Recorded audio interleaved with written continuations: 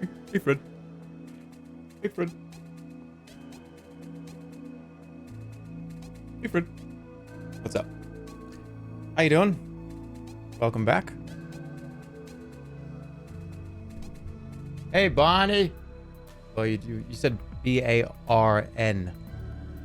It's Bonnie. It's B-A-H. If you were going to be Fred replying. Hey, Bon. Yeah.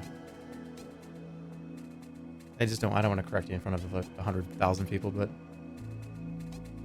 I'm going to.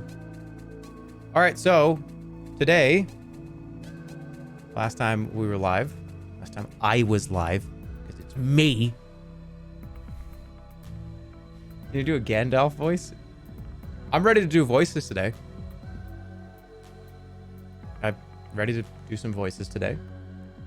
I was gonna play Final Fantasy 16 because I just want to play Final Fantasy 16, but we got really into Sorcery a couple days ago, and it's like, all right, we left on a cliffhanger. I can't just end it on a cliffhanger like that and maybe not play it for like 3 weeks. Let's play Sorcery. We're gonna chill out. Audiobook Andy is here tonight. Gonna read the story, go over some of the choices. Why don't you relax? Why don't you get comfortable? We got some work going on the second monitor. You got something going on, something else, killing some time. Hey, or maybe it's time for you to go to sleep. Maybe you're, could be in Europe. Might be late right now. Turn the volume down.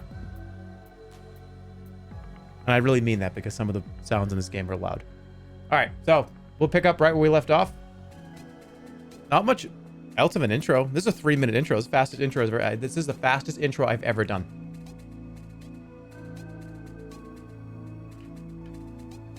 Can we get a recap? Yeah. We'll get a recap. Honestly, we didn't really do that much. We walked in a big circle and I lost a finger.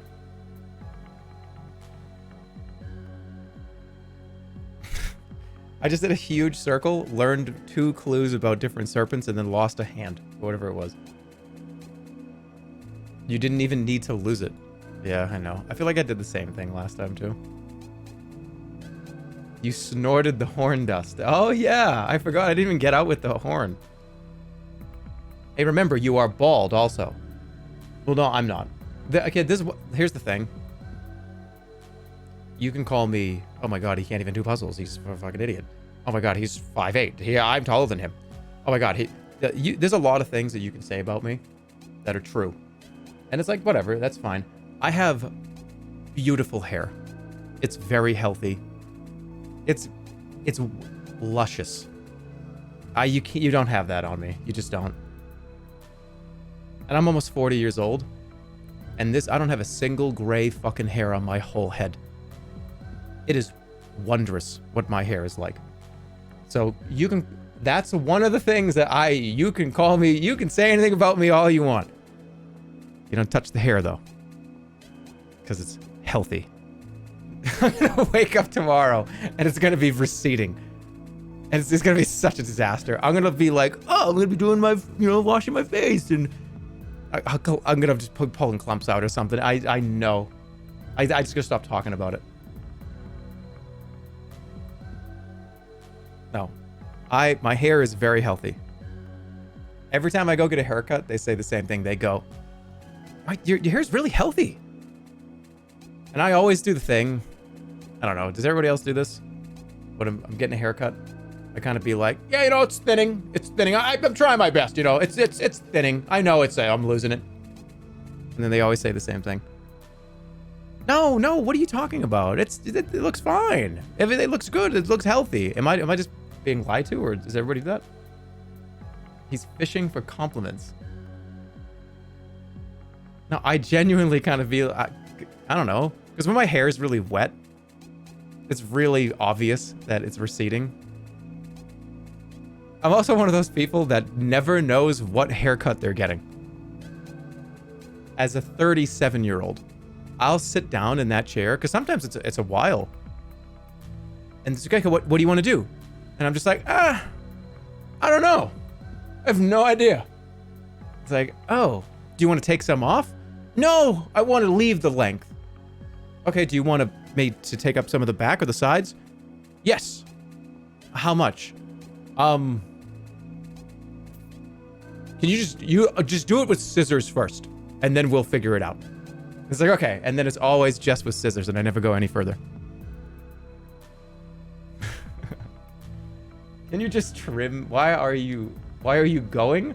Because you got to clean it up. You can't just let even if you grow your hair out, those of you that have grown your hair out long, you know, you've got to clean up the ends and shape it so it grows out and grows onto your head and makes it look, you can't just have it, you cannot just let your hair grow completely wild without cleaning it up if you want to have it, you know, fall on your head and shoulders correctly. Is this a PR stunt? Me telling you that I sit in the, what do you mean PR? A PR stunt would be if I turned the face cam on right now and I was completely bald with like a completely shaved with like a Gillette razor, and I started just ranting about how, like, about hair or something. No, this is just me talking. Is that what's going to happen? Shave your eyebrows off. No.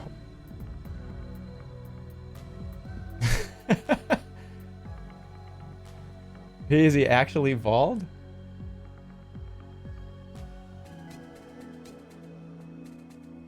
Okay, I just said a brand name. That doesn't mean I just was talking about the... I said a brand's name.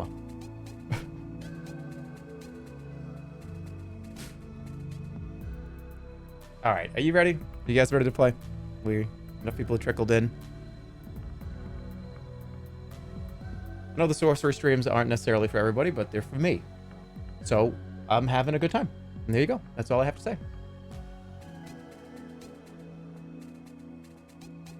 Face cam? No. No face cam ever for sorcery. It takes the immersion out. You end up being able to just... Okay, here's the reason why I don't want face cam on during sorcery streams.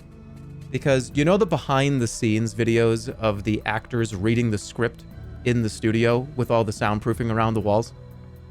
Imagine if that was in the corner on every episode of SpongeBob. I think you'd be like, there's a guy in the corner. I want SpongeBob on the screen. That would be sick. Yeah, it would be cool but then it's not like SpongeBob talking. I have a live cam of the actor doing SpongeBob. Let's just use that as an example. It's just SpongeBob is talking, but also SpongeBob the actor is talking. You know what I mean? This is a bad take. I don't think it is. I don't think this is a bad take. I mean, for a behind the scenes video, that makes perfect sense to me. That's really cool. I love that stuff. But I don't want that, like, on the episode. He's right. He's right. He's right. Yeah. Thank you, one guy. SpongeBob the author?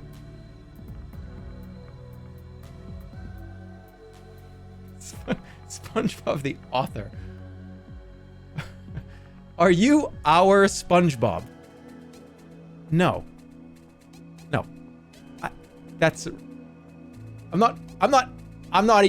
No, I'm sorry. I ain't anybody's anything. Okay? Let's get that real clear.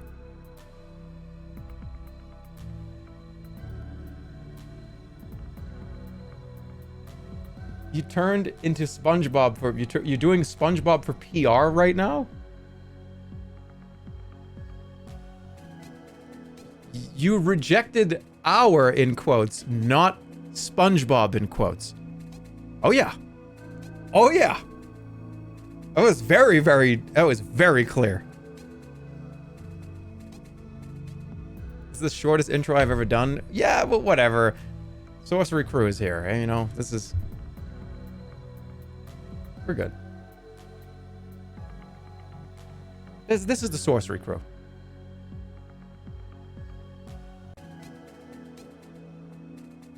Like, I can be way more candid with the Sorcery crew. You know what I mean? Like, I can talk to you guys. I can talk to you guys. You guys get it.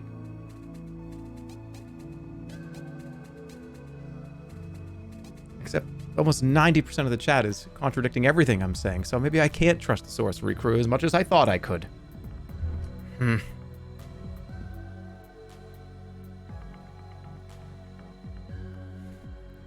Are you high right now? No. Are you? Are you?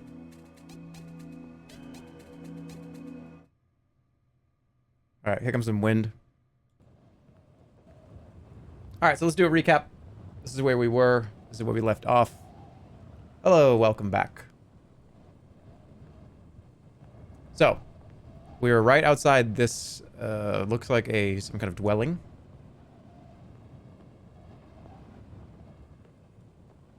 Let's go. Let's freaking go. It's a sorcery stream, of course. Well, whatever. That's between you. It's between you and God, and you know, obviously the legality of the state or county that you're currently in.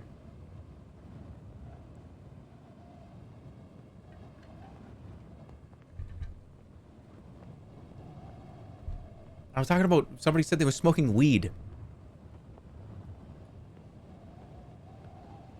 I'm not in the US. Can we get a recap? All right. So here's a recap from a couple days ago. We started here. I went to the bridge. Actually, where did we start? We started here. Okay. Yeah. So I went over the bridge. I climbed down it. I fell off. I broke both of my legs. I got fixed. I went backwards. Tried to cross the bridge normally. Lost a finger to the toll. Went up through here, decided I could not go any further. Went through here into this town. This town was pretty interesting. They told us about a mine. That was a tunnel that was essentially very dangerous. Went through that. Did not pick up any of the items. Did not talk to the dog that was in here. But we made it out alive. And with full health, which is a huge deal. And 4 rations. Made it through here. Got to this point. We fought a couple of Snaticats.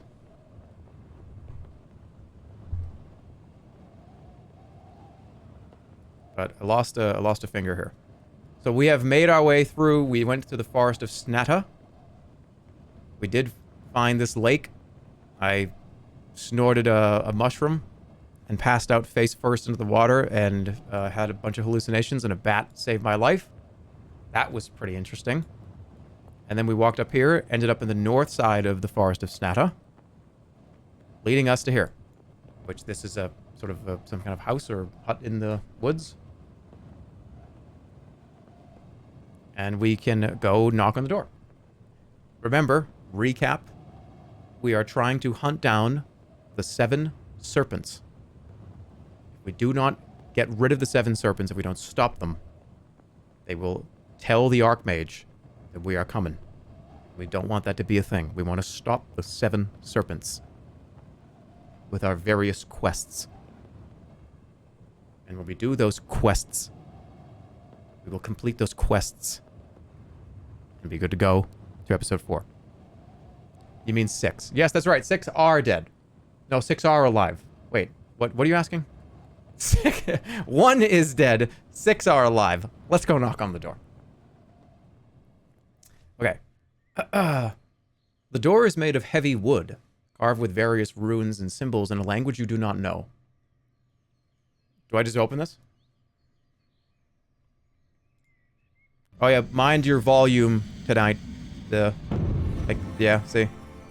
Gets a little loud in some places, but one of the spells to open any door is stop. Opens locks and doors. The door might just be open. This might be a waste of time. I have a lot of stamina. I could throw a grenade at the door. Wait, what? Didn't I get a pebble? What happened to my pebble? I got pebbles. It was too hot. You dropped it. What?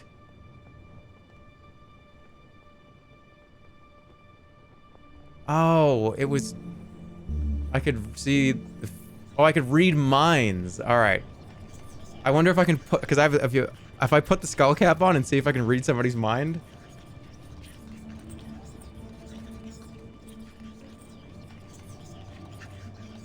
I mean, it doesn't cost any stamina. I could just do it. Let's see. You turn the stars into shape around you, pulling on the cloth skull cap as the magic takes hold, but you are alone, so there are no thoughts to hear. What if I just open the door? You try the door, it is not locked. A dark passageway is revealed. Alright, so we would just open the door. I probably should have knocked, but we're already here. The door opens through a short, dark hallway, descends into the hill. This is a tomb. You begin to see a glowing light ahead and hear a voice muttering low, angry curses.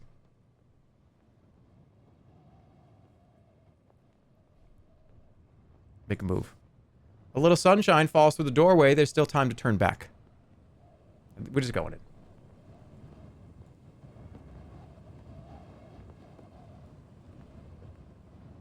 You keep moving forwards, and the passage quickly opens up. You enter a small room lit by a single candle on a wooden table. Seated at the table is a spindly creature whose attention is focused on a glass orb set on a plinth. I'm going to take that. Let's watch.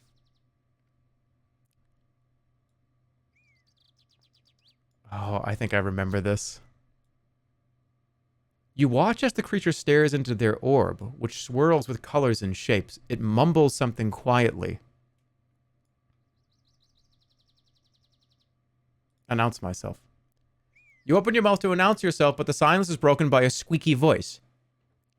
Yes, all right. Don't stammer like a half-orc. I'm busy. Sit down. A thin finger gestures towards a chair in the corner.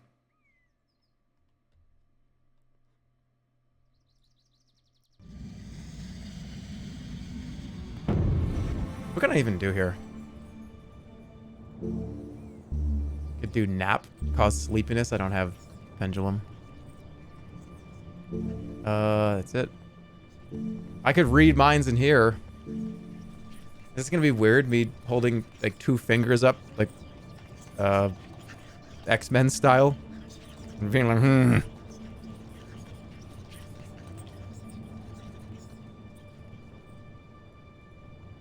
This also is, what is L? This law. Law is control non-intelligent creatures. I feel like I feel like there's intelligence here though. Mud. Oh, I could make quicksand. I have sand. Should I just make a giant death trap in the middle of this person's house? Why would you do that, though? I don't know. Oh, this could be a sorceress. It could be a sorcerer. I don't know. Let's talk. I'll sit down. Sit. You sit down as instructed. After a few minutes, the creature leans back from her orb and looks up at you. So, a visitor. A human, too. Greetings.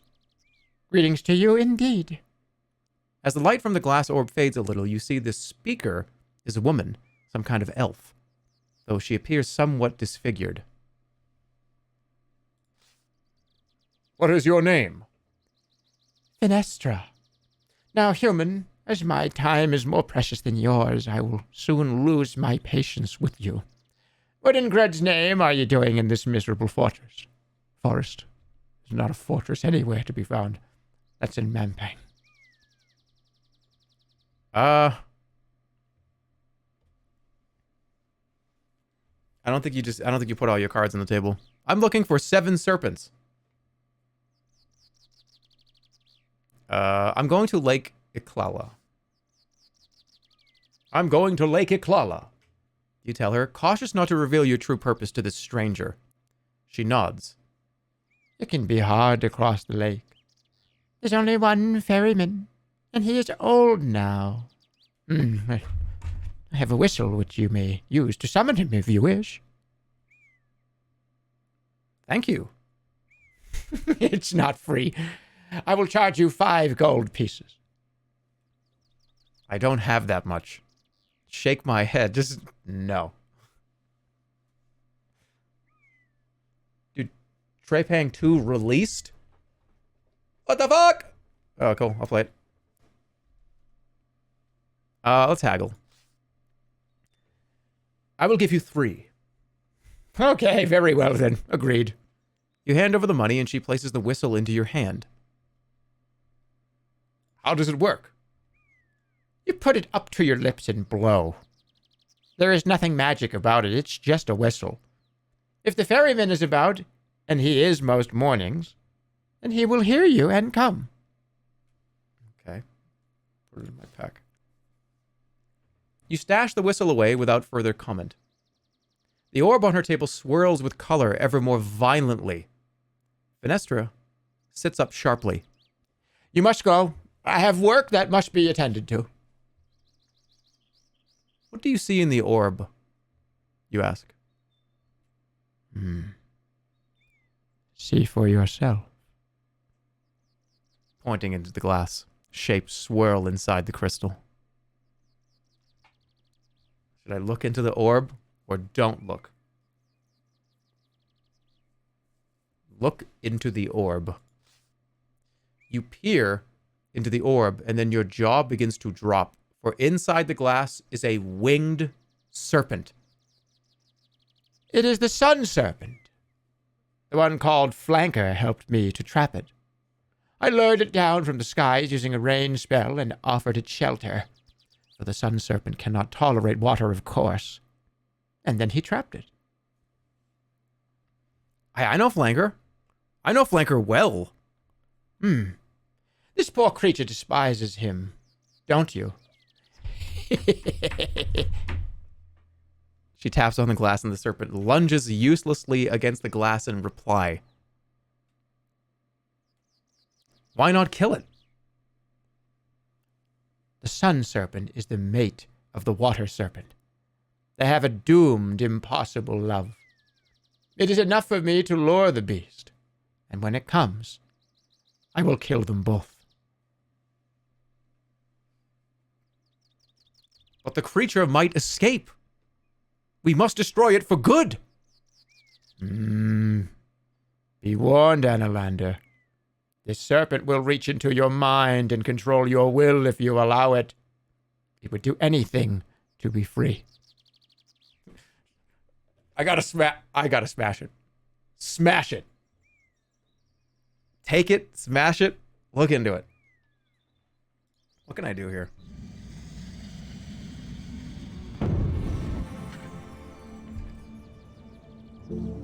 Zap. Boom! Out of the finger. Same joke. Same joke. Same joke from 2016. Same joke from 2016. Are we going same joke, Andy? Is that what we're doing? Like 8 years later?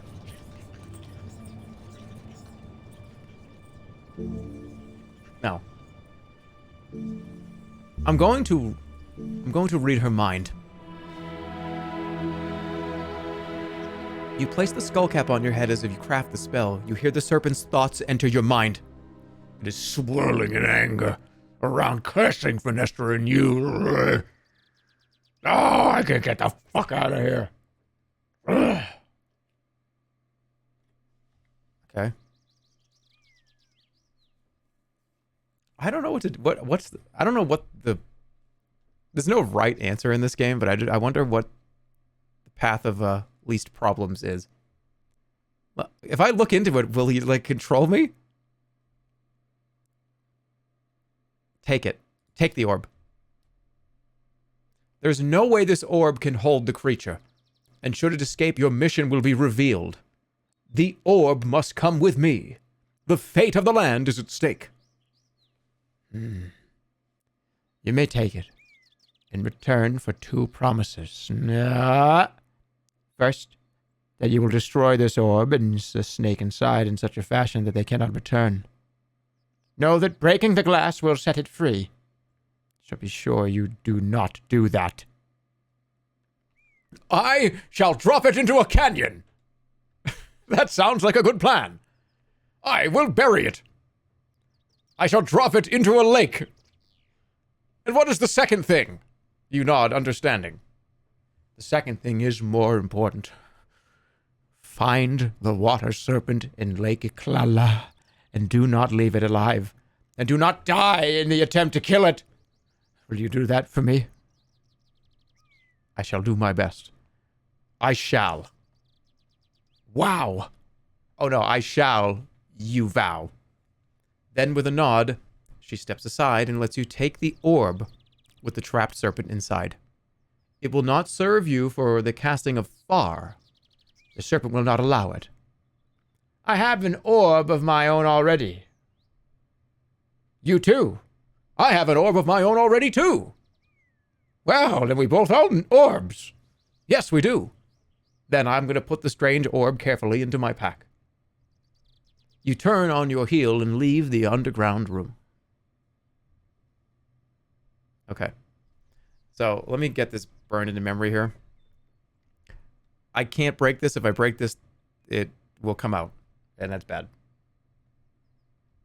There is a serpent in the glass cube.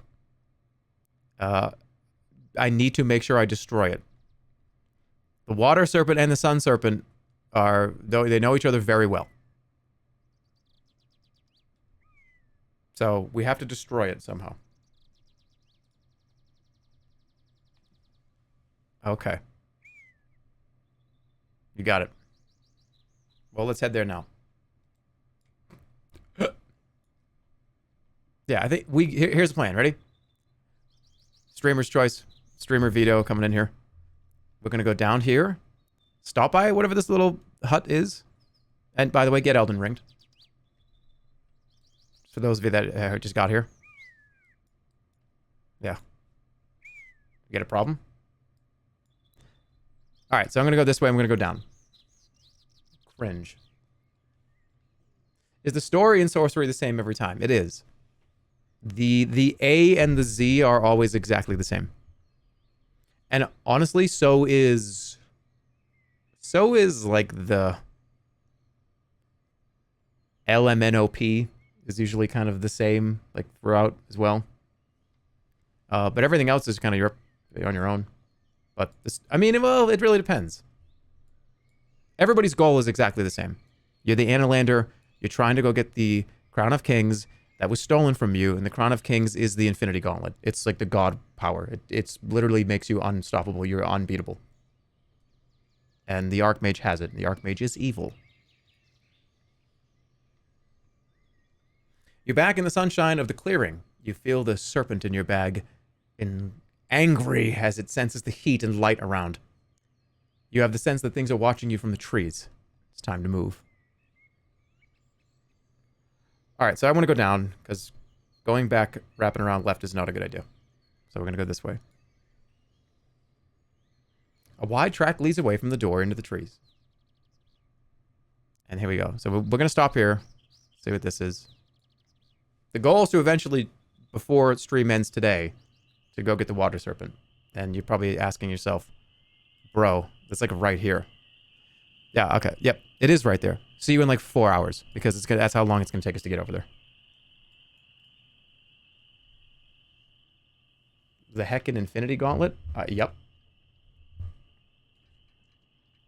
I just spilled all over me. Hold on a second. Okay, if I got like a huge replica Infinity Gauntlet and just like put it on and turned the cam, full cam, and just played the like Avengers theme song, how long do you think we could keep that up? Where I was like, it's like dun, dun, dun, dun, holding it up into the camera and stuff. How long do you think that could go on for? Do you think more than 10 minutes straight of that would be unbearable? Before a DMCA? Before you laugh, 10 seconds. No. I would get in character. You guys, there's two different ways that I operate on stream. There's like, I'm into this and I'm dedicating, I'm an actor. And you can't break me. You never will. But then there's the I'm just hanging out, and I laugh in 5 seconds. Which one of them will it be?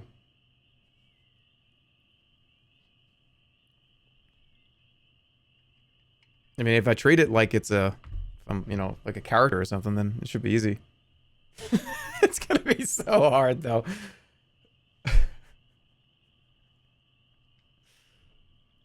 You have to be committed. What's this worth to you guys? That's what I want to know. What is a 10 straight minute Infinity Gauntlet Pog stream worth to you? And no laughing. I can't make any sounds. I have to just be excited and going over all the stones and what they do and shit and like aiming it at the camera and like holding it up and doing like the 2 fingers like I'm gonna snap and stuff. Was it worth you? Because that is 10 straight minutes of embarrassing myself in front of millions of potential people. What's it worth? You should paint yourself purple. I'd rather you don't do that. Yeah. Put up a paid poll for bits. He's going to do it or he won't do it. What's it worth to you? That's actually kind of funny.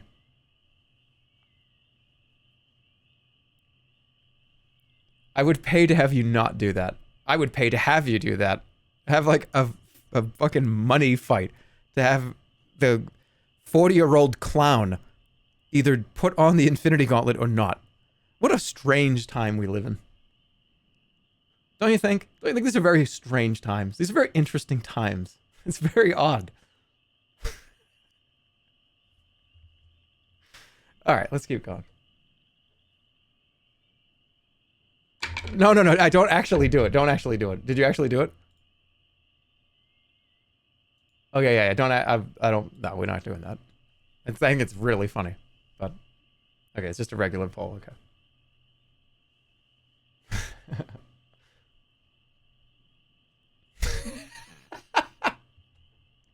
Somebody, okay, if I do a paid version, somebody is just gonna be like, you know what? I got a lot of fucking money in my account, and I'm making sure this motherfucker does not do that. There'll be one, like, $1,000 drop or something to just ruin everything. That's why I don't want to do it. Please change your wallpaper. I like that wallpaper. It reminds me of going to the beach. It's a beach, right? Yes, it is. It reminds me of going to the beach. And I like the beach. I've been described as beachy. I've been described as beachy. So,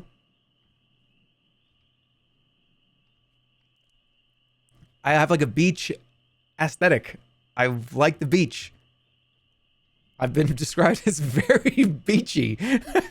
I've been described as enjoying the beach a lot, is what I'm trying to say. The path winds tortuously through the forest. Nightfall as you need to rest. The path passes by a heavy thicket of tangled branches. Let's investigate it. The dense bushes curl up around themselves in a tangle, but in the darkness, you can make out nothing more. I think this is good. It's nighttime. We should sleep. The thicket will make a good shelter. You clamber into a hollow between its roots and lie down. Laying your pack down by the roots of a tree, you try to rest despite the strange noises that float across the landscape. At least you have eaten already today. Then we're good. The stream runs tortuously through the Thanos rant.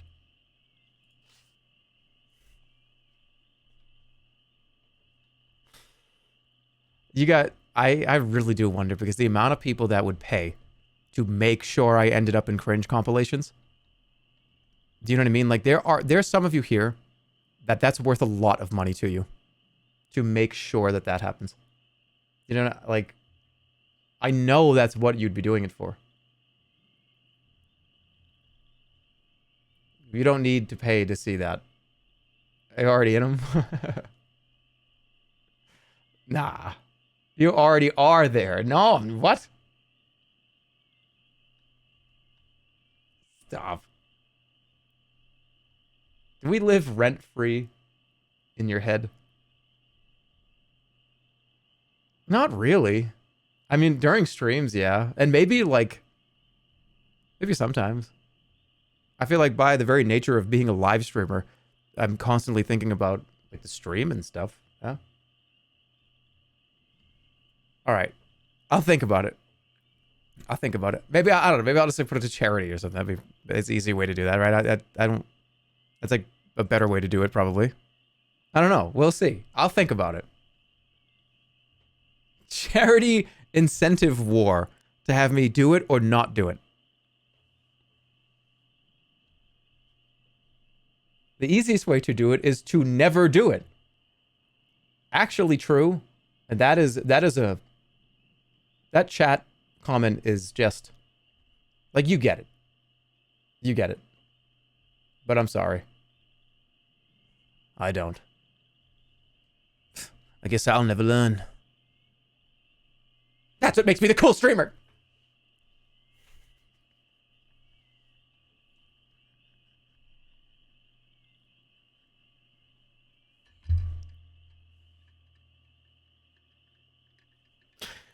I did that to specifically get into a cringe compilation, so let's go. All right, your eyes close and you let your tiredness overtake you. You wake suddenly. There's a flapping of dark wings from overhead. A giant bat is circling above you. Your journey has been plagued by these creatures.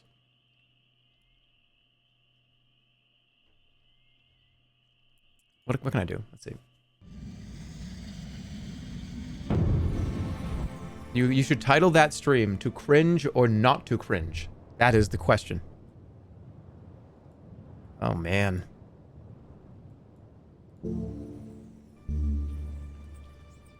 And I'm dressed up in a Shakespeare outfit.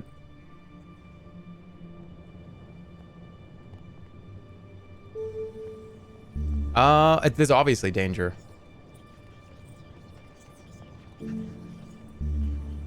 Pep is strength. I think I'm just fight. I don't want to waste any stamina. Let's fight. This bat has a lot of attack power.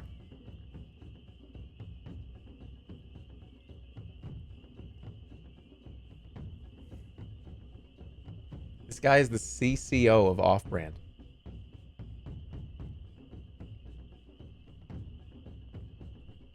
Yeah, and I just came up with an incredibly engaging live stream event right now.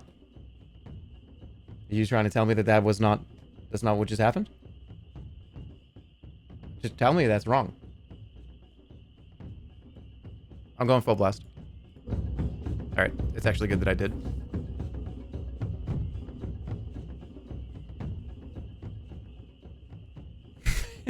Have Ludwig do it.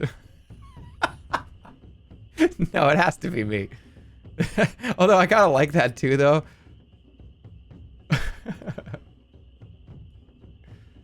I'm gonna defend. Yep.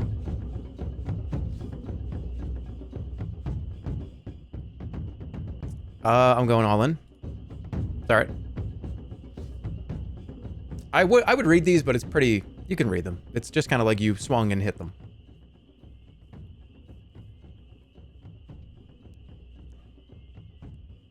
Okay, what about all the Avengers are different streamers? And during all the costumes are on the ground. And we are, over the course of the next 45 minutes, going to get into these costumes. And, like, if there's enough money that's telling us to not do it, then we don't do it. And if there's enough that says yes, then we continue to put it on. Then after 45 minutes, we end it. And see where it is.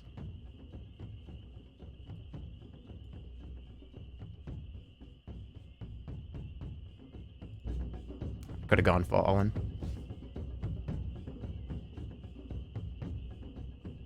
Did you say what would be the point of that?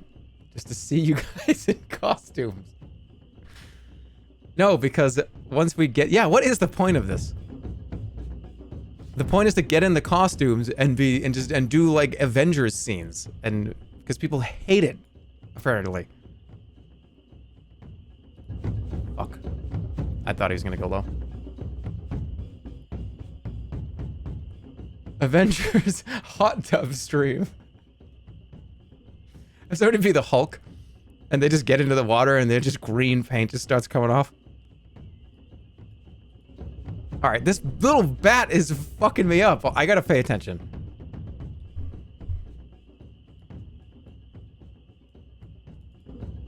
Stop defending when you're being good at the game, and it's annoying. I could have done it again. All right, all right. That's a fun idea. I'll add it to the notepad.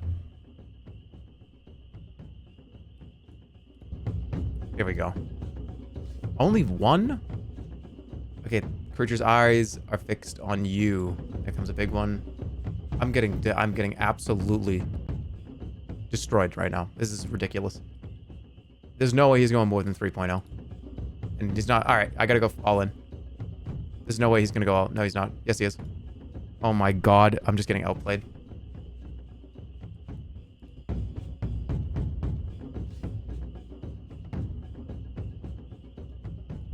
Oh my god, fuck you. Why this bat? I fought a gigantic like chimera, and I beat it easier than the single bat.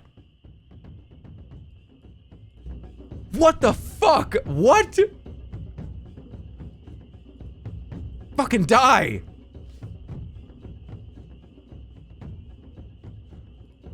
Yes, all right. How much did I lose? 12 health. Whatever. The creature falls from the sky, dead.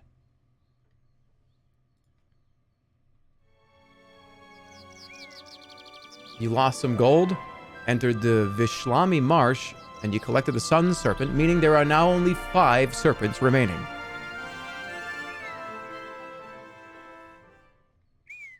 And we have to make like an original song. And put like different memes from all the Avengers characters.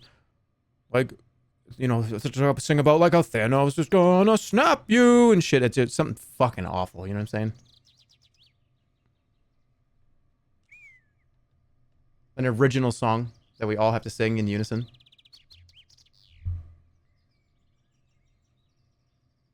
It hurts. I'm just trying to figure out how to get the most money.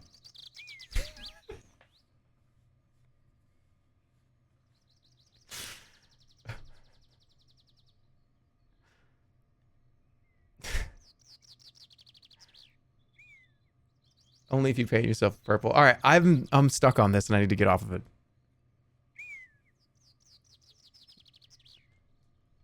Well, I said for charity. This is not most money for me. I said this would be a charity stream. That's the best way to do it.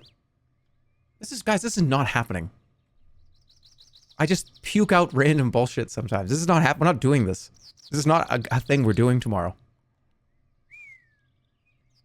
See, that's how you reel them in, right? Now they want it to happen. Hey, yeah, you and me get it, right? We know. Okay. All right, we're playing the game. The bush is a thick tangle peering between the branches. You can make out something covered over. Oh, I have the axe. You hew the branches away with the axe in swift, easy strokes. The foliage falls away to reveal first a glassless window and then the top corner of a door. It seems the branches are growing in front of and out of an ancient hut.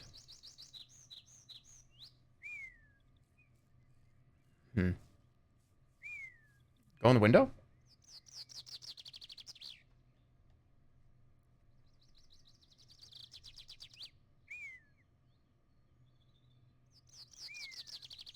Did you? Yeah, I took 10 damage from the bat. I'm gonna cut free. Cut free the door. You keep cutting until you have uncovered the door enough that you might be able to pull it open. Let me look in here first. Before going inside, you think to peer in through the window. You can make a little out through the thick foliage that continues inside.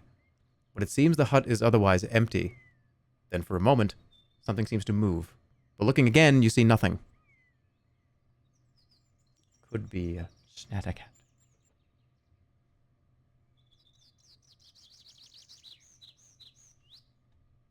I'm gonna go in. I would say I had a lot of health, but I have a lot of food. You heave on the door, hauling it open. Ancient dust spills out into the forest air, and a million crawling things scuttle from holes all over the ancient wood. Smell the air. The air from inside the hut is an old and stale air, but it does not stink of death, decay, or animal.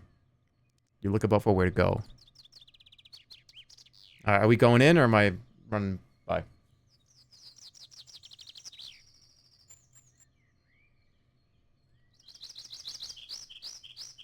Go in? Go in. When are you going to drink the Grimace milkshake? I don't know. When I go to McDonald's, I'll make sure to get one. Okay. You push your way inside the ancient overgrown hut. There are patches of yellow moss, much like the one you tried earlier, growing on the back of the wall. Oh, really? This is edible. You gather up a handful of moss. It is much like the last bunch you ate. Eat it. There we go.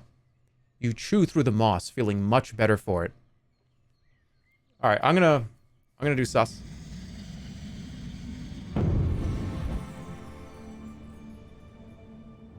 What do we got? Definitely there's sus. There's also sap.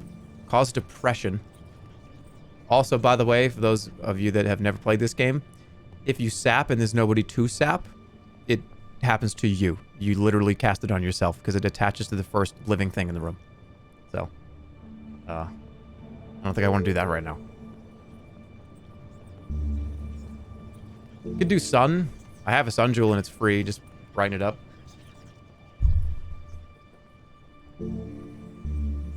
See the future. I can use the crystal ball here. The crystal ball is useful. Sense danger. I'll do the meme. Cast sus. You craft the enchantment and a steady voice begins to speak to you. It informs you quite calmly. The hut is not empty. Goodbye. Okay. Something here. Let's look around.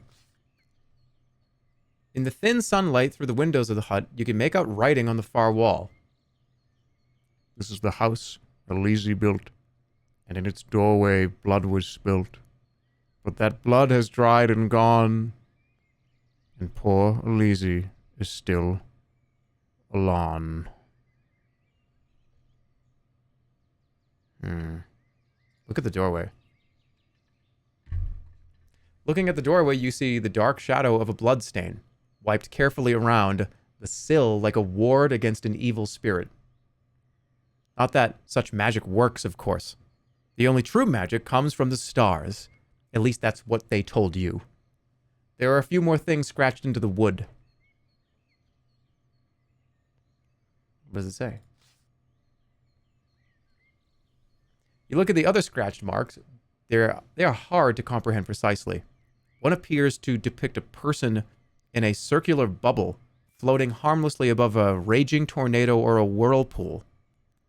Another shows a fiery ball, perhaps the sun, perhaps not, being drenched by a fist squeezing what looks like a handful of berries. Interesting. So we got floating, which is the float spell. Raging tornado is, I think, with the horn, right? It causes like a windstorm. Fiery ball, that's hot potentially. And drenched by a handful of berries. Let me see. Looking into the dim corners of the hut, you uncover an old vial of water. As you lift it to the light, it gives off a very faint shine.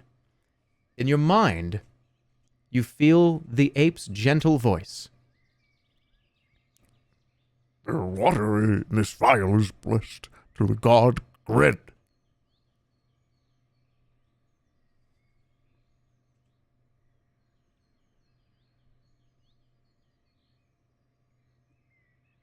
Gred.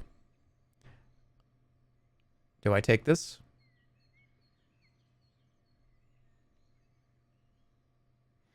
I I think if I take this and I drink it, the ape is gone. And we might get a new god. We might get the god Gred. I'll keep it. I'll keep it. You place the vial of holy water into your pack. A lucky find. Ooh. All right, so let's what do we got here? There's obviously some puzzle here or some secret to do. One of them was floating. This is see the future. I can't do floating. I could just cause depression. What is it? What is this? Doc is heal disease. I need a medicinal potion.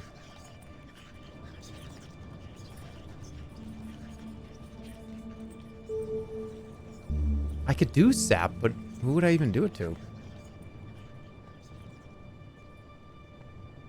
I think I'm missing information. I'm gonna look into the future.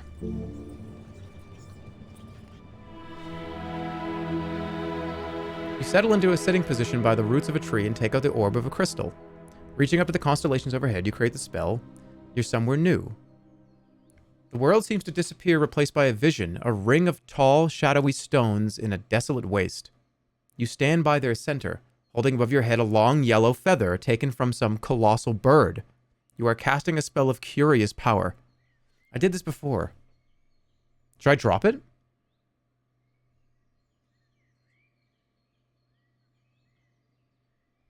Dude, you should use FAR to see if you do the Cringe Avengers stream.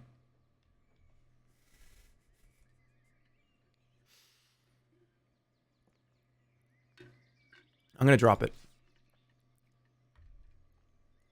As the spell builds, you panic and release the feather. Slowly, it flutters to the ground, but as it does so, the spell of this strange place takes hold. The feather erupts into vivid flame, and you shield your eyes. It fades. The day is likely to be clear and will be hot once more. Did I just do that to get the weather forecast? The day is likely to be clear, will it be hot later in the afternoon? Showers coming in tomorrow evening. Okay. I don't think I can do anything here.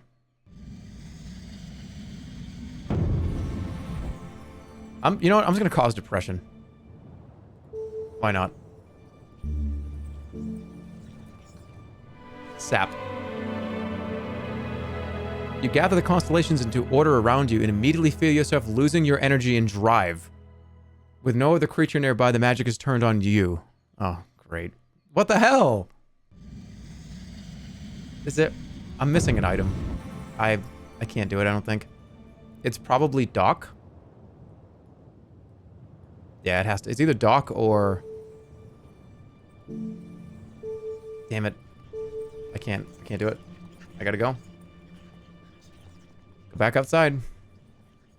Can't do it. Damn it. I couldn't solve the riddle of the hut. There is nothing more to be done here. You leave the hut behind. Okay, well, I wanted to go over here. Oh, I can't go over there. That's like 100, that's like 300 feet in the air. I need this to be fixed. Let me see what happens if I go down here. You walk on between the trees as the sun climbs towards its zenith. The winds pick up. A large ancient tree has fallen down across the path. Climb the trunk for a view. You clamber up onto the trunk and look off into the distance of the trees. To the east, the mountains rise tall and cold, and to the south, you see the forest pool. A soft plop echoes from the tree trunk. You leave your pack on the tree trunk and move carefully along its length, eyes peeled for what it was making that sound. Suddenly, of its own accord, your pack topples from the trunk and onto the ground. Somebody invisible? Pick it up. You return to your pack and reach down to pick it up, and something bashes you backwards. Fresh blood springs into your arm. You have been scratched by deep claws, but you can still see nothing. God damn it, it's a Snatacat.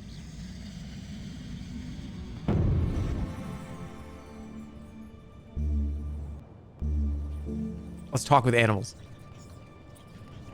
All right, we're doing yap. Grabbing the wig from your pack, you put it on and weave your spell. The faint growls in the trees slowly begin to slur, turning into distinct words. The creature appears to be talking to itself. Left side open. Stay down. Stay low.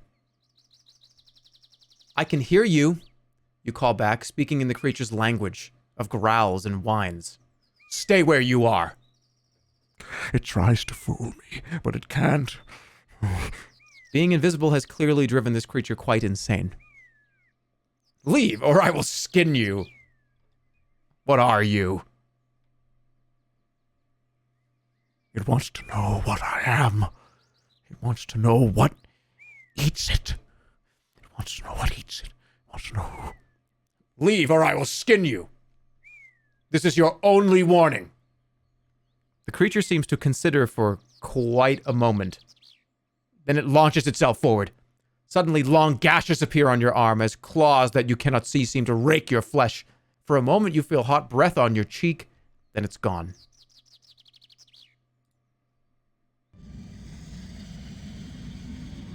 You could have casted Sun in the hut?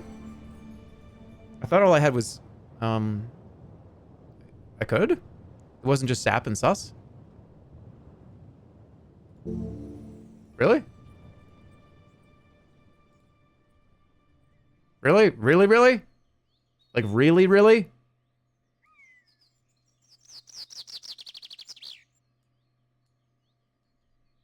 Really, really? I'm going back.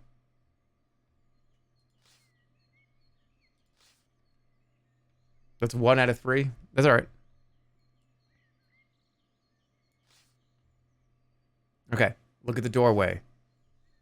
Look at the scratches. Search the corners. Yep. They take the vial. Okay. Cast a spell.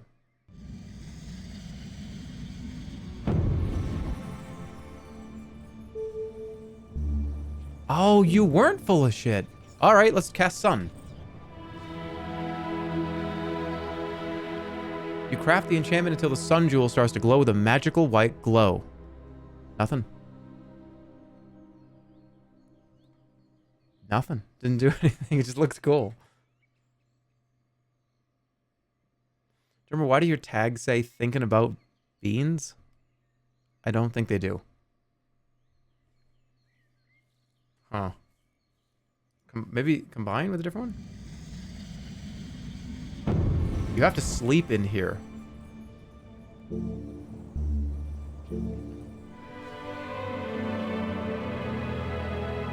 Really?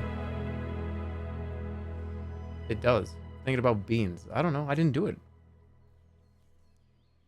All right. See what happens. God damn it. I think I have to come back here. All right. Well, now, all right. It didn't work.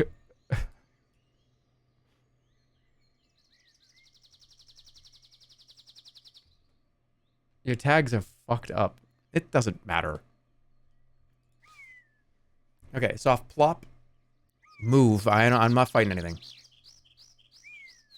You rise quickly and gather your things, listening carefully for any suspicious sounds, and you catch a soft, deep growl a few feet away.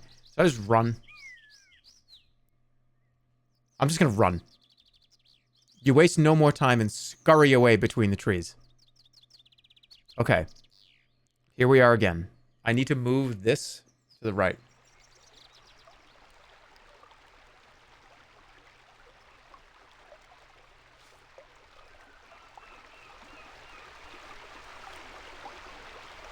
I wonder, is there a way down here? I could go down here and see if I can get across somehow. We haven't gone down here at all. Haven't seen any of this.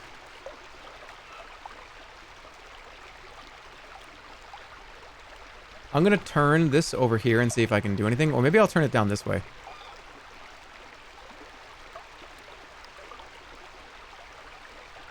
I can swim. It's fine. I lost fucking food. Your fragile possessions are ruined. All your soft food has been ruined. What the fuck? It's alright.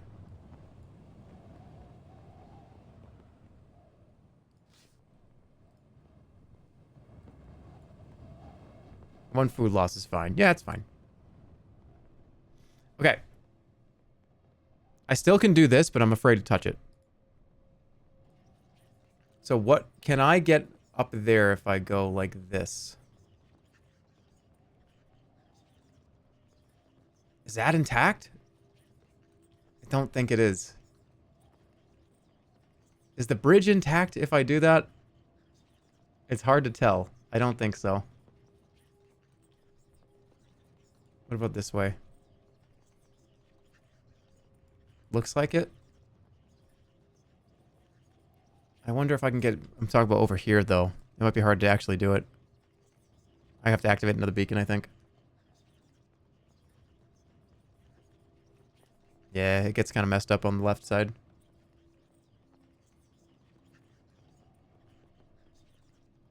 It's alright. I'll aim it this way. I don't want to aim it all because there's a town over there. I'll aim it over here. Like that way or something. Ooh. So this is the town in the past. This is the town now. It looks pretty much in ruins right now. What do you think? Should I go to Timpang? Timpang in the past first? Yeah, let's check out the past first. So that'll be fine. Now, I could just go down. This is another beacon, so I'll go light this. And we'll explore Clatterback. Clatterback? Alright, I'm going down. I'm going to eat. Somebody said eat food before you lose it. That's a good idea. Let's eat a cooked meat.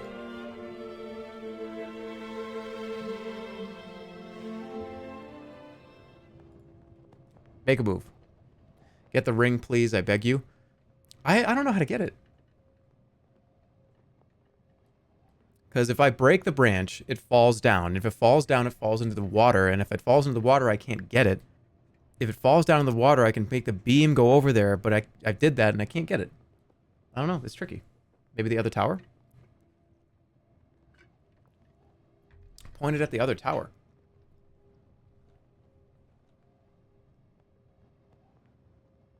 Just take it off the branch when it's smaller. The ring doesn't necessarily fall in the water. If you go into the past, the tree won't be grown by then. Hey. You know. Hold on. Can I concentrate this beam that way?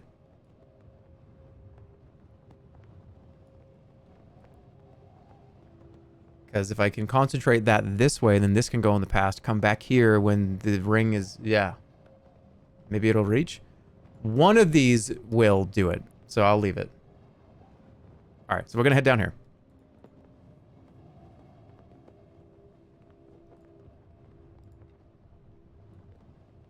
I got this pointing over at that other town. Let's make a move.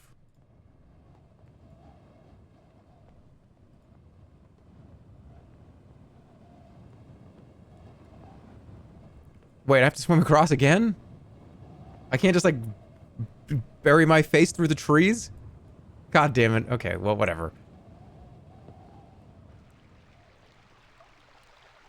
I'm good.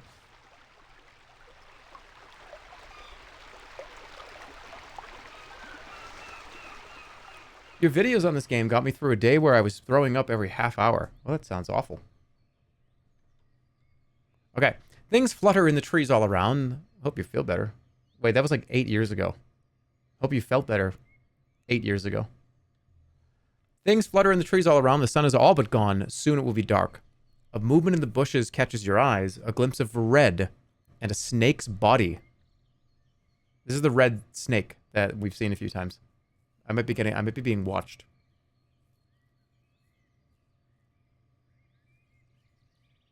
Let's go. Let's investigate it. Why not? The snake disappears before you can catch it. God damn. Do I want to go up and around, or should I just go straight down? I'll just go straight down. Easier that way. The path winds tortuously through the forest. Darkness closes in. You should try to find a suitable spot to sleep. Underfoot, the earth has been churned to mud, and you notice the branches either side of this route are broken. Let's look at the mud. You pause to check the mud. Sure enough, you quickly find a sign. A paw print, at least twice the size of your palm. Yeah, there's snatticats everywhere. We need to go through this quickly. We gotta go. You keep moving, hoping that whatever lives around here doesn't find you. Snatticats are everywhere here. They're very dangerous. We don't have time to investigate every branch that falls. You walk on between the trees. In the darkness, you can see nothing through the curling branches. Almost out of it. Are they invisible? They are invisible. You trace what might be a path and might be an old river through the trees of the forest. The moon sets. More stars appear. You've reached the edge of the forest. Through the trees, you can see the level steps extending into the night. Now might be a good time to rest before you go much further. I really don't want to do it here, but I need to sleep. Removing your pack by the roots of a tree, you try to settle despite the cold. At least you have eaten well already. You lie back and try to forget your troubles. You wake halfway through the night at the sound of breathing from between the trees. Snatticat. What if I stay still? You stay quite still. Something is sniffing the air. It is a wolf, padding closer. It's a wolf. Maybe I can talk to the wolf.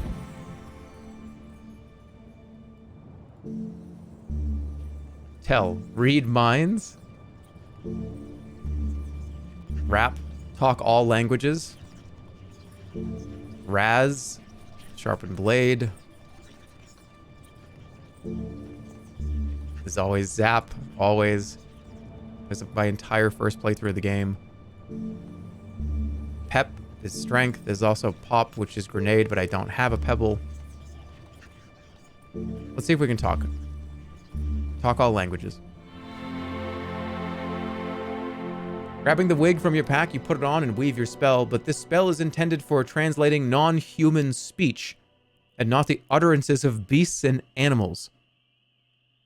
Come here, talk to me. Oh, okay.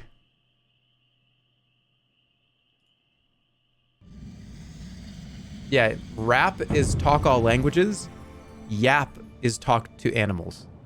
Okay, well, why can I not do yap? I just don't feel like it. Just zap this fucker.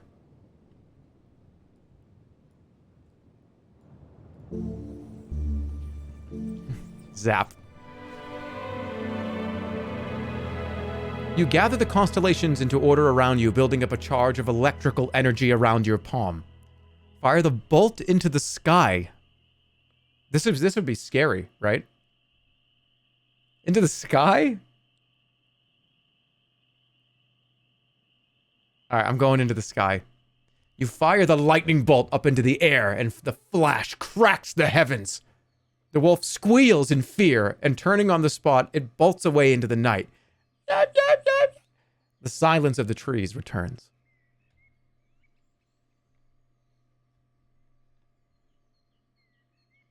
But I have alerted every single person in a 5-mile radius of my existence.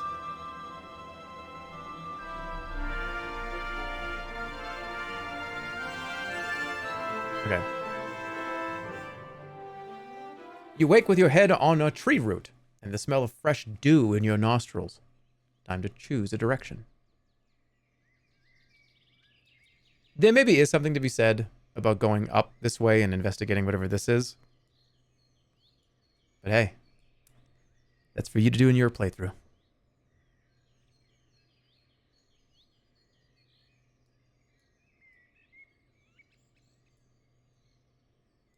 I'm getting out of the Sonata Forest. It's too dangerous. Jerma, can you ask my mom to get me the Grimace Shake? I'm not your parent.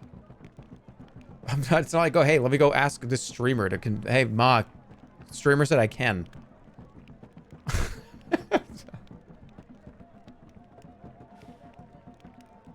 You head out across the steps. The air stirs a little, still cold but fresh.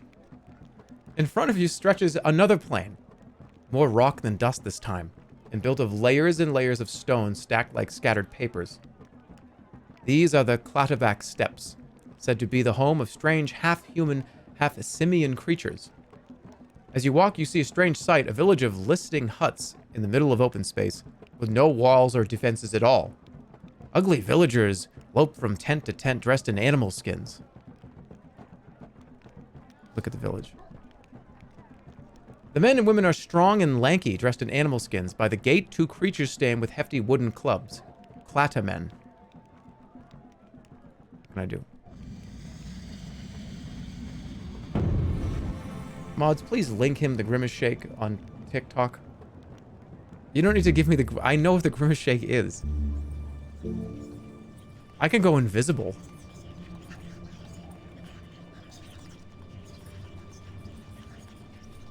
Invisible? There's also big. I could grow in size to be huge. I could say, what's safe passage here? I could cause stench, but I don't have a nose plug.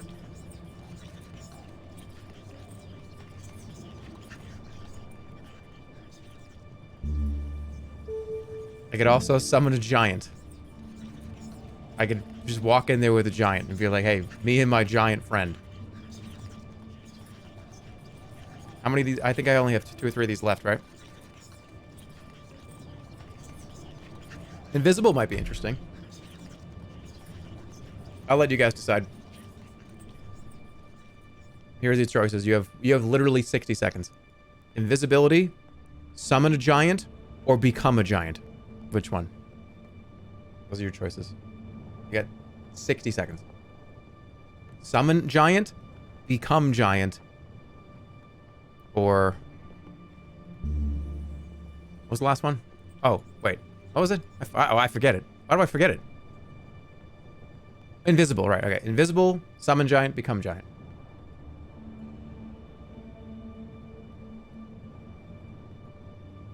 Those are 3 very interesting routes to take.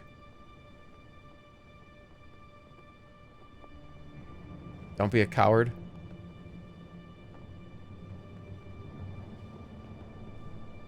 Don't be a coward.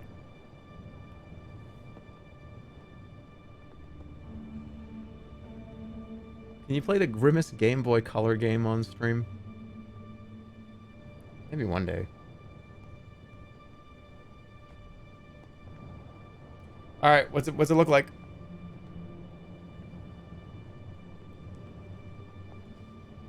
It's still close. Become giant and invisibility. It's kind of trending in one direction, but I think we have our answer. Become giant is the winner. Thank you for playing. All right, big. Grow in size. You cast a spell inflating to more than twice your usual height.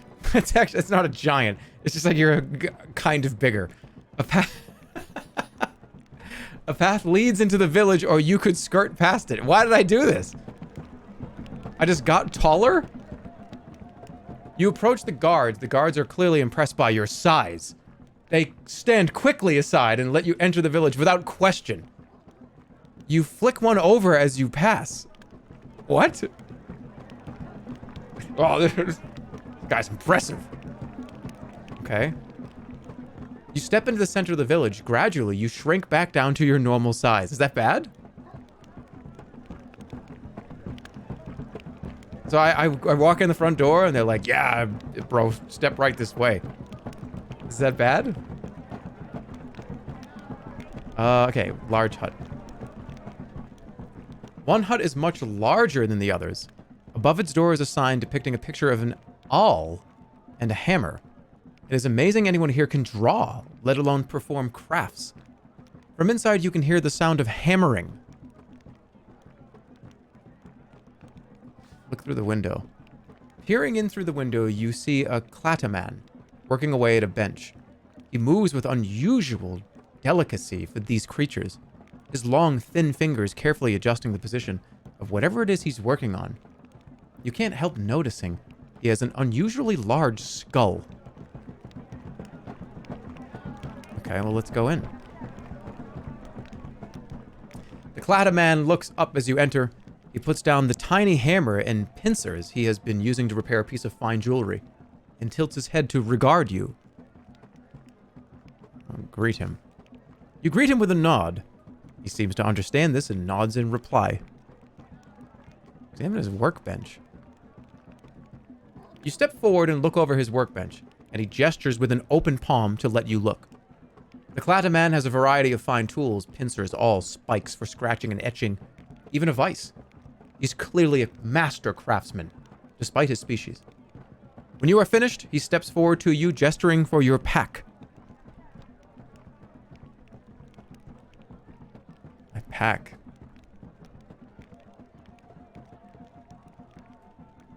Show him my pack.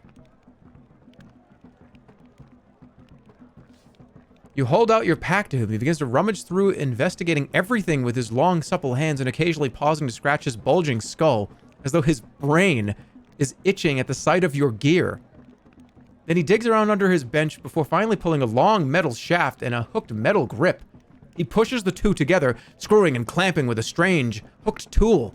After a short while, he produces what appears to be a well-weighted longsword and hands it to you.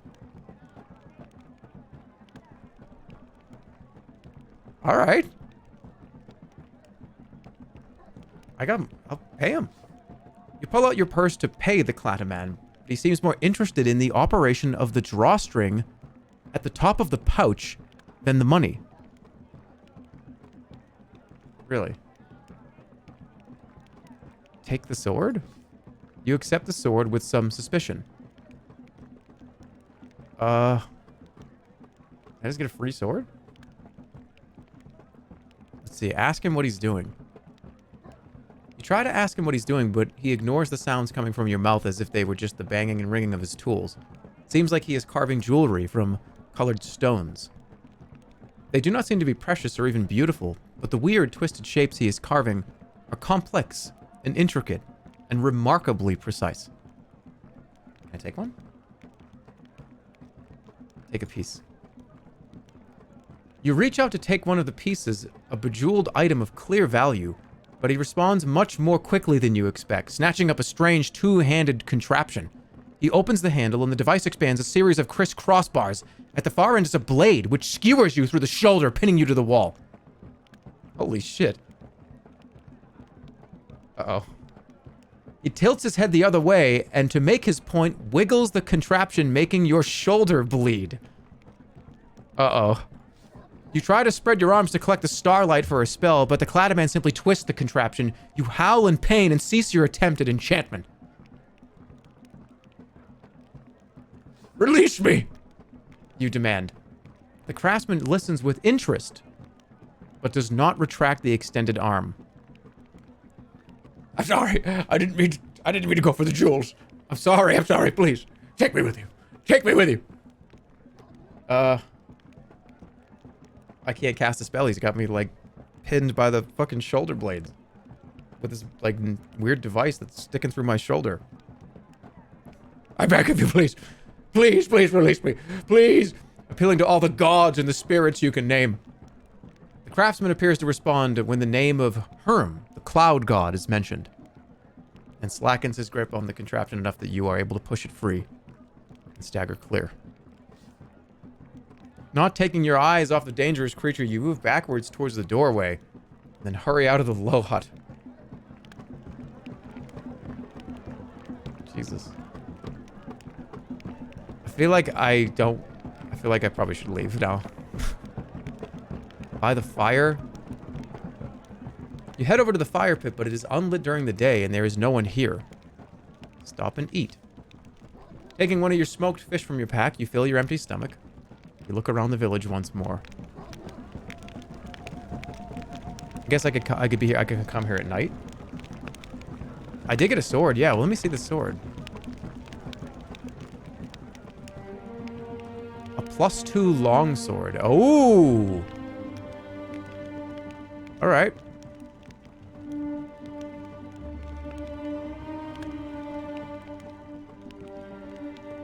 I think that gives me +2 to all of my swings. That's huge. He gave you a sword and you tried to steal from him. Well, I was gonna pay. Hey, I tried to pay. Remember, I was like, here, take all the... I want to pay you. I have coins. I guess that doesn't mean, hey, dude, just, like, put your hand into the fucking, like, pasta sauce. Yeah, that's not how it works. Oh, no, I have money. I have money. I'm gonna put my hand in the pasta sauce and just take pasta out of it. Yeah, that's like, dude, get your fucking hand out of here. Don't touch my... What are you doing? Alright, I'm gonna get out of here before I cause it any more trouble. Slip away.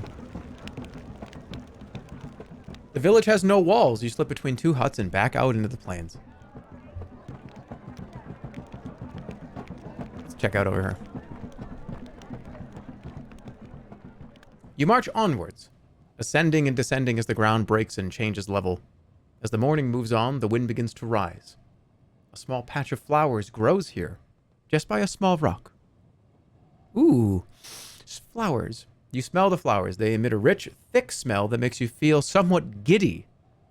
Still, you feel somewhat better for it. Smell the flowers again.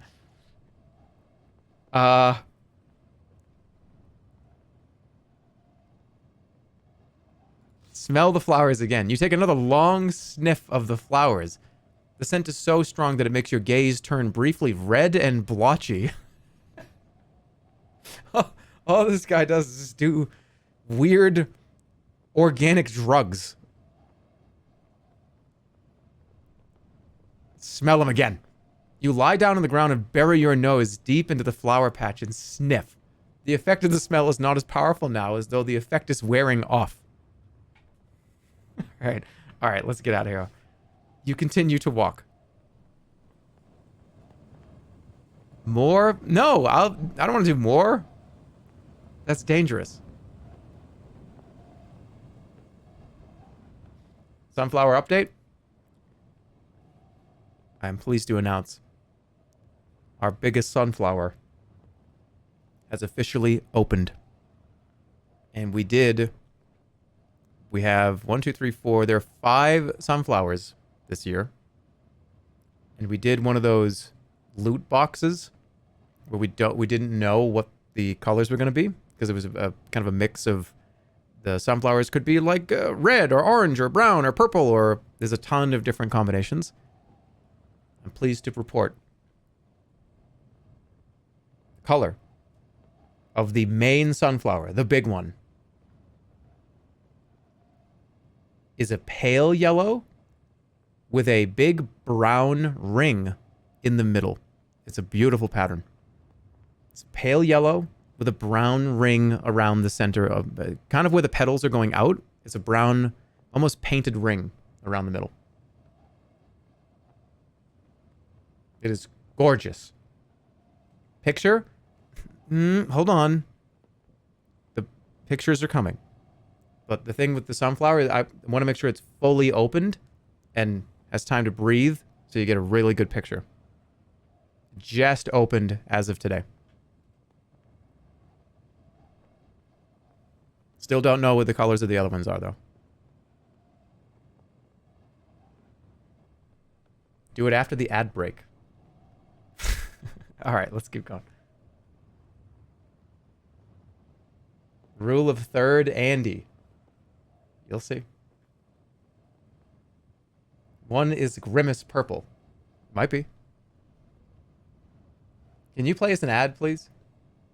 Okay, I will play an ad if you can get more than 95% that says yes on a poll. You can just start it now. It has to be over 95%. That's been 96% or higher. All right, you walk on, climbing slightly across the dusty steps. The sun continues to climb the steep sky. In the middle of the steps, you come across a strange sight. A wooden pole, as high as a tree, with nothing around it. It has no knots, handles, or holds of any kind. Nothing except a level platform right at the top. Clumps of the yellow moss you saw before grow around the base of the pole. Oh, eat way more of this. Let's get to full health.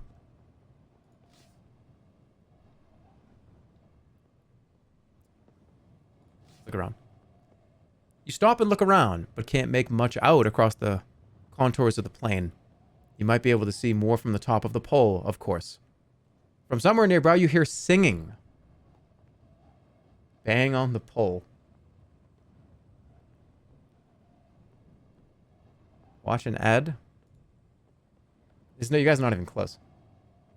I said it has to be at least 96%. You're at 71% right now. That's just not happening now. I'm sorry. I apologize. I'm sorry. Yeah, 71% is... I can't show you an ad. Yeah, it sucks. Like, I'm fucking sorry. Maybe we'll try again later. It's, like, really disappointing, but... It's alright. Alright, listen, bang on the pole, or cast a spell. What can we do?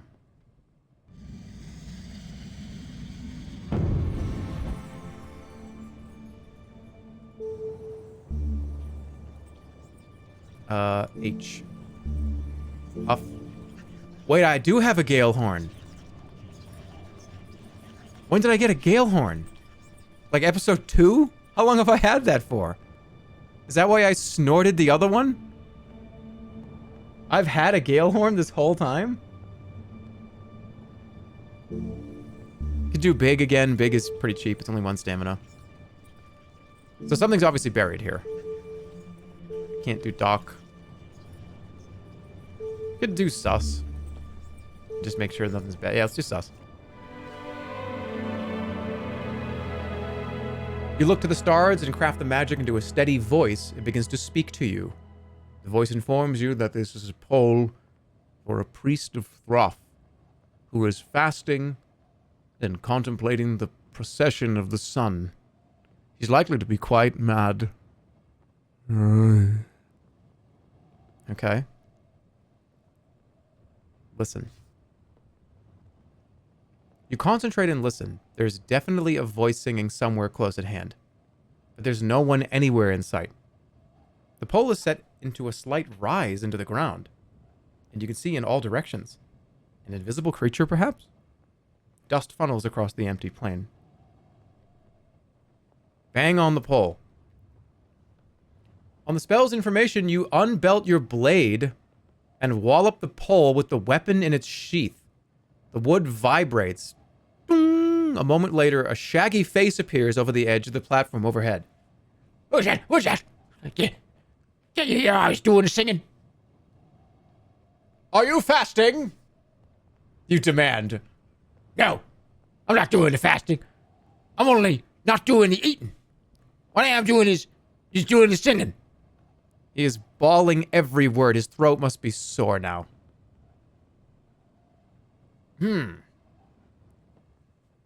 What can you see? The future and the past is one.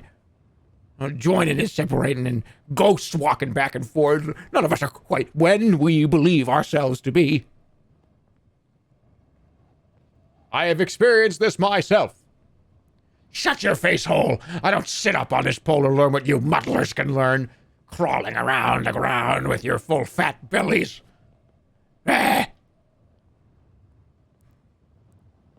Would you like some food? I can give you some food. He calls you something terrible in response. I was being generous.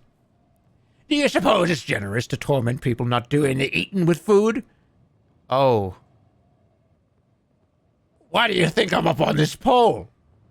Oh, he's fasting. Holy shit, that's actually awful. Hey, you're fasting up there, aren't you? Don't you want some food? I have food. I'm just taunting. This is taunting. This is not okay. This is actually bad. All right. I would like to learn from you.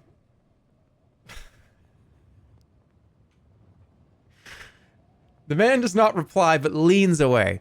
However, a moment later, a hand appears over the side of the platform and something falls to earth. It's a medallion. Is that for me? You're a sorcerer, aren't you? Come up. I hope you're a sorcerer. Otherwise, I can't get down again.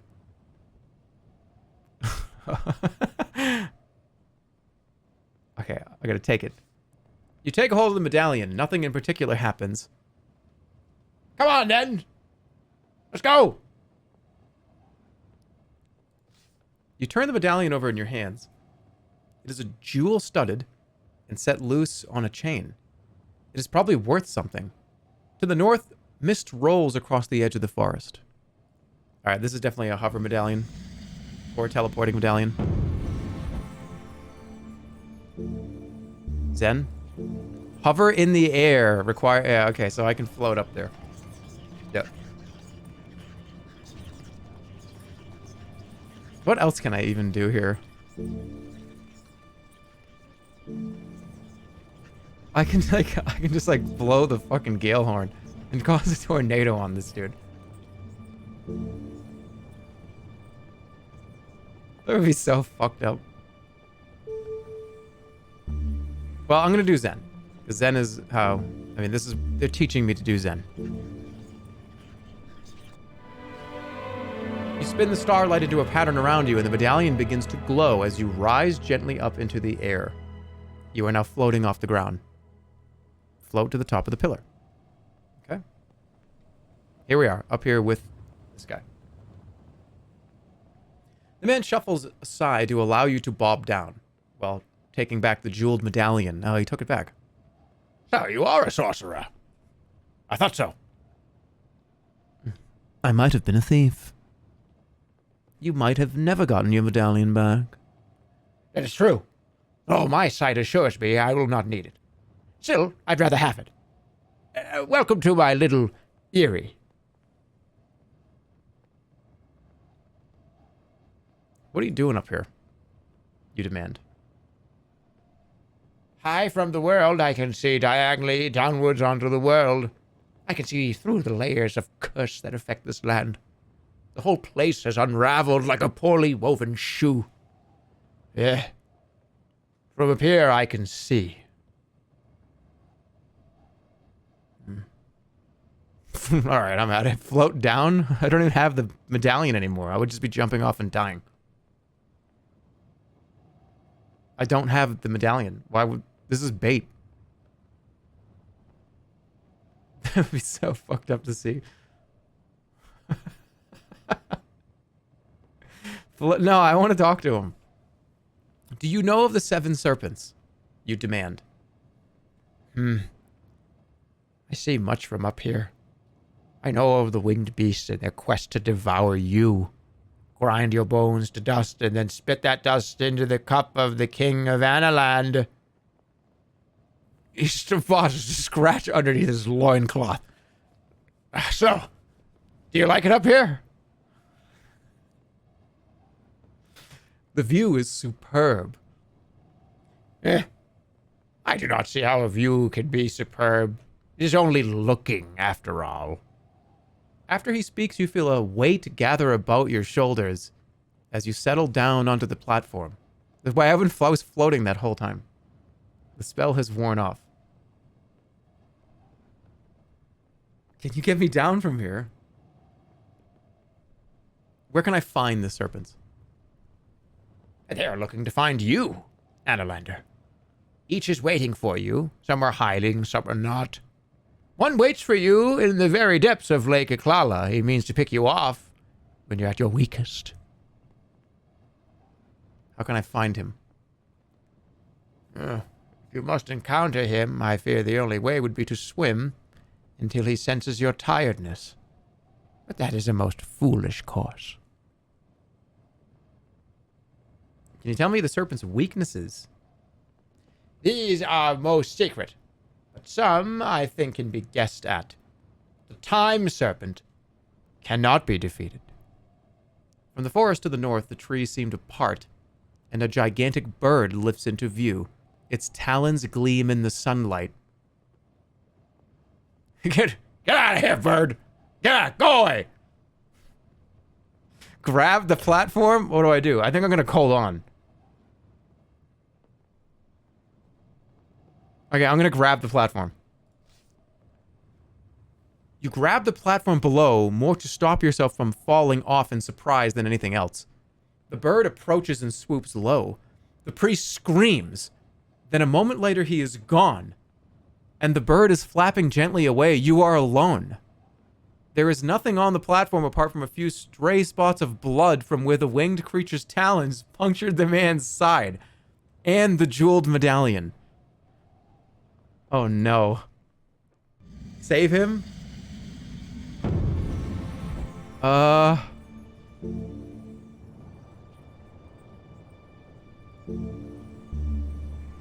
See the future. Oh no. I think he's gone. I think he's gone. You can see him getting fucking eaten. Save him, you're a monster. Say I can't. All I can do is cast Zen and hover down. What about hot? No. Rewind? No, I think it's alright. I think it's alright.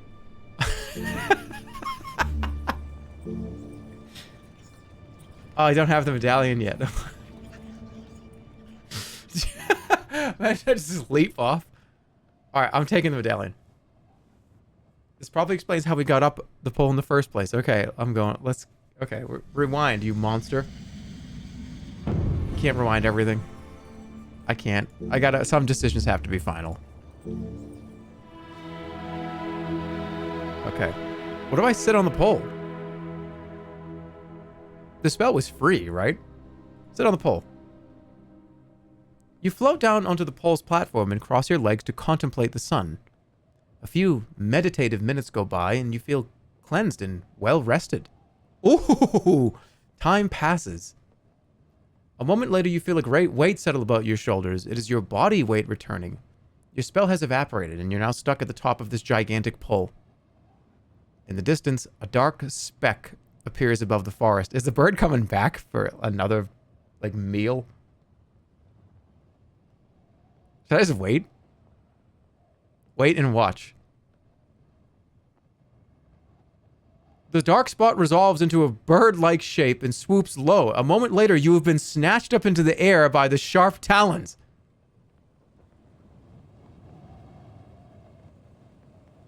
Where are we going?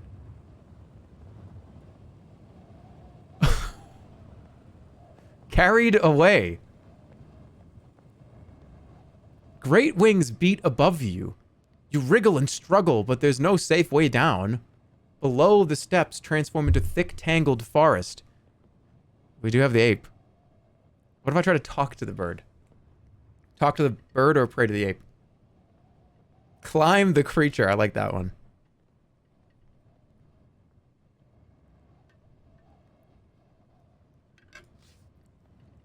Let me go! You demand of the great bird, hoping it perhaps can understand the common tongue, even if it can't speak it. And indeed, perhaps it can. The talons begin to slide from your flesh, and you are about to fall. Grab! Hold on, wait. You grab for the creature's feet, and it lashes back, kicking you sharply in the face. The talons retract, and you're tumbling downwards through the air towards the canopy. Why did I do that?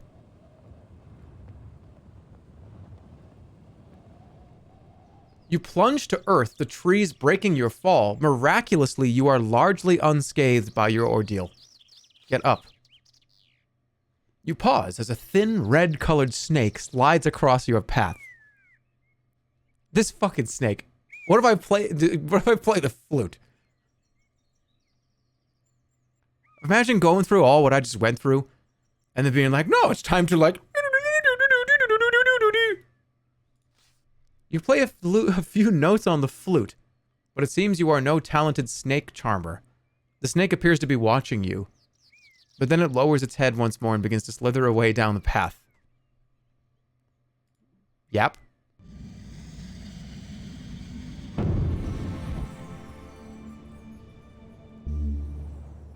I can become a giant. Or I can summon a giant. Rap, talk all languages? No, it's a snake. I'm gonna follow the snake. You follow the snake into the undergrowth.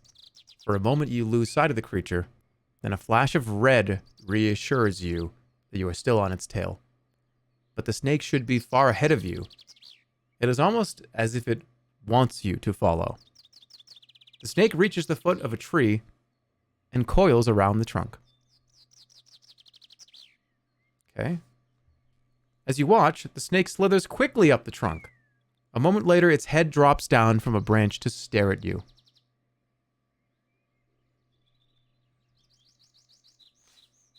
You approach the tree, catching a glimpse of a thick red band in the branches, and suddenly the whole thing erupts into flame.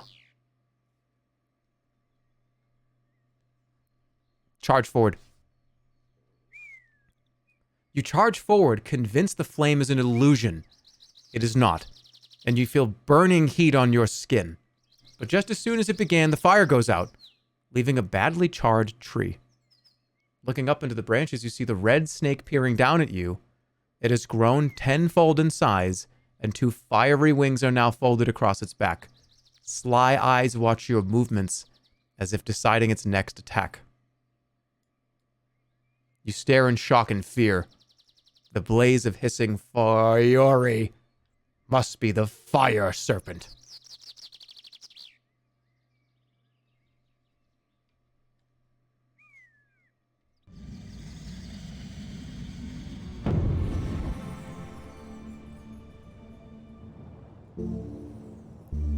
Zap.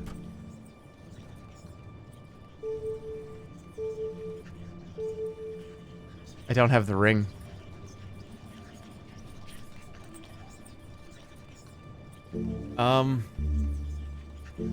Stench. Speed. I could go really super fast. Float in the air. Sap. Didn't it say something about the water? Do I have like a water spell?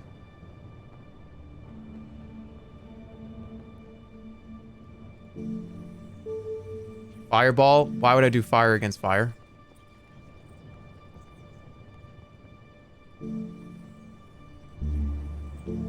Wind. I could just cause it. I'm gonna do Gale Horn. I'm blowing the horn and I'm causing a fucking tornado here. Tornado. Let's go.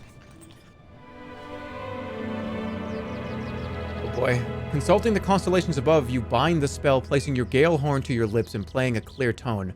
A strong wind is summoned from the horn that blows down the serpent's fires. It hisses in fury and frustration and falls from the tree to attack you. But without its flames, it is severely weakened. Dude, oh my god. Okay, I gotta play well. You've got much more attack power than I do. I'm gonna hold off. Good thing. Alright. Now, I gotta do some stamina management. Crash against your defense. The creature coils its scaly body. Okay, it's getting ready. Does that mean it's gonna attack? I'm gonna go like 3.6. Good. Good. Quick stab cuts through the serpent's scales. The serpent is rearing back, but you catch it as it retreats. So it's rearing back now. I think I'm going all in. Yep. Good call. What an unbelievable fucking swordplay that was. Your only hope is to keep up the attack. You do not hold back. Blade high above your head, the serpent is rearing for you. You drive your blade into its open jaw. The serpent's fire flickers. You'll die. I can do better than that. You will die here. Fire licks the edges of the serpent's mouth. I'm going again. Ah. You will die here alone. The creature's claws draw inwards. All right, it's not going to attack. But I think it has way more than I can... Yes! 1.6. All right, I have to defend. I need to build this back up. You jab and step back. The snake is clearly fearful, moving back, attempting only a minor attack. A line of fire streaks along the length of the serpent. It's going to come all in here. Good. You draw back as the serpent arcs forward, quickly sidestepping the creature, smashes into the bushes behind, sending a wall of sparks. Snake eyes narrow and watch you. You just did 4.4. I'm going all in. Good. Alright. He's got a ton of power now. I'm gonna hold back. The flames around the creature flicker a deep, dark red. The creature seems to flash with heat. Yep, here comes a big one. Oh, kind of. Alright. The creature flies a short distance into the air. I think it's probably gonna defend.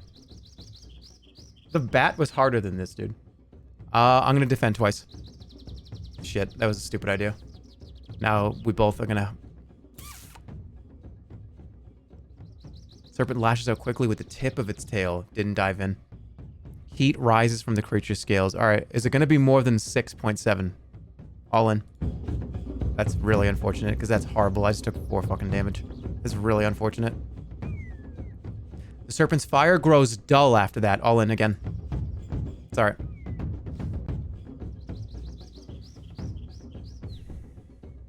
Fire serpent rears back, escaping the worst of the blow. The creature shifts back a little. I'm gonna die. Fire creeps around the open jaws. I don't have enough. Yep, see? But now I do. Okay. The creature turns its fire. Okay, turns. Let's do 4.5. Good. Again, all in. 5.3, all in. No! I'm dead. No! Shit. Oh, that was risky. That was risky. Oh. Damn it. It's okay. I got so unlucky then. Alright.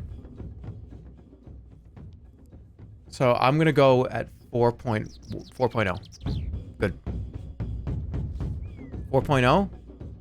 6.0. Really good start.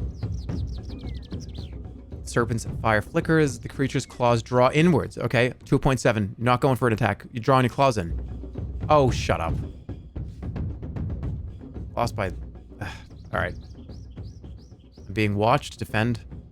I didn't have 1.6. A line of fire streaks along the... Okay, I think it's coming in for an attack. It's going to be more than 4. Yep. Alright, now I have the advantage. It's going in the air. It's going to do a little tail whip. Let's do 4.8. Okay. The fire grows dull. Alright, I'm doing literally 0.8. No, 1.0 is safe, right? 1.2. That's alright. The creature flies into the air, opening its jaws wide. Alright, it's gonna be a huge one.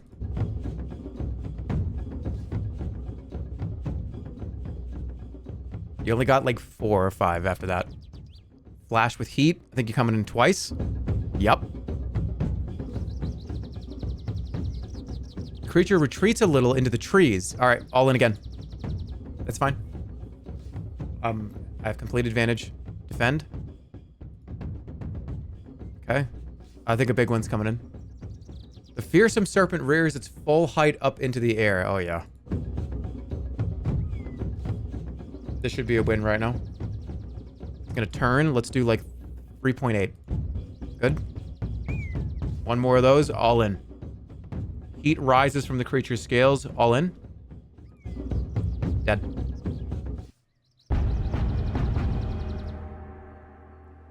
Is that panic you see in its eyes, or murderous intent? You risk another heavy cut. The fire serpent's eyes turn coal black, and it looks upon at you, questioning, helpless, in the final second before it turns to a dark, dead husk.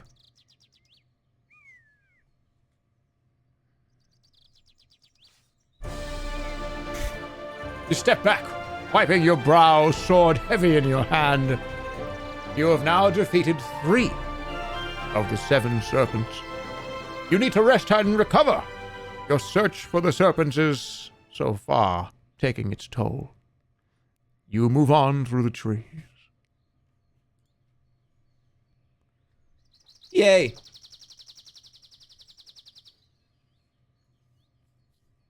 Okay. Back... Wait, where are we right now? That was interesting how that played out. I fucked around here for too long. My buddy got grabbed, maybe killed and eaten. I got grabbed. I fought to get let go. I drop right here. Snake is right here. That was cool. You gotta go get the water snake in the lake. Yeah, that's true. I need to get over here. Alright. The game plan is still intact. I wanted to go this way. Because I want to activate this beacon.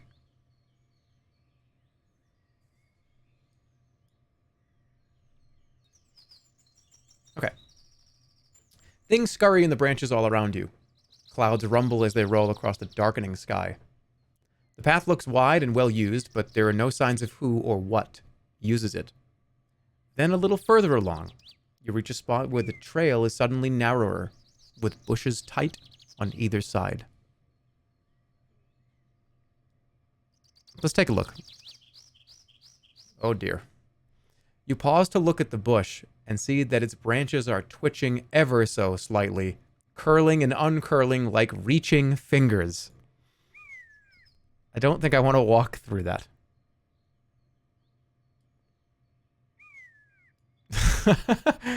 Squeeze forward is not the play. It's not the game plan. I think I draw my sword and try to cut away at some stuff. You draw your long sword warily. The branches seem to curve back as though recoiling.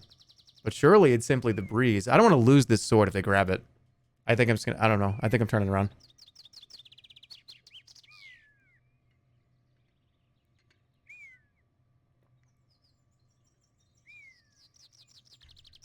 I'm gonna leave because I'm more of a punk kind of guy who listens to rock. Wait, what? Not someone who watches Jerma, sorry. I'm kind of a punk rock guy. I don't want to be here. Alright.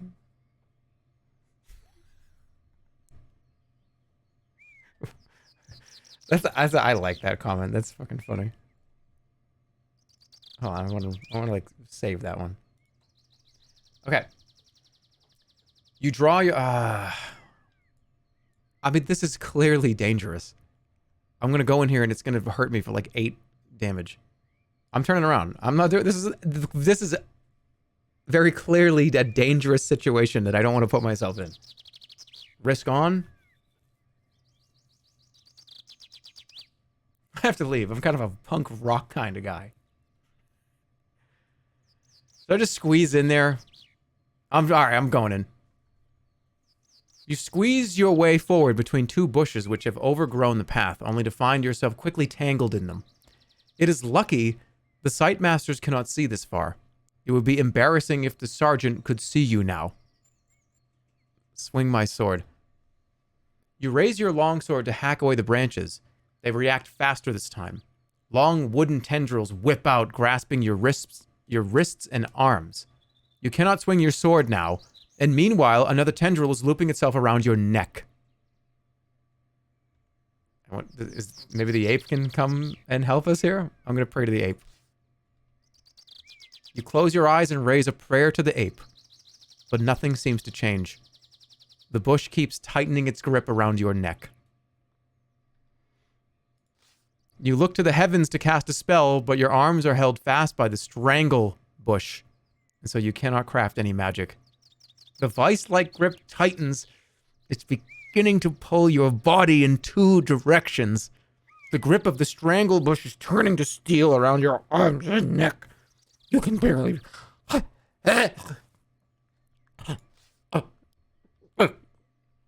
You struggle and thrash, and then finally the ape comes to your aid. As the moon rises brightly and the bush turns involuntarily, reaching upwards instead of towards you, you waste no time in slipping clear. You shiver, wanting to leave this spot as fast as you can.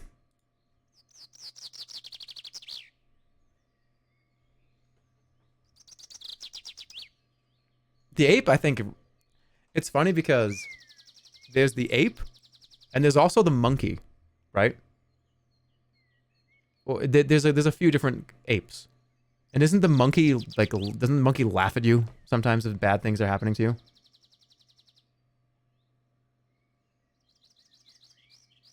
I remember praying to the monkey, and it was like the monkey, you can hear the distant laughs of, like, howling laughter as the monkey, like, watches you get, like, hurt.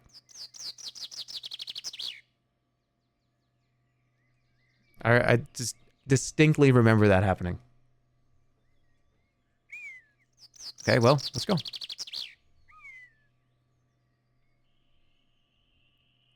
Ape has been really good to us, though. The path winds tortuously through the forest. You still feel shaky from your encounter with the strangle bush. I didn't even get hurt. It's actually probably the best way to do that. Are you going to play Final Fantasy 16 today? I thought about it, but I think we're into this right now. I'd rather get to a good stopping point here. I mean, I'm not, the stream's not over. I'm just saying that probably not.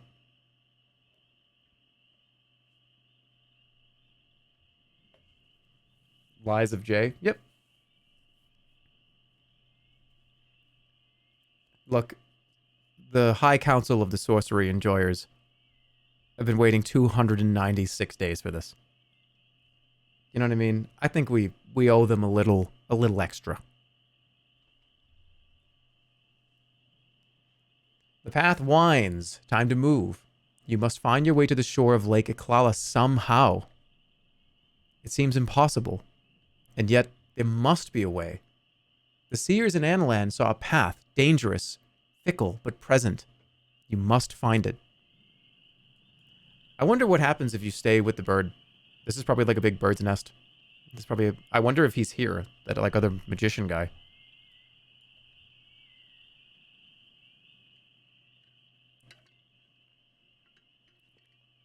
I'm almost out of food again. All right, you walk on between the trees. Another night begins. You need to rest. In the Snatta forest. This is not good, but whatever. Laying your pack down by the roots of a tree, you try to stretch out despite the unsettling noises in the trees. I have eaten today, right? Yeah. You stretch out and rest. You dream you are trapped in a low straw hut. Its door sealed with bolts made of bones. A small fire is burning in one corner, but quickly spreads until you are surrounded by flame. You feel yourself starting to sweat from the heat. And you wake up to find a ball of fire raging mere inches from you. Look at it. Jesus. The fire does not seem to be fueled. It is a ball about 3 feet wide, gushing with smoke and steam. A moment later, it unravels, uncurling into a long animal form. It is a fire fox, and it's coming for your neck in a blaze of fur and fire.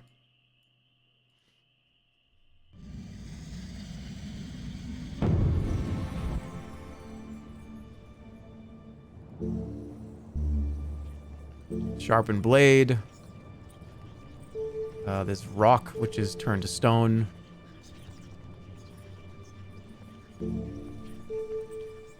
Fog? Summon darkness. Ooh. That's kind of cool. I imagine when this spell gets cast, it plays the Diablo 2 sound effect. You know the one I'm talking about. The one that goes... You know that one? That, like... When the darkness is summoned in Act 2. The fox is made of light, you dope.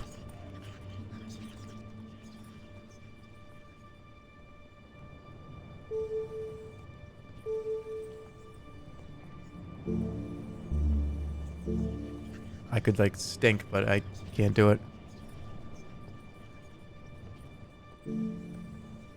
Fire is not a good idea.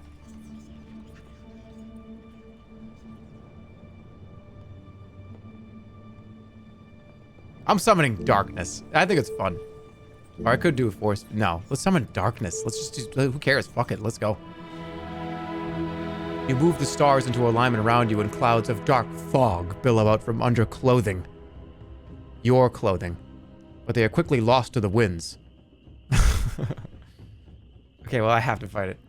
We're going all in. Good idea. 3 damage points. All in again. The firefox paces the earth before you, sparks of fire flashing across its fur. Driven by fear, you charge headlong. It snaps at you, but your blow lands in a spurt of blood and fur. It limps back, bleeding heavily. Dark blue flames gutter between clumps of ragged fur. All in again? It's gonna be close. Whoa, that was really painful. You feel yourself weakening. That's not good at all. That's the worst thing that could happen.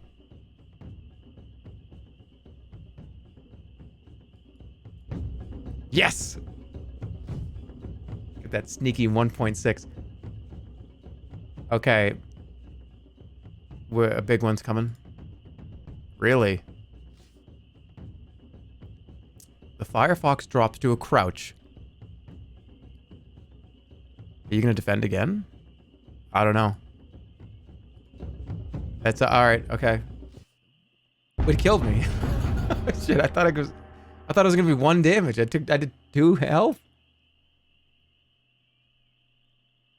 The firefox's jaws close around your throat as it tears its head back. Your death is brief but very, very hot. Okay, well, we're trying again. I'm not gonna go all in this time. We're gonna go 6. Yep, perfect. Okay, crouches down and snarls. We're doing 2. This is gonna. I think he's just gonna defend. 2.3.1. It's all right. The firefox's eyes flash a deep, hot red. That hurts so much. It's gonna kill me in 2 hits. The firefox scratches at its fur, even with defending. I just shouldn't even defend. I have to go all in. I'm dead. What the fuck?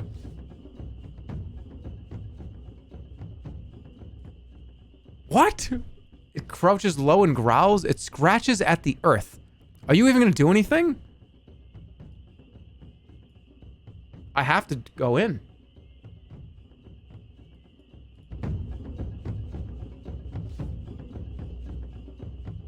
It moves away. Again. I'm dead. Okay, hold on. Let's go 6.5.8, 5.9. Okay. Crouches down and snarls. Defend. Good. Build up my meter. It's flashing its eyes, deep, hot red. 6. Damn it! Retry, just kill me. Fuck.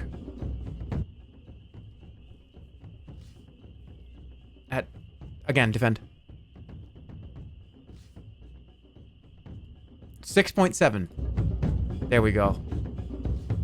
Okay. Now I just gotta... He's gonna defend. Watch this. 0.5. Absolutely massive what just happened. It dodges back a little. Again, you're gonna defend again, aren't you? 1.0.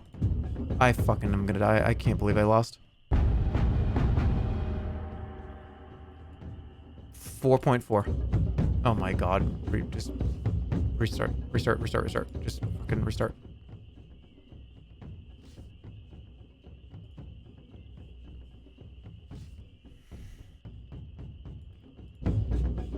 What the hell? Why are you so much better at this than me? All in every time. I'm dead.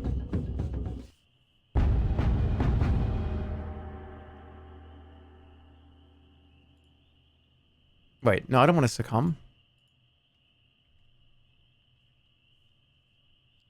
I'm I'm just running. I'm running away. I'm running away. I'm not getting soft locked. I already did this. I'm out of here. See you later. Goodbye.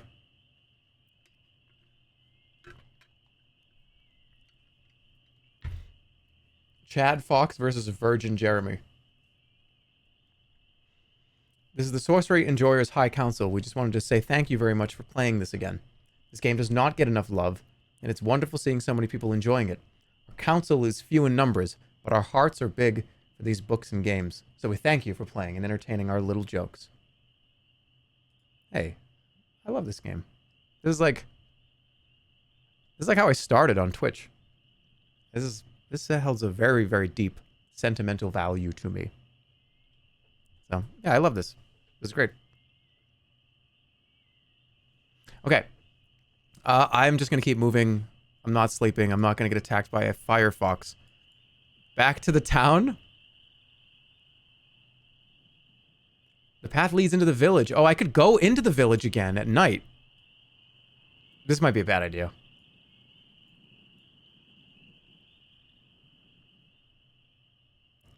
Oh, I'm not big anymore. They don't care. Push my way in. I could get big again. Will they think it's cool?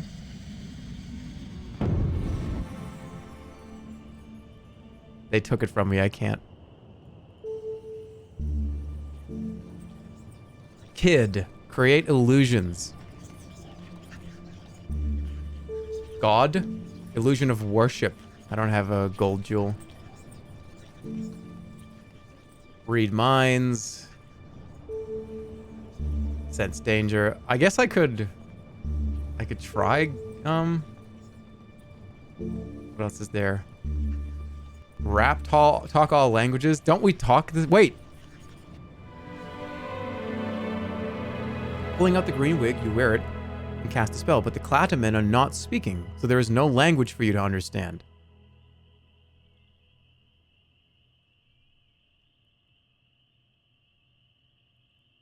What do you want?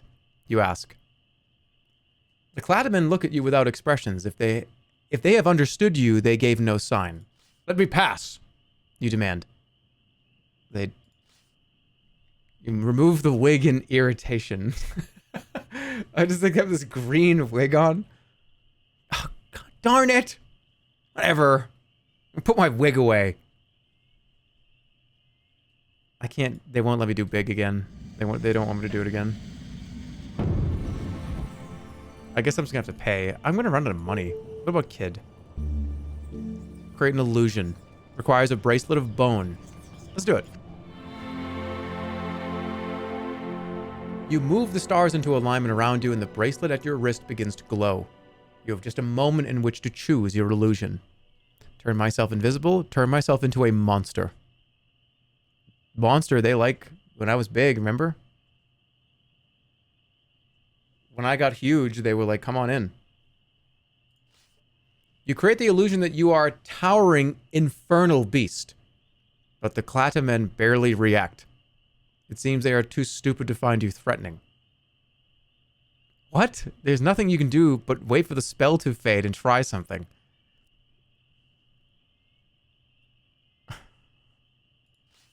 You hand over 2 gold pieces.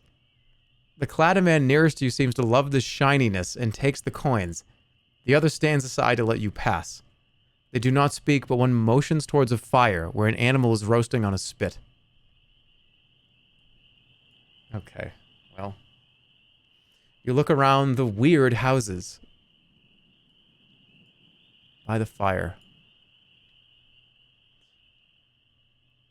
You make your way to a space by the fire.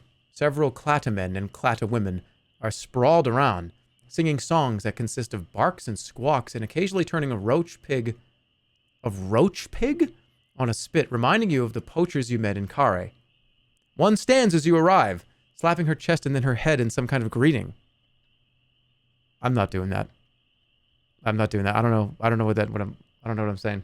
I don't know what that means. I'm just gonna say hi. Greetings. They don't understand speech. She slaps herself again. Should I return the gesture? Return her gesture. You reply with the same gesture, and the Cladded woman stares in amazement, then falls about laughing. She repeats the gesture again. What? What am I doing? All right, repeat the gesture myself. You repeat the gesture again. The Cladded woman's eyes seem to all but pop out. Suddenly, she leans forward and smiles strangely, drawing up her lips and showing her teeth, which she then begins to pick. This continues for a moment, but when nothing happens, she stops in evident puzzlement. Perhaps she thought she was looking into a mirror. One of the Claddmen by the fire waves you over and tears off a leg of a pig. I mean, I haven't eaten. You accept the roast meat, which is almost raw and barely palatable. Another of the Claddmen brings you a mug of tea-like broth that accompanies the meat the way a running nose accompanies a feverish cold. Jesus.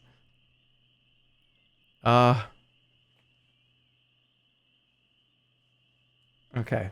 Eat more? I should probably have... I wonder if... They might know something about the serpents. I wonder. Ask about the serpents. Do you know of the 7 serpents? You ask. One of the Claddmen stiffens at the words. Perhaps he recognizes them, or has heard them from someone else. Either way, he begins to point vigorously at the fire with one hand, while with another he lifts a handful of dust from the ground and makes it as if to throw it on the flames. You realize he is telling you the weakness of the fire serpent, sand. Oh, sure wish I knew this. He's already dead. This is where I take out, like, I pull out, like, the serpent's head. I already got him. He repeats this pattern a few times before seeming to forget what he's doing and sitting back in silence. Let's have another piece of pig. You tear off another leg of pig and munch down on it. The Claddmen seem content. Presumably, living so close to the forest, they have a good supply of creatures to hunt. Suddenly, there is a sound behind you, followed by a hushed silence. Turning, you see a well-built Claddman, taller and stronger than the rest, approaching with unsteady gait. Before you can react, he lifts you and tosses you across the fire to a patch of ground near the gate. Am I getting kicked out? Oh. I thought they were throwing me out the arena. The large Claddman stumbles after you, growling loudly. You cannot understand his meaning. Then he raises a large club. Oh, greetings.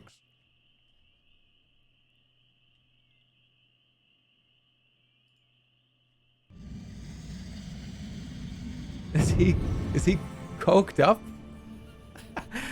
Wait, law. Control non-intelligent creatures.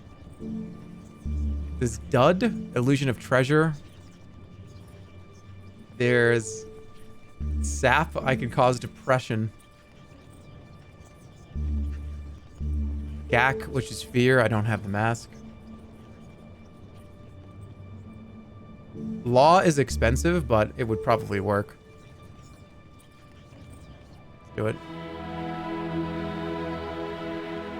You craft the spell and begin to attempt to take control of the Claddman's mind. The spell only works on unintelligent creatures. Now you will find out if they truly are unintelligent. The Claddman raises his club to swing it down on your head. I really hope you're stupid. Make him strike himself down. You hold your nerve, trusting to your spell. The Claddman's great biceps tense, and then the club comes crashing down, hitting into the Claddman's own groin. His eyeballs twist about in their sockets like flowers, turning towards a sudden ray of sunshine. Then his face turns a deep shade of blue. And he sinks to the dust. He turned blue by hitting himself in his own balls. Okay, the other Claddmen around the fire nod appreciatively. They seem to consider this a fair, ordinary fight, and you are the clear victor. The other Claddmen go and find their fallen champion. One of the Cladded women slaps you on the back, making you cough and splutter. Another Claddman beckons from outside a nearby tent. His face is painted with strange spirals and markings. Okay. Let's go. You head over to the beckoning Clataman. From his tent, you catch faint wisps of strange herbal smells. Get over here! Attack him! Let's greet. You nod a greeting, which he returns, placing both hands on either side of your face. Then he begins to murmur a strange blessing. You feel strength filtering deep into your bones. His gift is a powerful one and deep. When you step back, you feel stronger, taller, and more confident. Got a max health upgrade. Thank him. You bow in thanks. He smiles and walks away from the fire. Any more serpents? Intrigued by the Clataman's first clue, you try and ask him about the serpents once more, but he merely repeats the same performance. Try communicating further. You look around for something to use to communicate further. Point into the teacup. Point at my sword. Point into the teacup. You point down into the water in a nearby teacup, and the Clataman nods. Grabbing a handful of burning fat from the pig on the spit, he tosses it into the cup. The Clataman whose cup it was becomes enraged, and the two begin beating each other around the head with rocks. Still, perhaps it is a clue. Should you try something else? I love these guys. All right.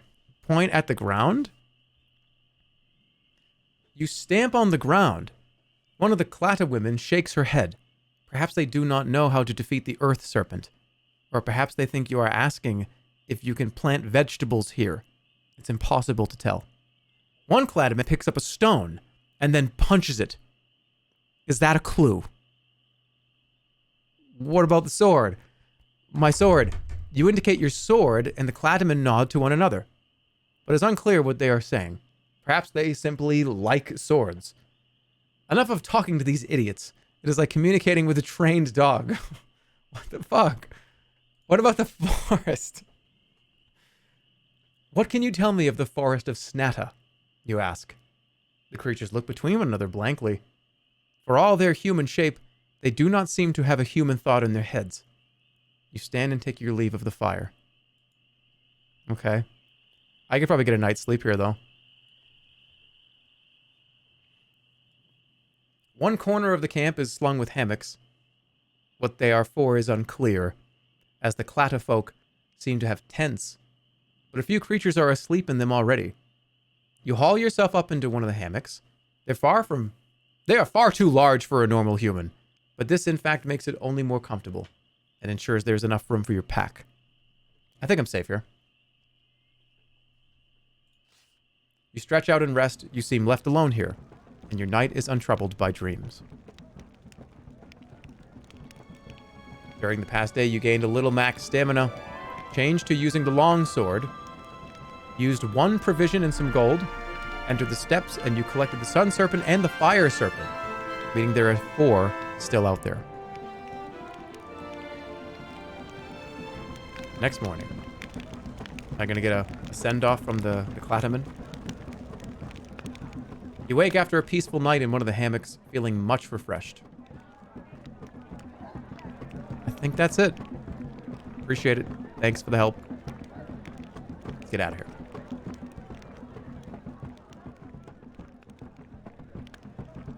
Thanks a lot. I have much respect for the Clata folk. If you should ever need anything, do not hesitate to call. There are no phones. I've ruined everything.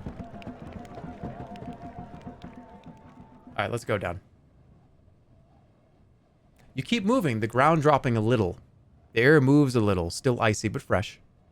To the southeast, a huge mountaintop rises, its peak dusted with snow. It is the southern extent of the Horns of Iklala. Near its base is a carved shape, a turreted tower built into the stone of the slope. You march onwards. Alright, we want to go here.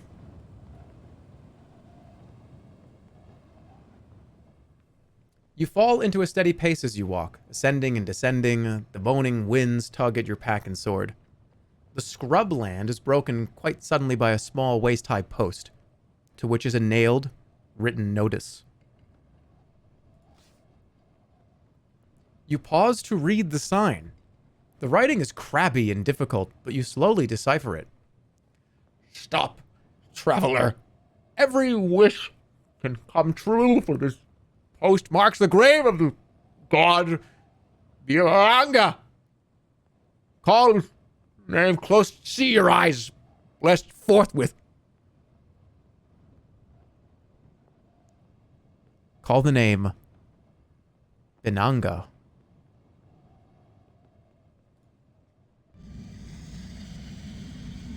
Rose shift button is broken. Let's go ahead and, you know the one we're doing.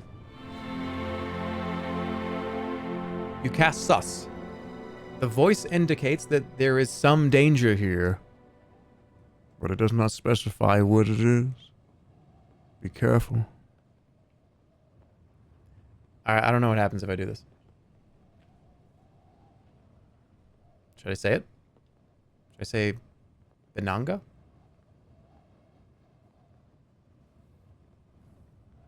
Binanga! You stand carefully by the post and call out Binanga to the empty air. Nothing seems to change. There is no sense of danger or blessing in the air. Wait, I have to close my eyes. You close your eyes. As the note instructed, nothing happens. You sense no danger. Binanga! You call out again, but there is still no response. Then you feel something move under your feet. Wait. You wait, and then your stomach churns. You are falling. You tumble, landing in the bottom of a conical sand pit that has opened beneath your feet. The top of the post is now only just visible, sticking out of the dirt at the bottom of the pit.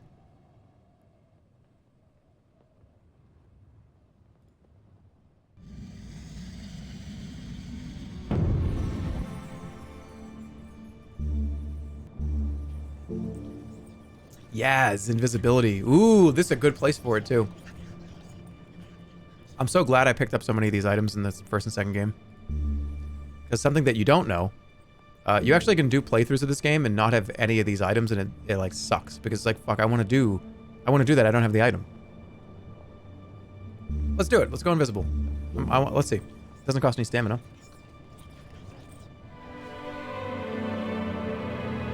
Slip on the pearl ring and cast the spell, and slowly a filmy light extends from the jewel of the ring, surrounding your body. Something stirs in the dirt underfoot. Let's dig. You dig a little into the sand around the base of the pit. After a few minutes, you uncover the bottom of the pole, and beneath it, a chain. This is part of some mechanical contraption. A claw appears through the sand in the side of the pit. Are we just gonna... Are we gonna unclog the drain here? Pull on the chain. Oh, shit.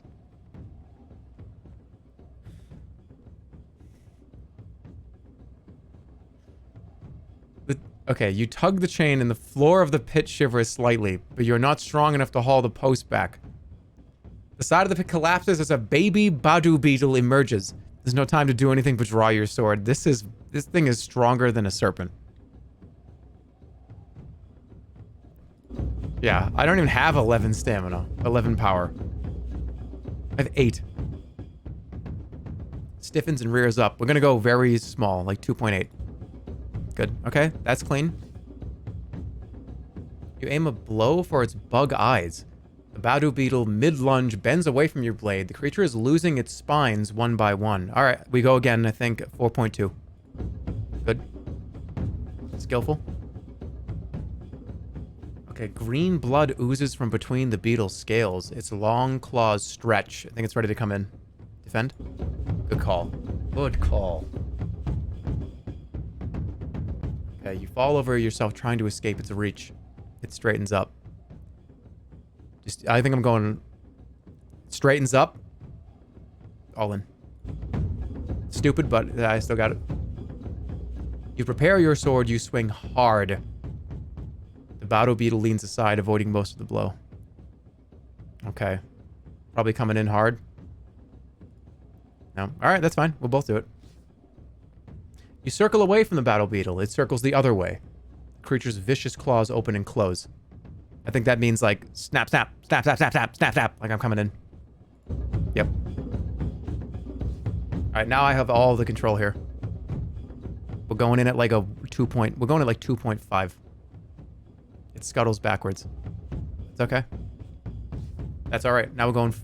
It waggles its antenna, tilting its head. Full blast. I'm winning, so it's... Okay, this is fine.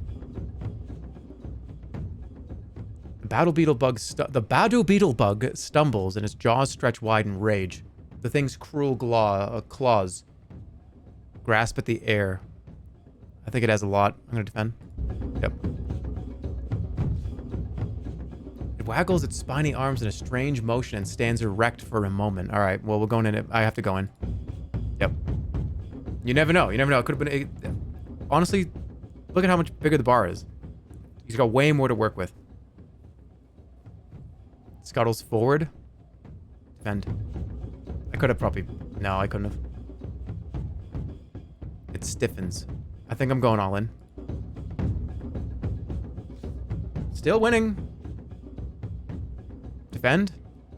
All right, that's fine. I think coming in for... As hind leg begins to dig in the dirt. All in. Nope. Defend. It shifts sideways. Okay, if he goes all in, I'm in trouble. I'm going to defend again. Okay.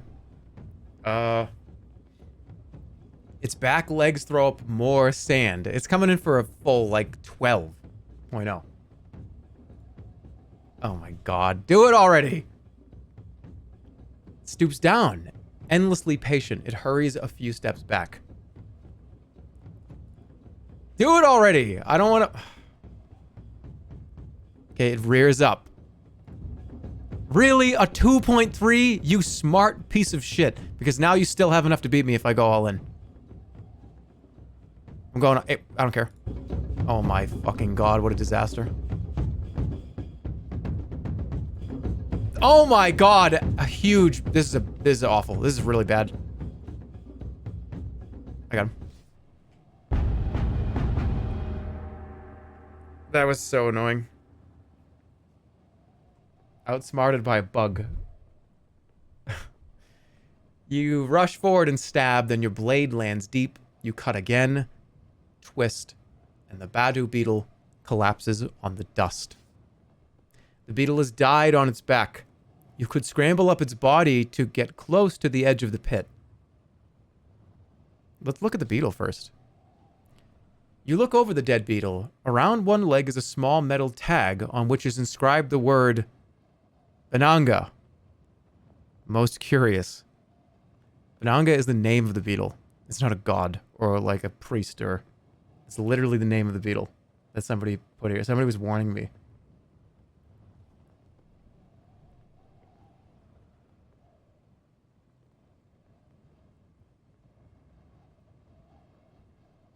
Stop, traveler. Every wish can come true, for this post marks the grave of the god Bananga.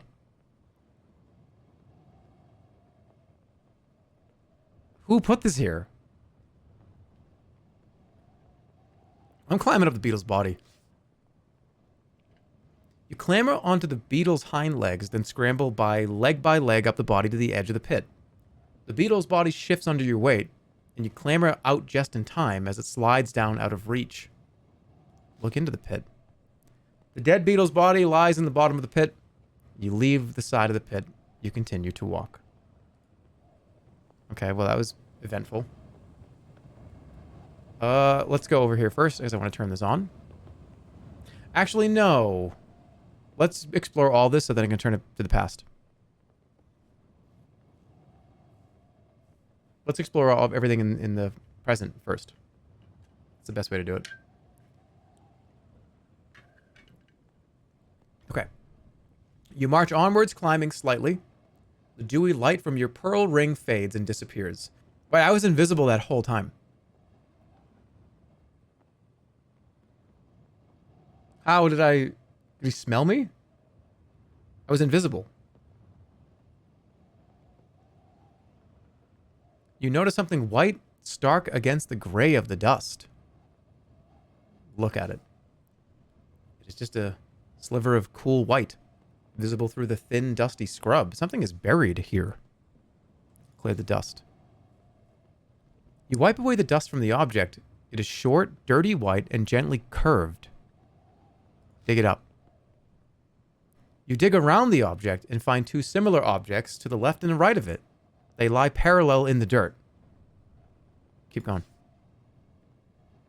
You squat down on your heels and dig in the dirt a little more. Eventually, you uncover 3 short white rods.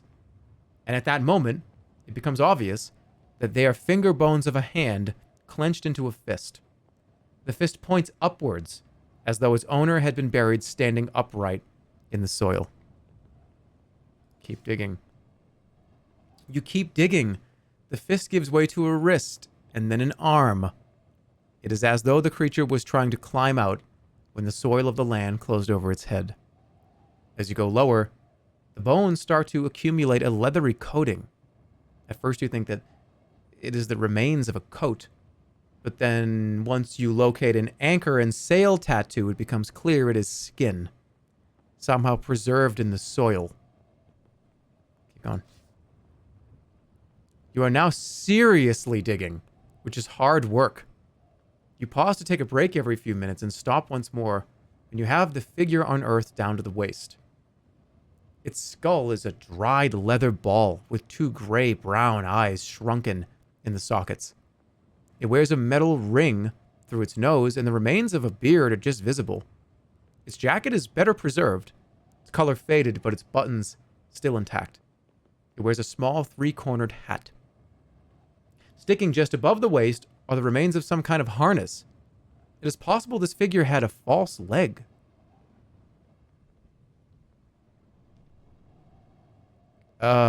Keep going.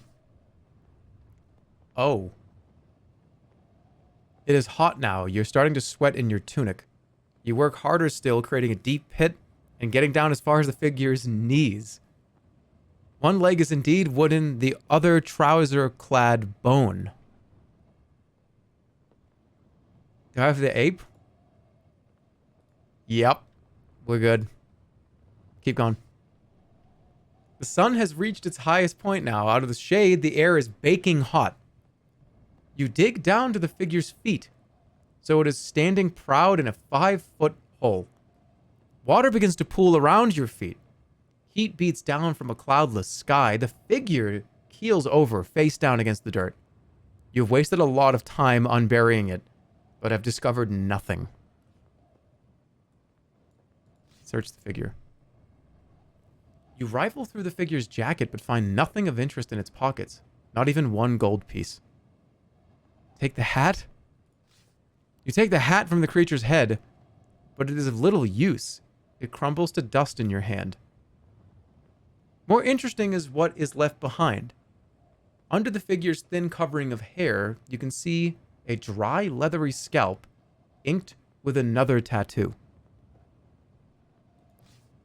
You examine the tattoo carefully. It shows 2 long, thick lines that come together to form a V. At the top, another stroke crosses, so the shape becomes an inverted A. Inside the top of the A, near the tip, is a black X inside an O. Perhaps it's a map, but if so, it is surely too vague to read. Rebury the body. You begin to pull dirt back into the pit, intending to rebury the body. Suddenly, the creature in the pit begins to shiver and shake. It is moving, arms reaching out to grasp you. How do you skewer it? It's a skeleton. Ah! Through the bones. It's not gonna hurt. It doesn't do anything.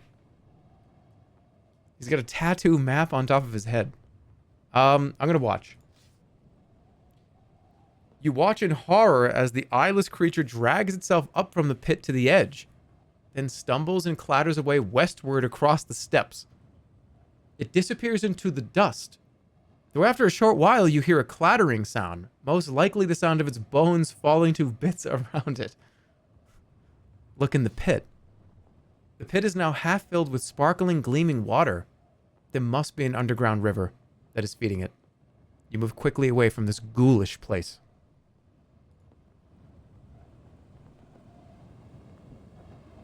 Okay.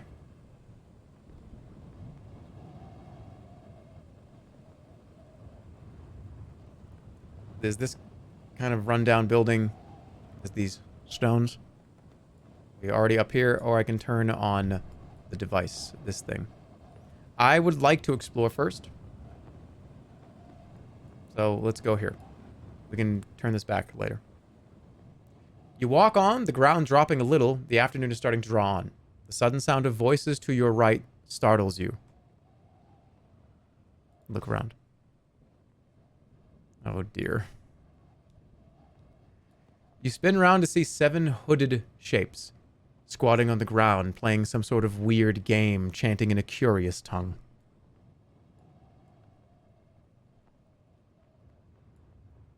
Listen to the chant. You listen closely to the voices, then stiffen as you realize one is calling you by your name. We have awaited you. You have made good time to us. We are the 7 spirits. Come join us. You raise your eyes to the heavens, but there's nothing here. Strange. You've heard rumors of spots where no stars at all are in alignment, but you've never found one before. The figures beckon you towards them, into the very center of this magical darkness. There's no stars in the sky here. I don't know, they seem kind of friendly. Seem approachable.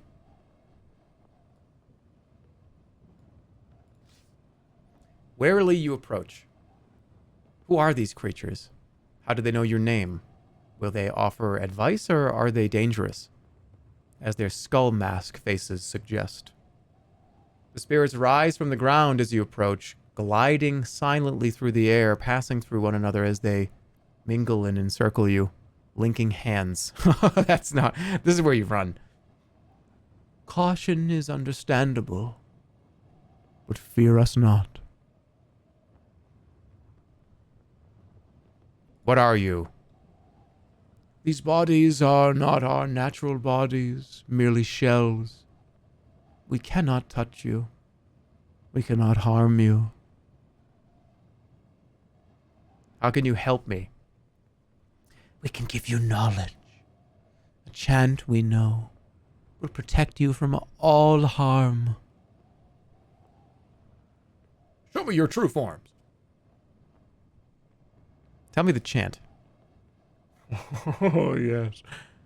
The spirits begin to turn and dance around you, chanting in a whispering unison, but you cannot understand the words. Repeat. Sing with us. Repeating words in a language you cannot understand is difficult. You try, but stumble over the first few lines. Abil, Mandabil.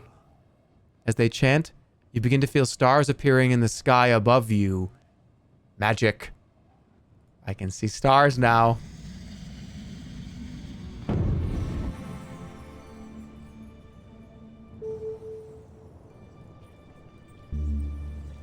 Protect from magic.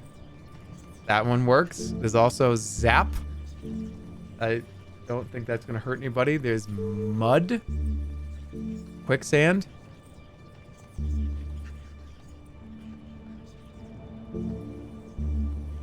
Rap. I can understand. I can understand. That was like a Boston moment right there. Oh, rap. I can understand all languages. All right. Well, I can understand the spell now, is what I'm saying. That one's interesting. Read minds is interesting. Let's get a couple of options for you guys to decide. All right.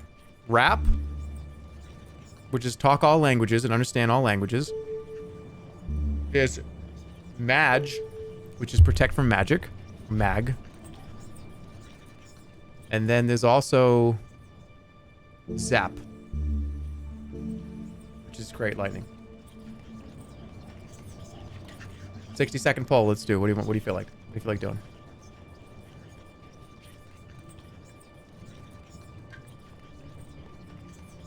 There's also some other stuff too. There's, I guess Tell is there, but I think those are the most interesting. Yeah, one is understanding, one is protection, and one is just chaos. So, however you feel.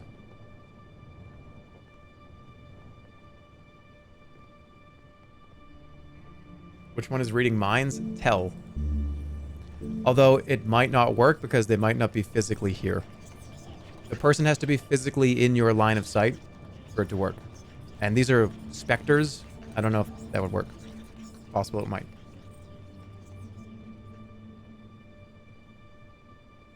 Alright, what are we thinking here? Is it rap? It's overwhelming. Alright, we're gonna do talk all languages.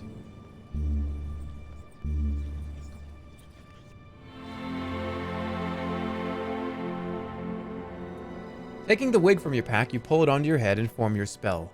Suddenly the words of the chant resolve themselves into something you can understand. I call to be damned. I offer a sign. I call to be damned. No idols are mine. The words go round and round, over and over, building in force. With the wig on your head, it is almost more than you can bear to listen.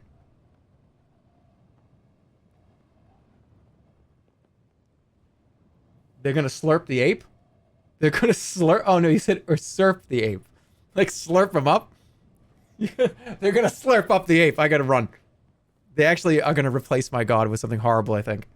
They're gonna slurp the ape up.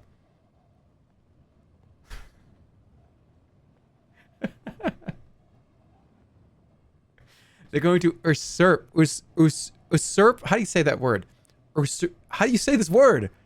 Usurp? That sounds weird. Usurp? Usurp? Usurp. I don't... The word doesn't sound right anymore. Usurp? Usurp. That word does not sound real anymore, right? Say it a few times and out loud in your room. That word doesn't sound real anymore. I don't have an option. I'm going to try to keep it on.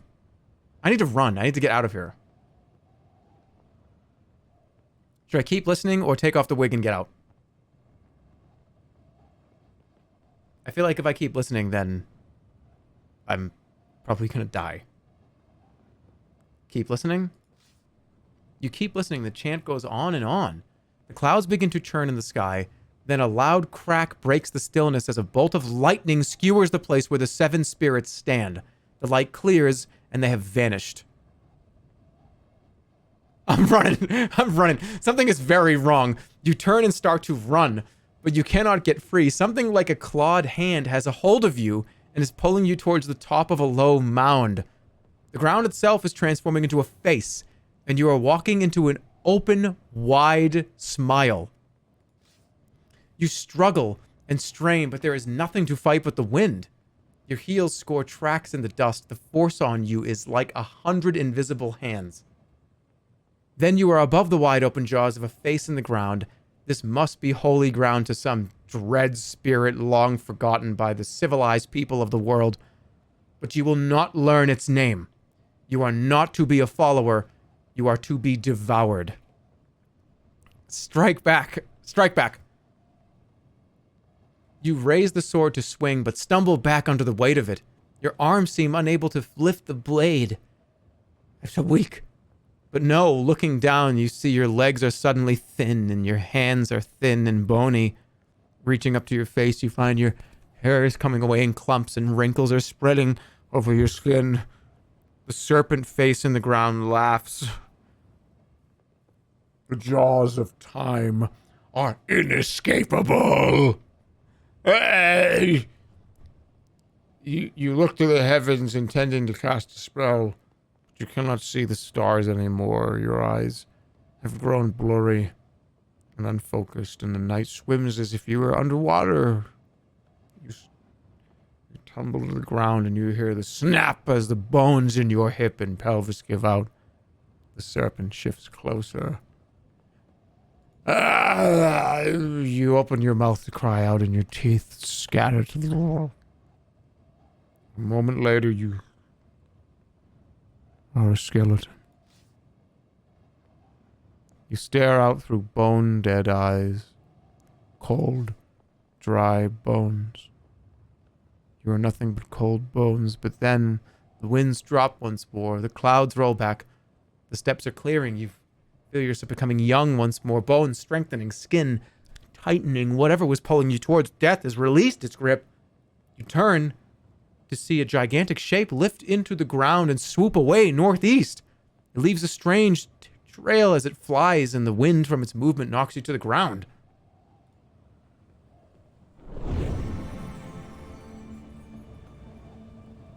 You stagger backwards, glad to be alive, and keen to leave this accursed place.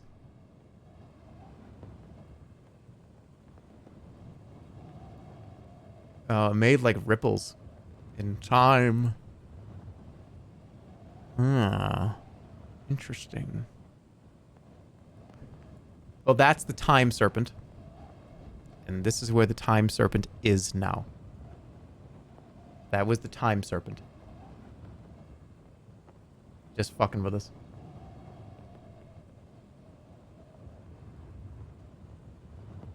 I do want to see what this is before I aim the beam at it. You set off across the steps with an easy stride, but the firm, dusty ground becomes spongy, and after a while, you're no longer walking on firm ground, but rather striding between waist-high weeds in a deep and stench-filled marsh. The evening is drawing in, soon it will be dark.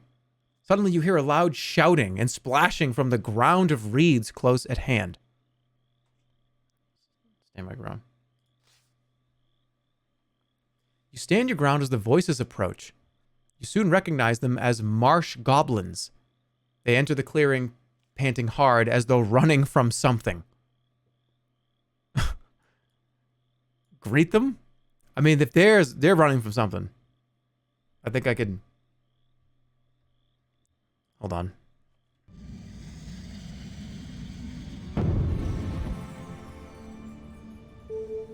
Should I bring a goblin out and be like, look, I got a goblin. I got a goblin. Will they be annoyed by that, or will they be... I wonder. Talk all languages is interesting. I could talk to them.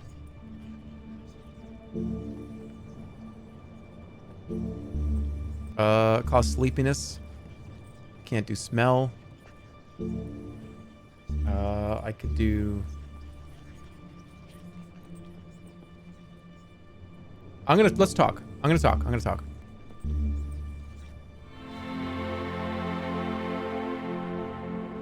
Okay. Removing the green wig, you put it on and complete the spell. The goblin's guttural tongue begins to transform into words. Who is this creature? The first goblin says. We gotta go right out of the gate here. I mean you no harm, you reply. The goblins almost jump out of their skins as they realize you can not only understand them now, but also communicate. We do not have time for this. We must escape. What are you running from? We're being chased by a terrible serpent. It does not seem to matter how fast we run, however, it is always ahead of us. It's like it knows what we're doing at each turn. Why is it chasing you? It's been coming for us since we encountered the sorceress Bria. She told us this parchment would save us, but we've been persecuted. The serpent is clearly scared of it. Whatever it is, I don't know what it is. Give me that parchment. What serpent is this? Which one? Like, this is bad enough. One's bad enough. It seems to know every moment before we know it ourselves. Give me that parchment. It will save you from the serpent to be rid of it. The goblins look from one to another uncertainly. This parchment is our only hope. I am a sorcerer. I will read it to you. For you. It is of no use to you. Hand it over, or I will run you through. I'm a sorcerer. I will read it for you. I'm a sorcerer. It is worth trying. They hand over the parchment and step back, as though expecting the ground to open underneath you. Of course, nothing happens. Read it. You unroll the paper and look it over. Unfortunately, it is written in a language you cannot understand, despite your spell.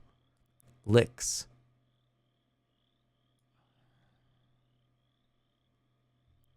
Thank them. You thank them, and they shrug. It will do you little good, stranger. You nod to the goblins, thankful for their help. We must hurry. We must go. They select a path through the marsh and begin to move. Attack them. Let them go. We need friends. You stand aside and the goblins hurry away through the marsh. They move with the speed of rats, though peering into the distant fog you cannot see what it is they are afraid of. Licks. L-I-X. All right, let's go over to the rune.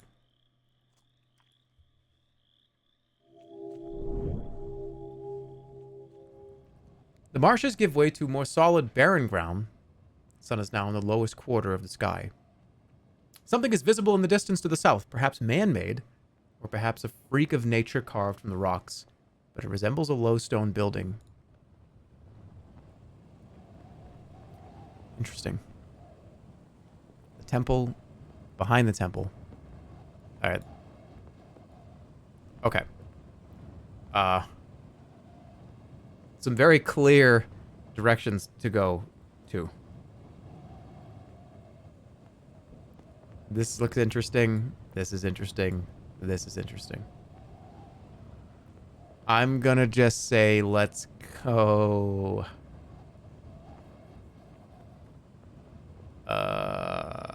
Maybe the well first? Start at the well.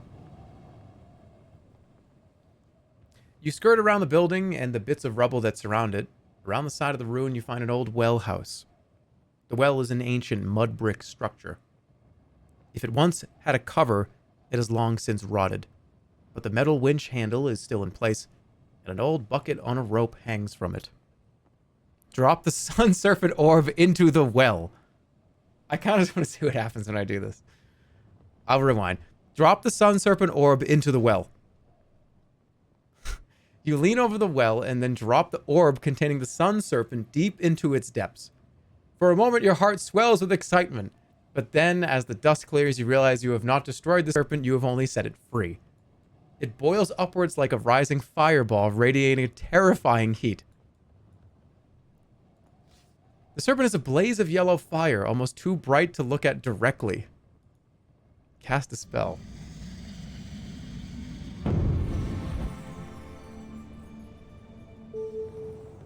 I don't have anything that connects G. Damn it.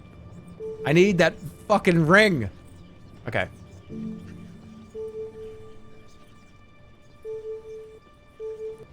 Shield. No. No. No. We're going. Rewind. Okay. I'm going to look in the bucket. You haul the bucket over the side of the well and look into it. It is quite empty. Clearly, this well has not been used for a very long time. Let's lower it. With some effort, you get the handle of the well to turn and lower the bucket down into the well shaft. Keep going. You lower the bucket all the way to the end of the rope. There is no splash from below. It seems the well is dry after all. Okay. Raise the bucket. You turn the old creaking handle, raising the bucket up the shaft. Anything in it? You look into the bucket. A snake leaps out at you from inside, and you spring back just in time to avoid being bitten.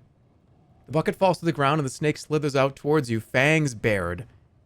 Is this one of the dreaded 7 serpents? It seems very small. This is bait. It's not a serpent.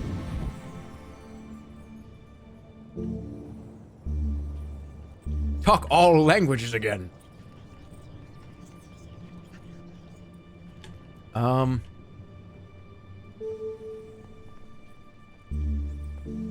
Illusion would work. Fix requires a staff of oak sapling. Wait, was it licks or fix? You know what I'm asking? It was licks. Let's do something fun. Let's make an illusion. If we have the bracelet, might as well use it. Oh. You bind the constellations into design around you. The spell has no effect. It seems the snake is not intelligent enough to be fooled by an illusion. Okay, well, this is pretty evenly matched. We're going all in. 50% HP. Done. Already. The yellow snake looms up from the bucket, spitting. You lash wildly, aiming to chop the creature down, as it also leaps forward. Thick snake blood pours along your sword blade. I think I can go again, because that was all I'm going again. And it was huge, and it was almost a 2-hit kill. Snake is weakening its snarls across the ground. I think I go again. There's no way you're going to be able to do it by better than that.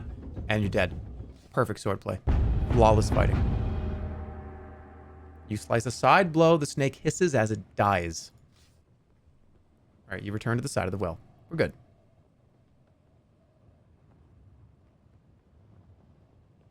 What else can I do here? Maybe should I float down?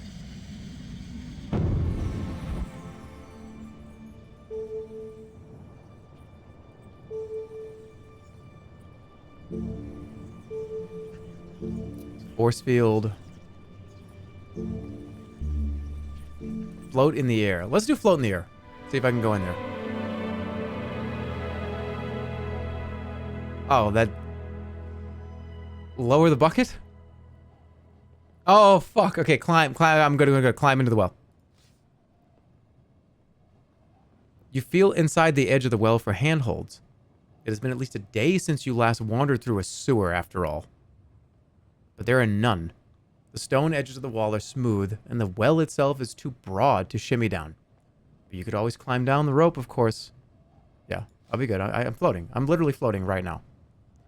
You steel your courage and swing your legs over the edge of the well, regarding the darkness far below. The rope is old and probably rotten, and should it break, there will be no way back up. Climb down. Hand over hand, you lower yourself into the ancient well shaft.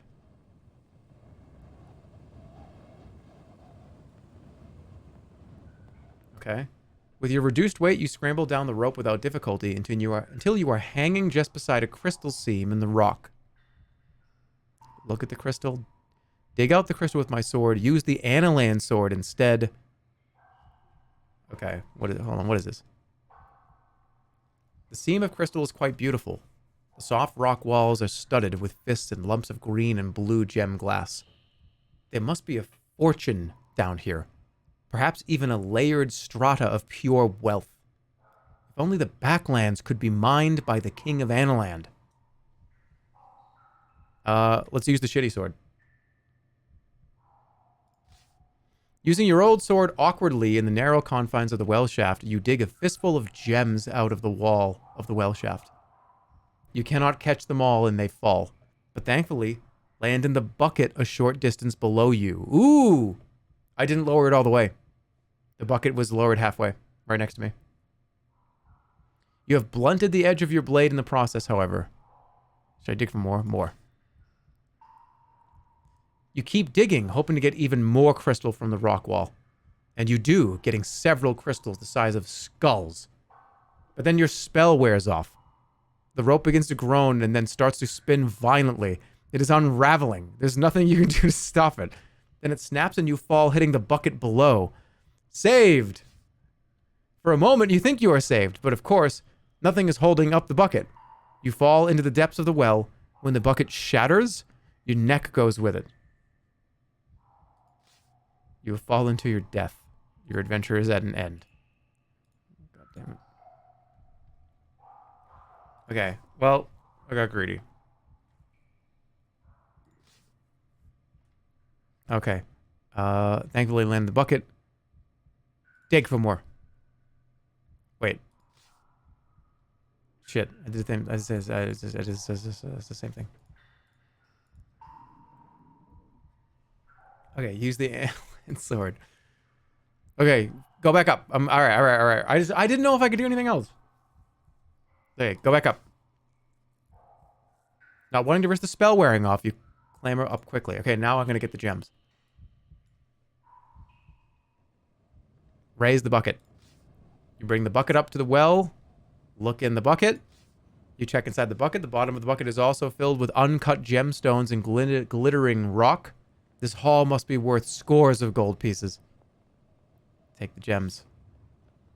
You scoop up the gems from the pocket. You scoop up the gems from the pocket and pour them gleefully into your money pouch. An excellent find. The gems are an assortment of different types of stone and will require an expert to sort, value, and cut them. But the sheer size of them is jaw-dropping. Several are the size of eggs, and one is the size of a small cat.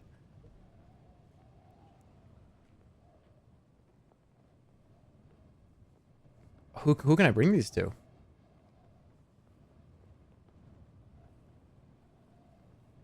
The jeweler from the village. The jeweler from the village. Ah, maybe I can go back. Okay, leave the well. Pleased with your work, you stride away from the well. I need to eat because I'm dying and let's eat.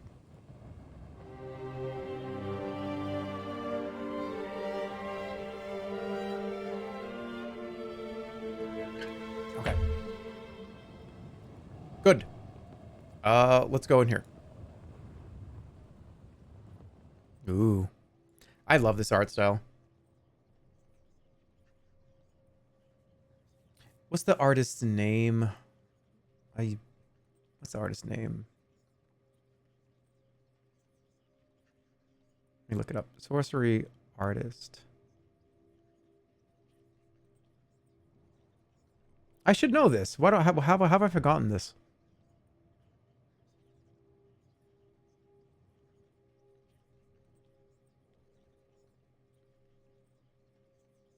Ian Livingston. That's who it is. Ian Livingston is the artist.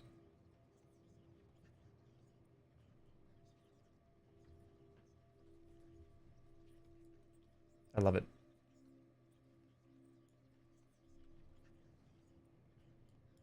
Okay. You climb up onto the plinth on which the structure stands. It appears quiet enough, though whether it is structurally sound or not is another matter.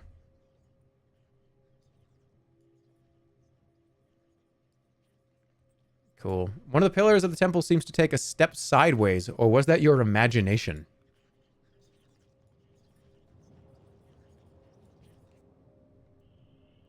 You step inside the temple.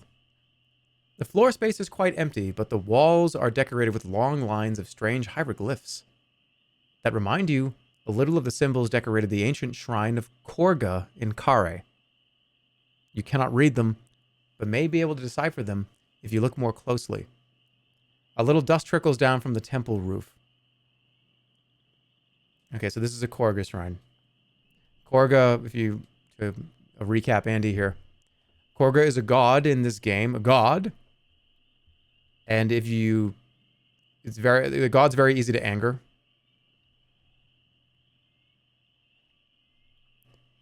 It's the god of... what is it? Chaos or something? You have to do a very specific step of instructions to get the favor of Korga, or it'll kill you instantly. Let's just read.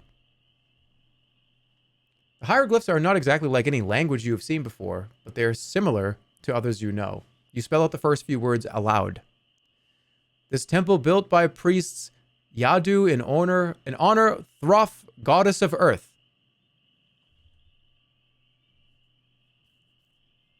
Wrong lore, fake fan. Oops. Those not of faith are forbidden, and these must not speak the name Throth. You stop suddenly. There's a deep rumbling in the ground below your feet. Don't say the name Throff while you're reading the name Throff. I forget what happens here.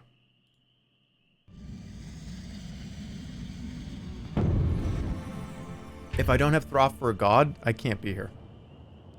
I think I just need to get out of here.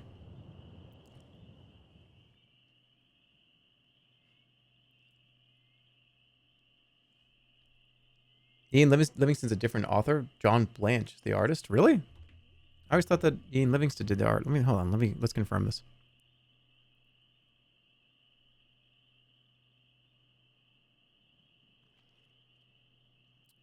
Ian Livingston is an English fantasy author and entrepreneur. Along with Steve Jackson, he's the co-founder of a series of role-playing game books, Fighting Fantasy, and the author of many books within that series.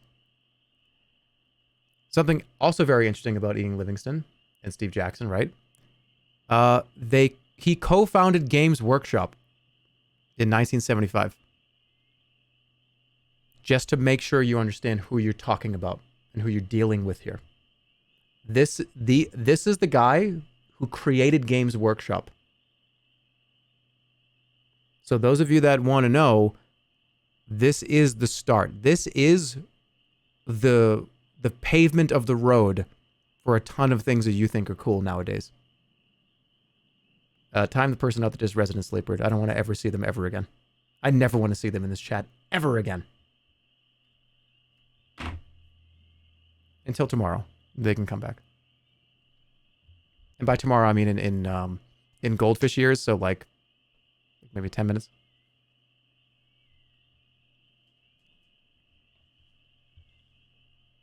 All right. Don't think this is a good idea.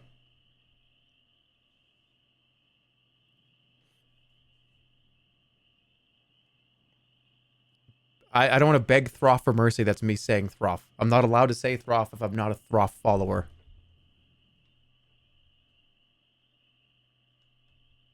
I'm getting out of here. I don't know why I thought that just said beg Throff for money. I'm leaving. Oh, fine. I'll read more. Death is certain unless the victim will become a follower of Throff. Well, there you go. At the third use of the goddess's name, something happens. The rumblings subside, and a woman in leather armor steps out of a carving in the wall. Mortal, you speak my name thrice in my temple. Do you wish to follow me? Yes. No. This is really important because say goodbye to the ape.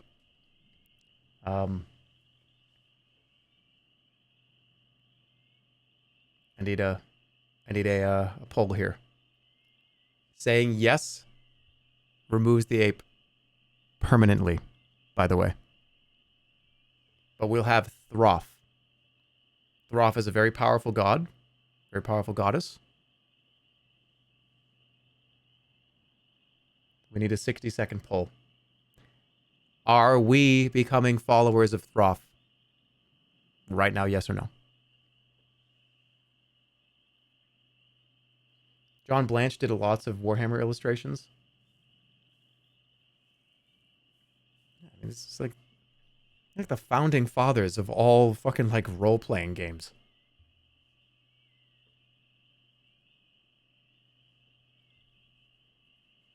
No? I'm seeing a lot of no's.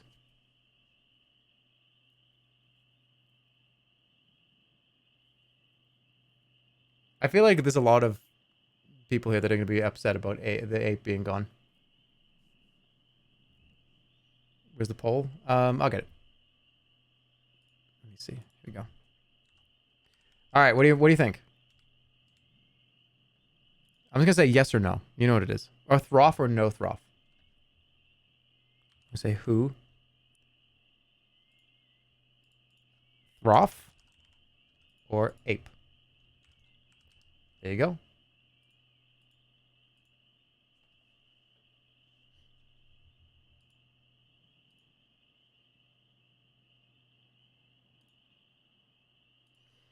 Uh-oh.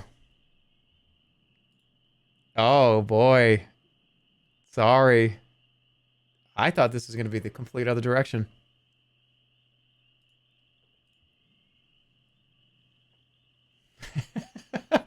Nice background, idiot. What's your background?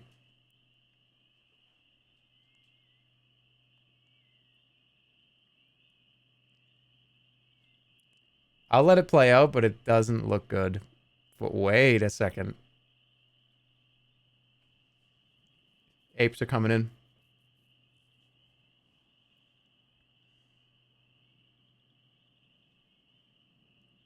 Roth is holding it, though. I don't know. I don't know. It's going to be close. It's going to be really close.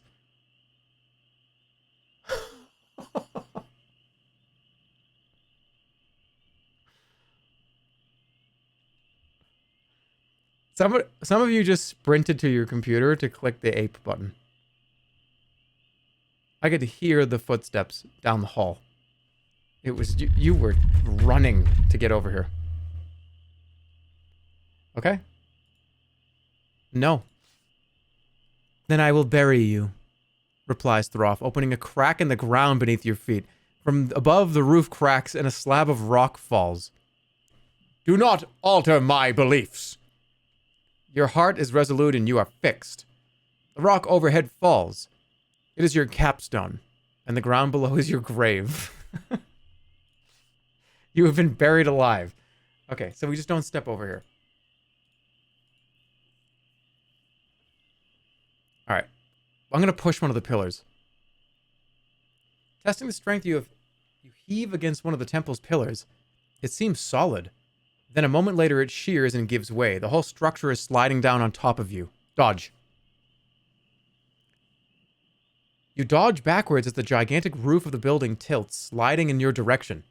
You are still alive, but you're now trapped beneath an enormous pile of rubble. Help! Help me! Help! You cry out feebly for aid, but of course no one comes. These are the Clatterback steps, and no one lives here.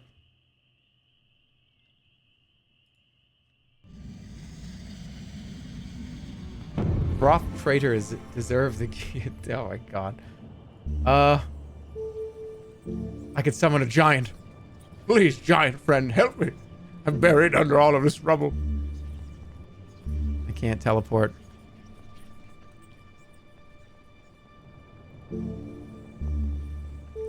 I could grow in size. That one works. I'm dead in one hit.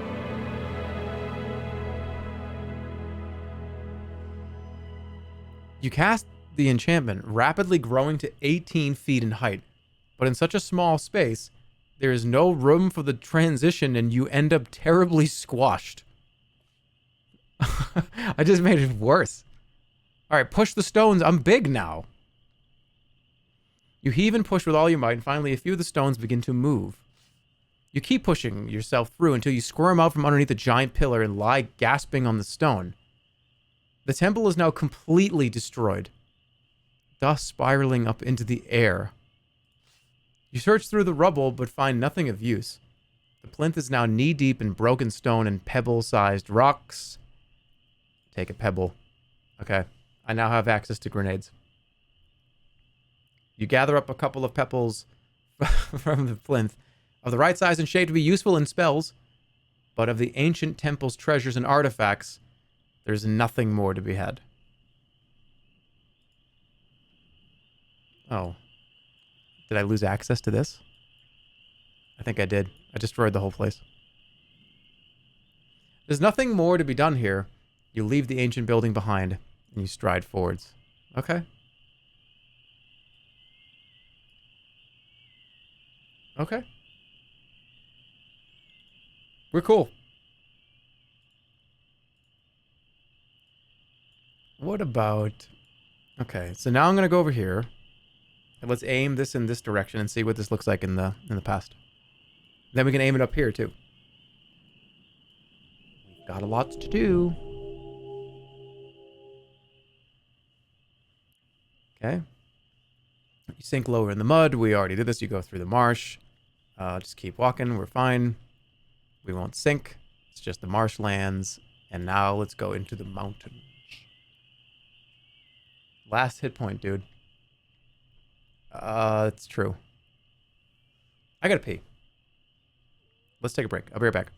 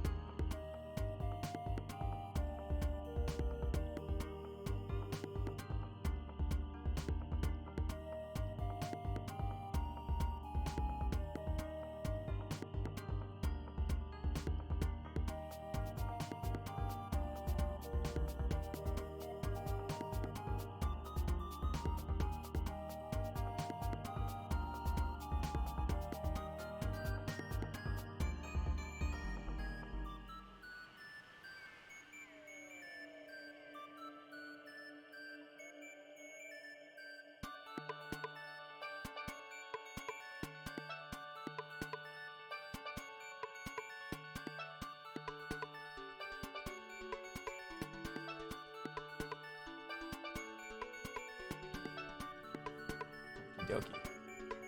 Seeing some people saying common Throth Hell. Seems like there's a little bit of a war here.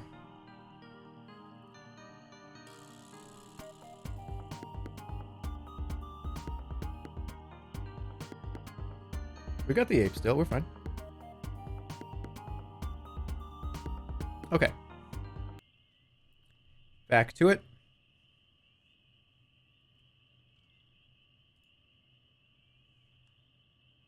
And hello. All right, so we are at another tower. If you want a quick little recap. We ruined this temple. Pissed off an incredibly powerful goddess. Chose the ape.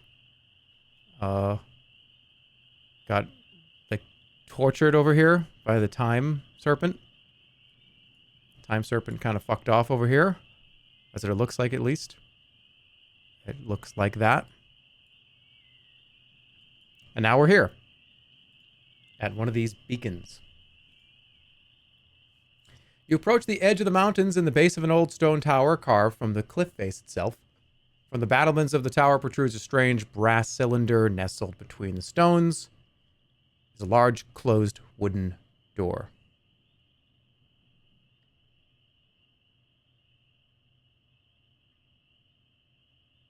Okay.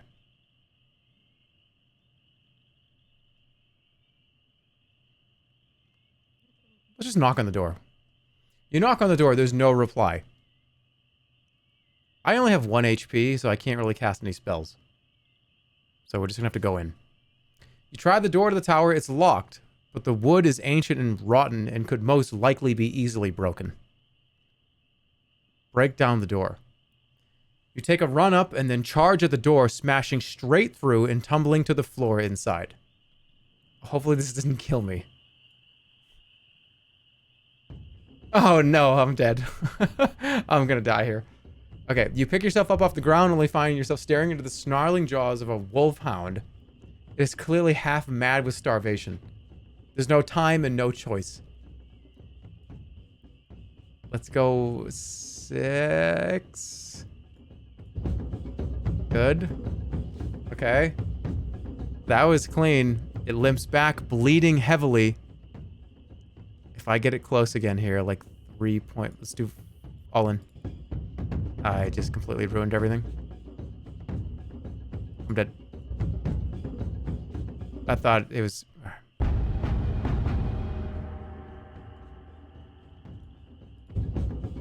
Good. Okay. This time, it's gonna defend. I'm gonna defend too. And then we full blast. Yep. Alright, we're good. Full blast again. That should do it. Barely, but we got it. Alright. I'm good. The wolfhound howls a gurgling, blood-soaked sound that rings inside the tower, and then it dies. You wipe your long sword, and how much harder would this be without the long sword, I wonder? +2. You wipe your long sword and gasp for breath as you look around the room. The wide tower base is empty, except for a flight of spiral stairs leading up to a hatch in the ceiling overhead. Search the shadows. You try to ignore the smell of wet blood that fills the chamber and search the gloomy arches under the spiraling staircase. In a forgotten corner, you unearth 3 gold pieces. Take the money. You take the coins and drop them into your purse. Time to leave this gloomy place. Yes, we're going to go turn this on.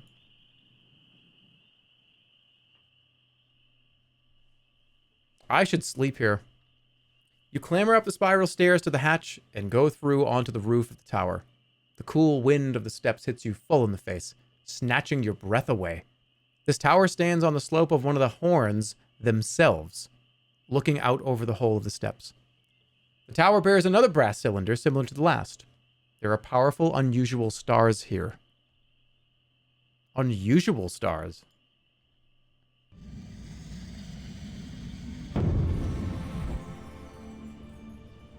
Why are they unusual?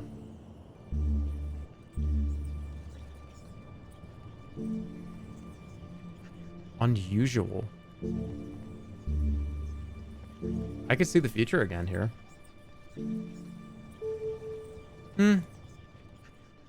Activate the beacon.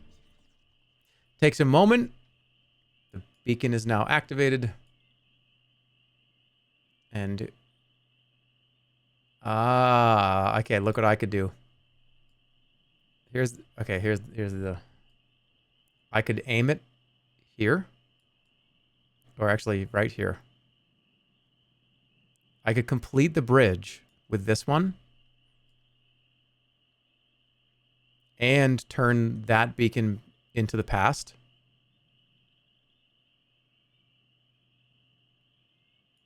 Is there anything here worth exploring? Probably that. So remember, this is the past. So this was the temple. Now it's something else now. It's just the one little spot. This is still here.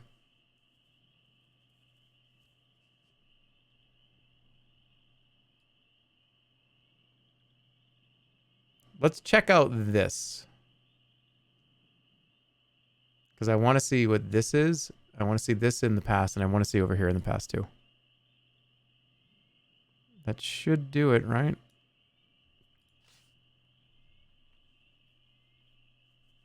Let's also rest. Go get the ring. I'll go get the ring.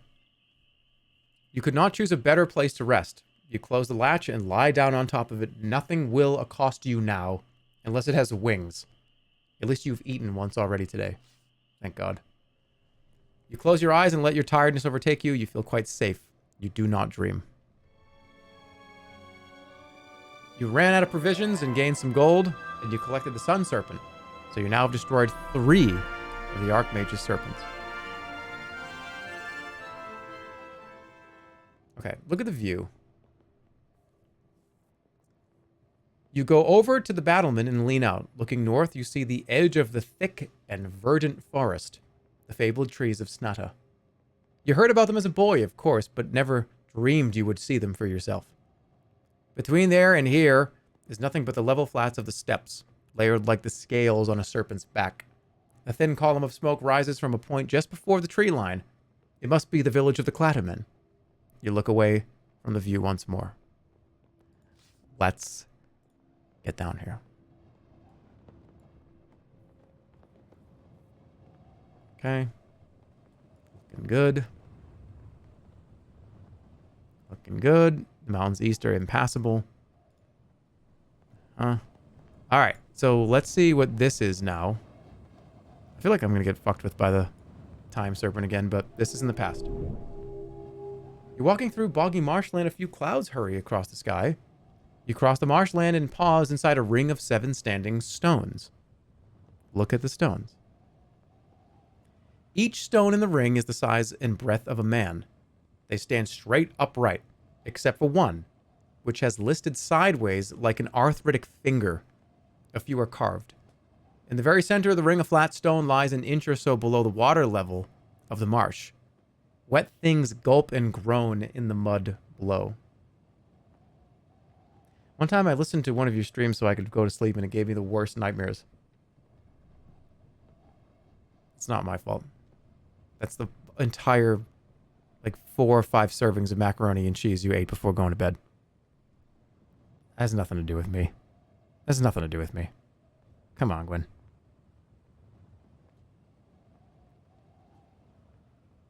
Okay. Should I go stand on it? Let's look at it.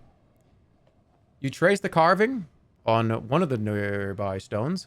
It shows a fearsome bird rising up into the sky, wings blotting out the rising sun. Let's just go stand on it. Fuck it, why not? You go stand on the central stone, but nothing special occurs. If there is magic here, you cannot fathom it. You step out from the circle once more and plod on through the marsh water. So I don't get it. Maybe this is where you cast licks. It's been a long time. I don't remember. Besides last year when I played it. Yeah, you gotta go back 7 or 8 years.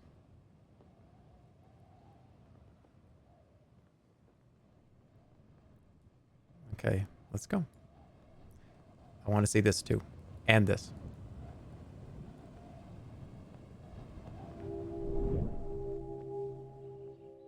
Laughing my ass off. What is this YouTube donation shit? I don't know. I didn't even look at it yet. I have not even opened up my Twitch dashboard to even see what that is. Like, I know what it is, but I haven't even looked at it.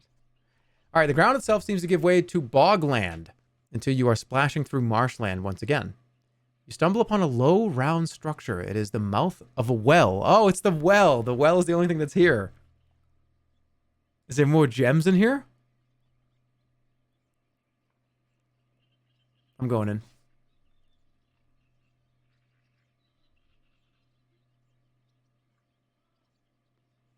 Should I throw a stone?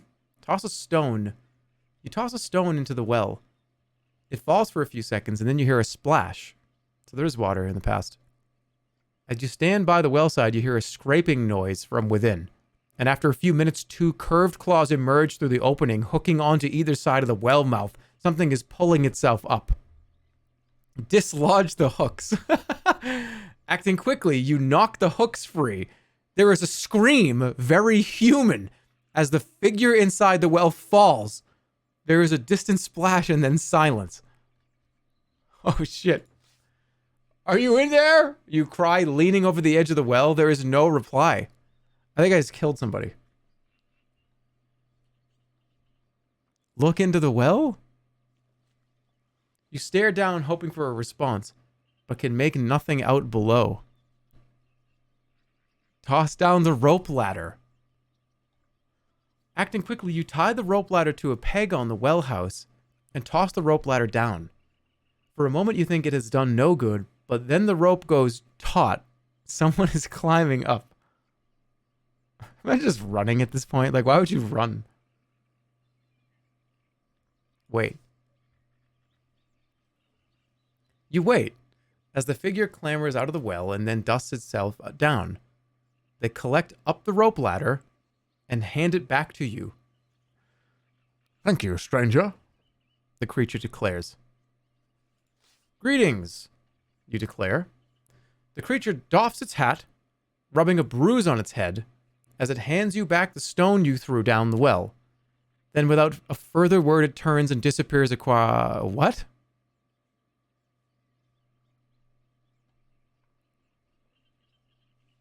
Is there something else I could have said? It's just... Okay.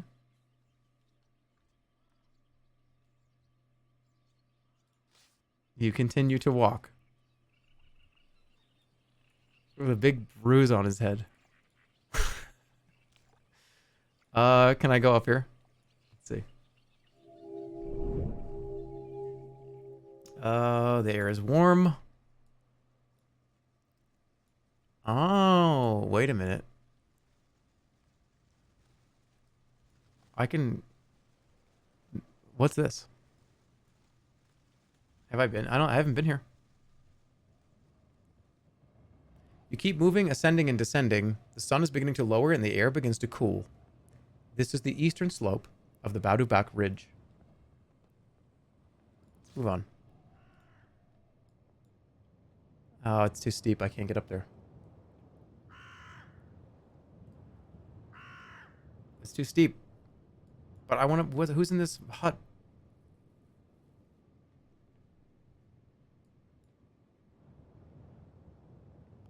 Could I have floated?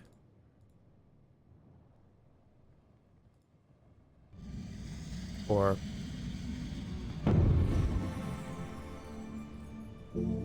I guess I can.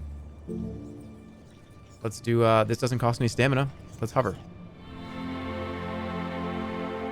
Looking to the constellations, you craft the spell, and the medallion begins to glow as you rise gently into the air. You rise a short way up the rock chimney, but the whole ascent is a long way. Keep going. The spell carries you high, and without incident or weakening, you land gently on the mountain top. Here we go. Ooh, okay. Your weight returns, and you settle gradually back down to the ground. This was once perhaps the cone of a volcano. Now it is a wide, dusty stone bowl, but it is not empty. In the center stands a circular dwelling with a steeply pitched canvas roof. Look at the chimney. Looking more closely at the chimney in the rock, you notice a faint purple aura surrounding some of the stones near the top, and a few faint purple glows further down. Perhaps there is some enchantment on this flue, or perhaps it is simply a color the owner of the hut enjoys. Cold winds claw at your skin. They might just like the color. You're going the wrong way. There is no wrong way. There's only forward in sorcery. There's no wrong way. Drop a stone down the chimney?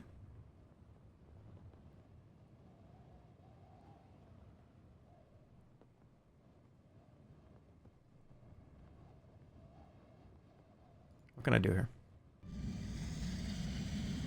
Well, I keep dropping rocks on people's heads. I mean, this is a great opportunity to send a goblin in. Well, let's do it. I'm doing it.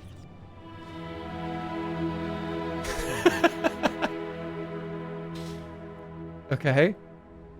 Casting your spell across the goblin tooth, the tooth erupts into a column of smoke. And a moment later, a goblin warrior is standing in front of you. Order the goblin into the hut. You point at the hut door and order the goblin to proceed. It does so, but a moment later has vaporized into a pile of dust. Clearly something very powerful lives within. Alright, now drop a rock down the chimney. You grab a nearby stone and toss it over the side of the mountain. It plummets just as fast as you might expect, careening and bouncing from the chimney's sides until it explodes into particulate dust halfway down. A few loose stones tumble over, the sheer drop to the east and disappear.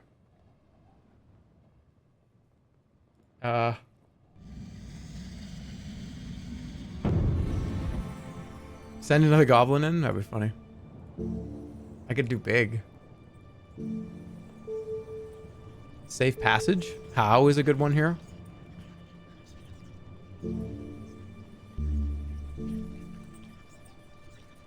Do another goblin? What about sus? I mean, we casted a free sus because I said to a goblin to go in there and investigate, and he got fucking liquidated. So we know it's dangerous in there. Let's do big. And just like walk over there. Why not? You wind the starlight into shape, quickly expanding to triple your size. Let's go. Into the chimney. What? I can't. Can I? No. This is. I'm gonna slide down. The pass? No, we're going in the hut. I'm going in the hut. You approach the hut. Its walls are made of painted wooden planks, well set into the rock below. This is no temporary shack or a traveler's tent. A little thin smoke is rising from the stack. There's strong and generous magic here, as often occurs high up. Knock on the door. You approach the door and you knock. From inside, a wizened voice calls. You're late. Enter the hut. Intrigued by the voice's words, you open the door and hunch down low and squeeze yourself into the... Oh, I'm big. What's the point of being this huge? Okay. Inside the hut, there is no room to stand up. It is a small place made even smaller by your spell of giantism. Let us suppose that I am a sorcerer, and you are a sorcerer too. Do you know which of us is the more powerful? There is no contest. It is I. Just so. A moment later, there is a snatch of music, and suddenly your legs and arms jerk upwards, then fall still. What was that? There's another burst of magic, and your legs begin to kick and pirouette you around. You are dancing. I'm getting, yeah, jig. Stand still. You try to hold your body still, but it is useless. It is not that your limbs are under external control, but rather the compulsion to dance, like the compulsion to sneeze, is so strong you cannot resist for more than a moment. I see you are not powerful enough to counter that. Stop the music. The music stops, and you collapse into a nearby chair. I know the spell. You hear the speaker rise and approach. A wizened, calloused hand is offered. Welcome. I mean you no harm, as you can tell by my advanced age. Puh, spit on the hand. No, greetings. Okay. Gentle light is filling the hut, and you can now see the sorceress, a woman, so ancient that her features are lost within a mess of wrinkles. She smiles as you look at her. I could be anybody under all these years, could I not? Who are you? My name is Bria. I am a sorceress of high Zaman, though I left that place some time ago. You're welcome. She frowns. Though if you continue stomping around in here at 3 times your proper size, you're going to knock something over. So we won't have any more of that. It'll pass. Hey, it'll pass soon, don't worry. It'll pass. Cancel the spell. No, I'm good. I'm hanging out. I'm big. It'll pass soon, you reply casually. Not soon enough. Bria clicks her tongue and reaches into a pouch by her side, producing something the size and shape of a die. What is that? You say as you lean forward, bumping the part of your forehead that hurts the most onto the beam that is the support beam of the roof. Ow! It's a giant's tooth, she replies, casting it onto the floor. A moment later, smoke is hissing from the tooth. Are we having a giant fight?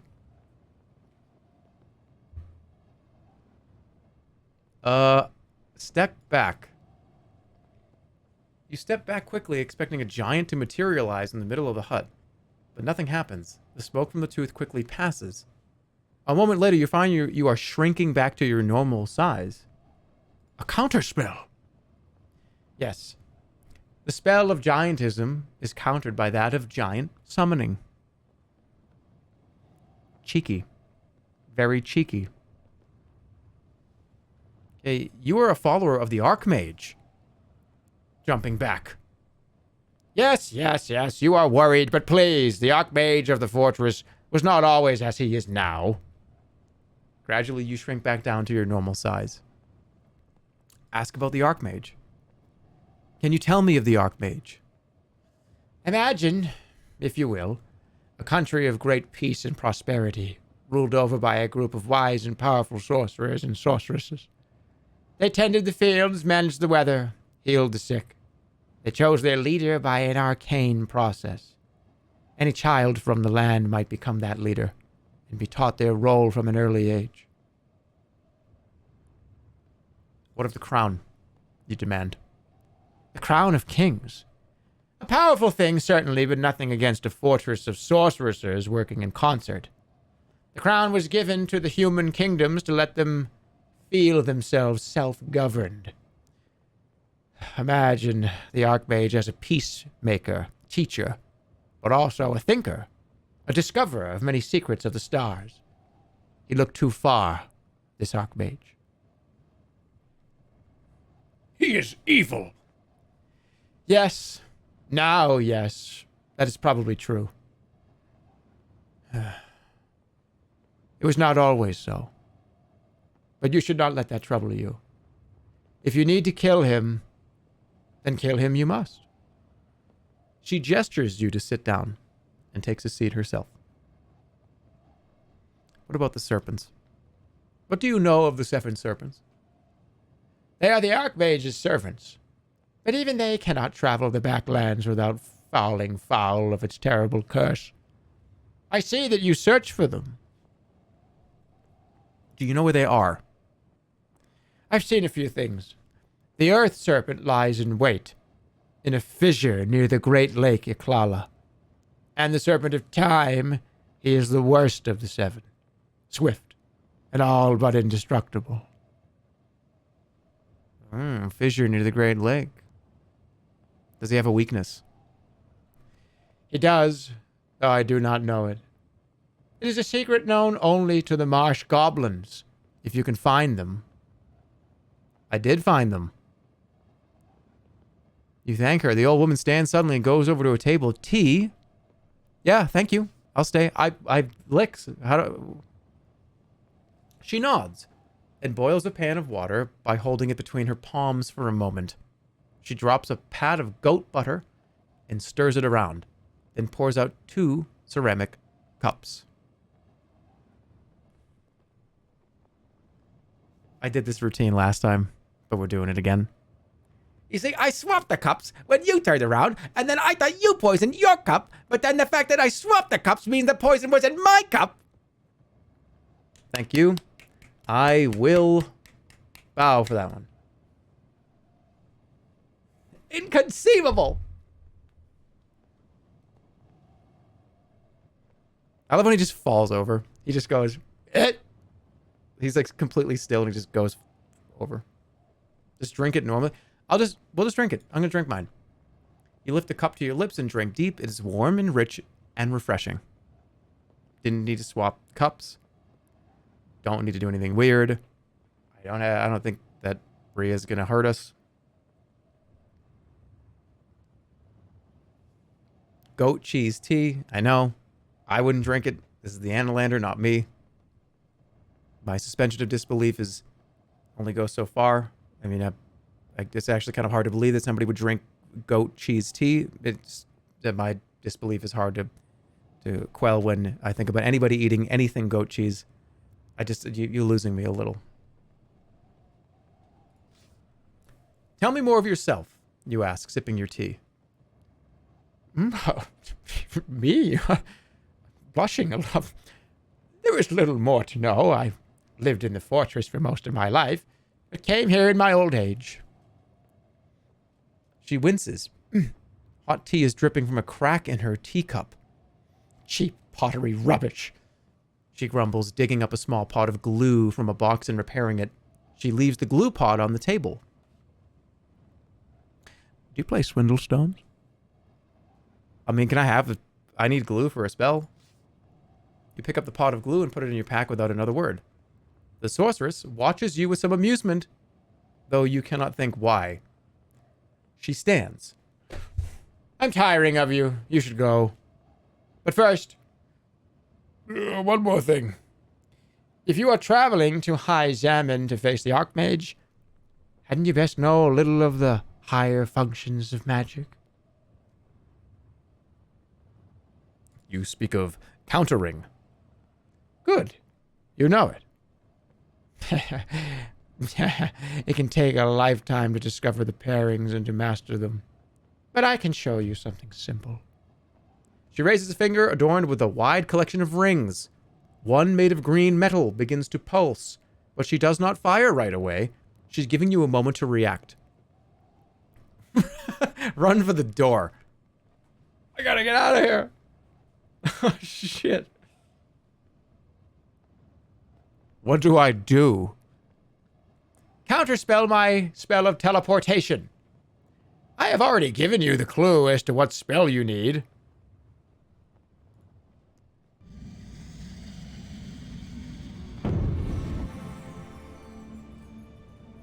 It's glue. It's glue. Great glue. She did it on purpose. You weave the spell and toss the glue over your own feet. You feel it binding your boots to the floor. The sorceress smiles as she completes her spell, firing at you with her green ringed finger. You stare her magic in the face, but nothing happens.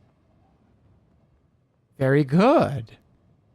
Every magic has a counter magic. The enchantment of gluing matches the spell of teleportation.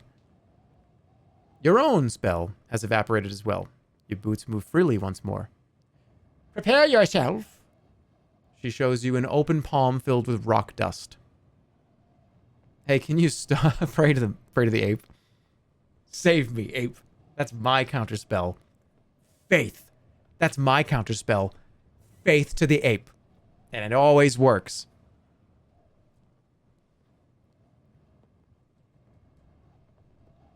Okay, sand.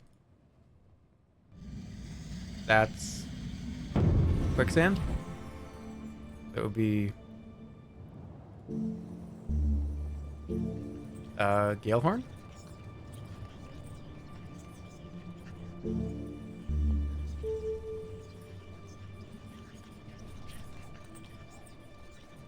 Zen's not available. It's probably Galehorn. Oh wait, hold on. It could be wall. So this is quicksand, so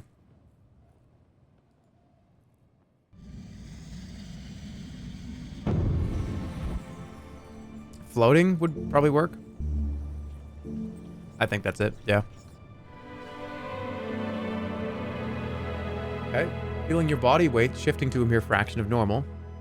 Just as Bria's spell of petrification begins to take hold, the two forces, one turning you to air, the other to stone, fight within you, but with decreasing force moment by moment. Eventually, your body returns to normal. Yes, indeed. The magic of lightness is blocked by that of petrification. You've learned enough. You must leave, but not without a gift. She slides the ring of green metal from her finger and holds it out to you. Teleport ring. Take it. You take the ring swiftly and slide it onto your finger. You feel a pulse through your veins. I wish you well. Now be gone. Okay, now we know where two of them are.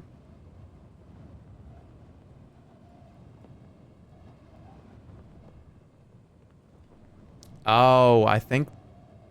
Okay, it's in the present. Yeah, because this is. I have this going to the past. Where even are we? Oh, we're all the way over here. Jeez. Return to the hut. Should I go back in? No. Oh, she'll probably kill me. What's over here? Let's just look. It's a big circle. You head over to the mountain pass. Look around. You glance around the wide pit of the old volcano, but there is little to be seen. No doubt the ash mixed in the dust is what makes the forest you saw on the slopes so lush and verdant. At least it seems fairly unlikely the volcano will erupt again. Okay. So this will take down through here. This is where we started, by the way. It's here. We need to go back this way.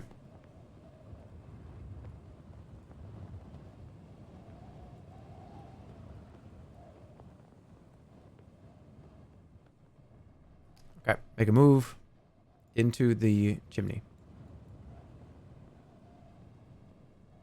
Okay, you begin to plunge down the mountainside, knocking and scraping the rock surface on either side. You close your eyes and your heart begins to move up your throat. Wait, did I just jump off the cliff? Oh, I just jumped off. You fall at speed, a dead drop down the side of the mountain. The rushing wind snatches away your breath. Death is certain. You take a moment to arrange your thoughts. Do I die?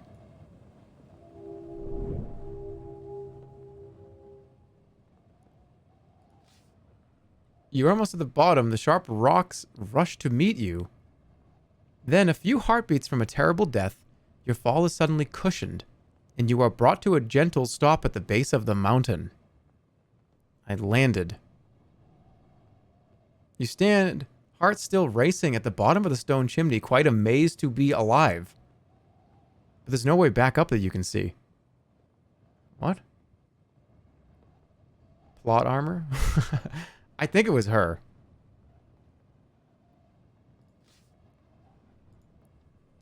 I'm going to assume it was her. Okay. Let's go back here, because I want to point this Over here. See what this was like in the past.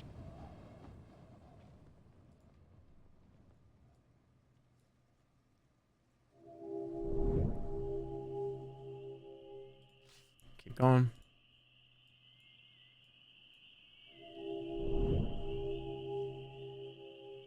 Mm-hmm. I'm also going to try to hit the bridge, too, with this.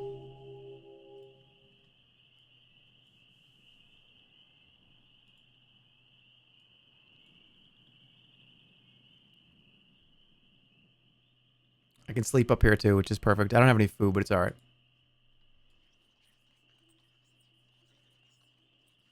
Ah. See the hut up here? I wonder if it's worth going back there. Back in the past.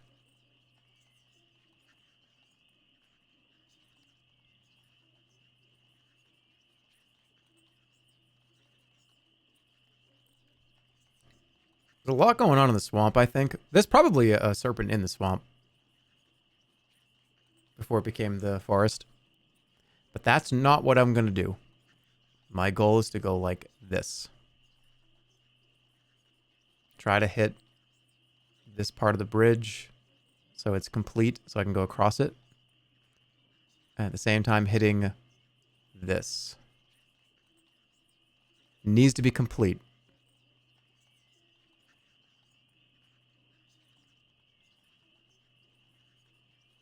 Because then I'll aim this one over here.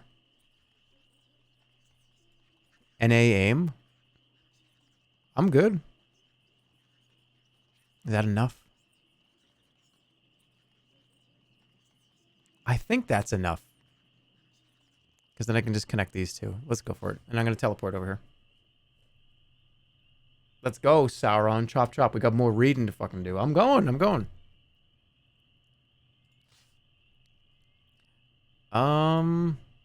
Okay. I need to sleep. Let me sleep first. Let's go, Sauron. You've not eaten. Your pack is empty. That's all right.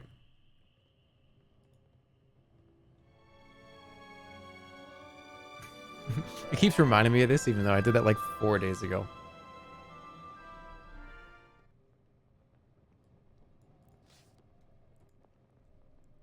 Okay. Now I'm going to go get the ring.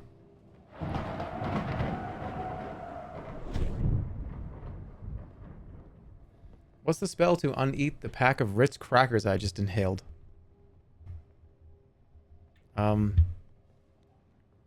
We'll just wait like 16 hours or so. And then when you're sitting on the toilet, pretend to be casting a spell. When, you know, that makes sense.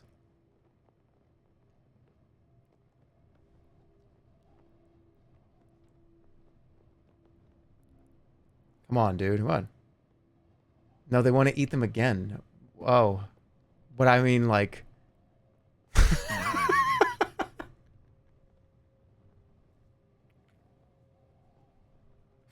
-2 respectfully? Grow up? That's not what I'm saying. That I meant like, oh, that's like a funny... Oh, how do I, like, get rid of the Ritz crackers I just ate? I don't know.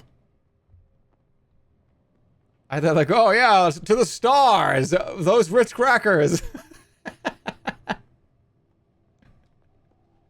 Come on. That's actually kind of funny.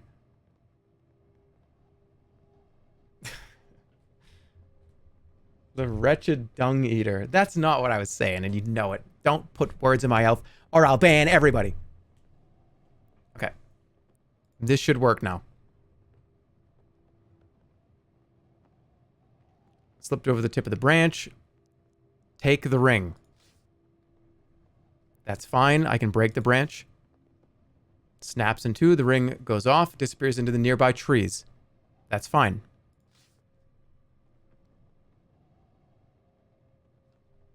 It did not go into the water.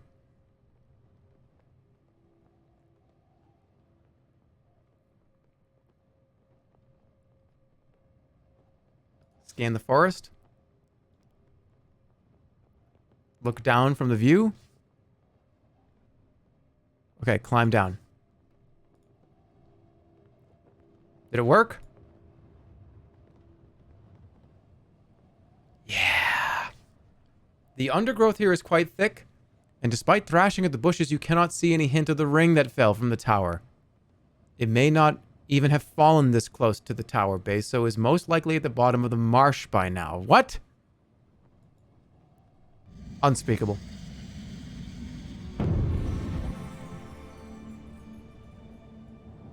I'm floating.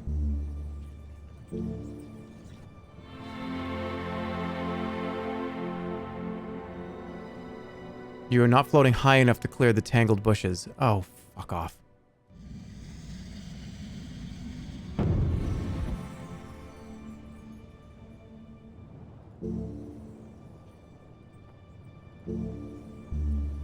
Shit. Force field. No. No. Where? How do I get that ring? I don't know how to get the ring. But whatever.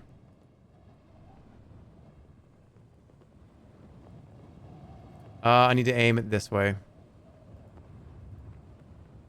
Just let it go, dude. Let it go.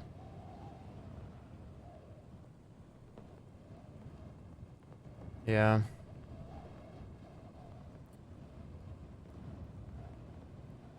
Yeah. Alright, I need to move this, though. I don't know. I don't know how to do it.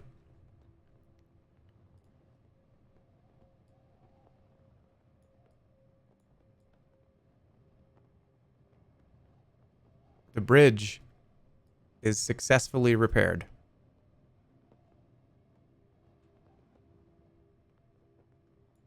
Kind of.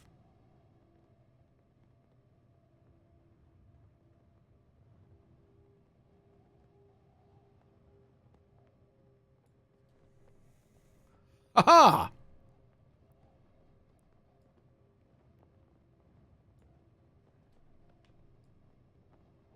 Is that accurate? It's hard to tell.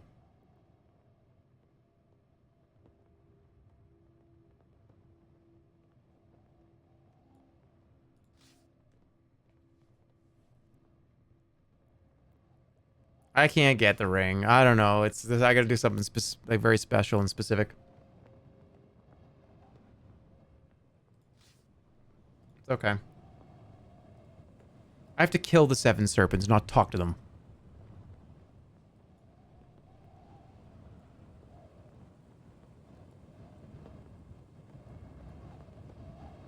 This doesn't look like it's connected.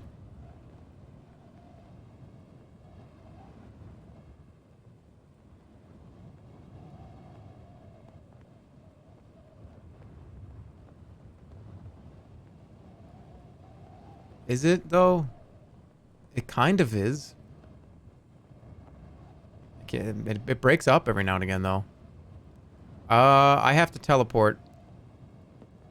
See, it's like broken up. Can I climb this? Okay. Like, can I climb up here? Climb the pillar. Here we go. All right, let's do it. There's no way up the bridge from here? Really?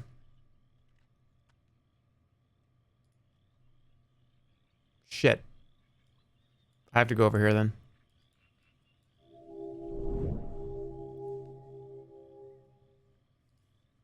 I can climb the bridge in the past. I should probably teleport to here and then walk.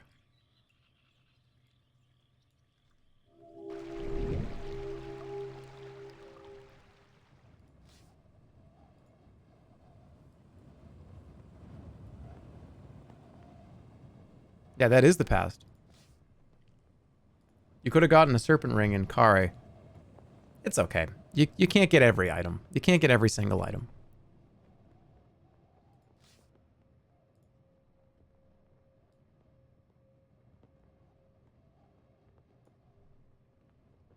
Just to make sure, I'm going to aim this one over there, too. We're hitting this with every single one.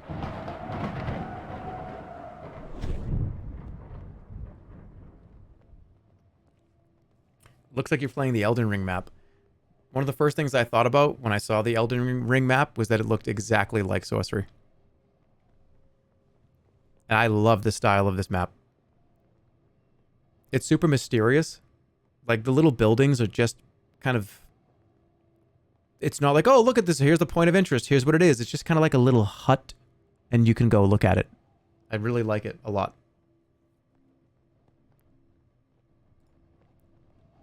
Like, for instance, stuff like this is just... what even is that? I don't know, but I'm going to go look at it.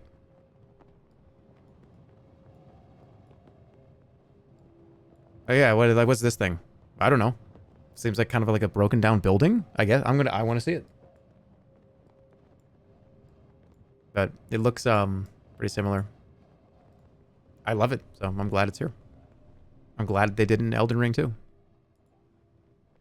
Does Skyrim do that? Does Skyrim have a map like that? Fastest way to make me play that game. Just kidding. Oh. Oh, right. I have to aim at this to get it to aim that way. Okay. I am actually going to go teleport to that one.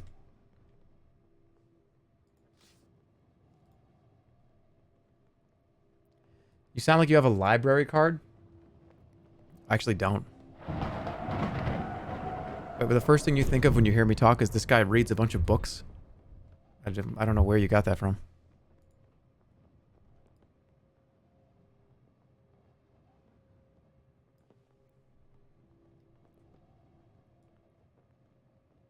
It's almost kind of overlapping. Yeah. It's overlapping. I'll keep it like right here.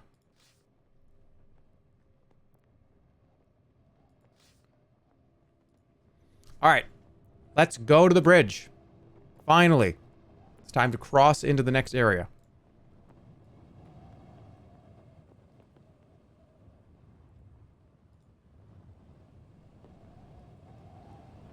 In the time between the Sorcery streams, I was able to beat Sorcery 1 through 4 normal and New Game Plus. I love this game. Thanks for introducing me to it.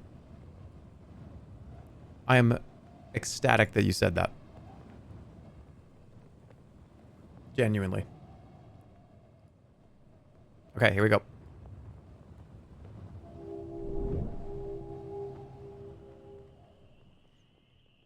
At least somebody is finishing it. It's been 295 days since the last Sorcery stream before these last couple. They've had a lot of time to play it. They don't mean like in the last 2 days. They mean in the last year.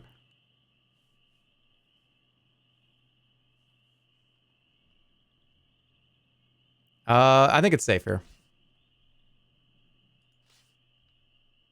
Wait, hold on. All right, we have been through this area a couple times, but we have an event here. You stretch out and rest. Suddenly, all around you goes quiet. The night air itself seems to still. You hear a distant voice. Listen. You stay quiet and strain your ears to listen. Greetings. In tones of voice aged and self-satisfied. I trust the Backlands are treating you kindly as my fair city. It takes a moment to place the voice. It is Lorag, the Wizard of Kare. What are you doing here? I'm here to help as you helped me in my fair city. You have a message in a language you do not understand. I may be of some assistance. Ooh. Very well. I would be glad of your aid. In the marsh, you were given a parchment. Show it to me. You pull out the parchment given to you by the goblins, and you begin to feel a strange sensation, as though someone else was controlling your eyes, moving them backwards and forwards across the words. That's creepy. Read. You have little choice but to read. Yes. I was right to come. You feel your finger lift and tap the paper. It is most interesting. Indeed, most valuable. The voice vanishes promptly. What does it say? But the wizard's presence has gone. You are quite alone once more, and none of the wiser for it. Oh, great. You seem guarded here. Oh, come on, man. What did he just do? You're gonna take that, and what are you gonna do with it? Typical Lorag.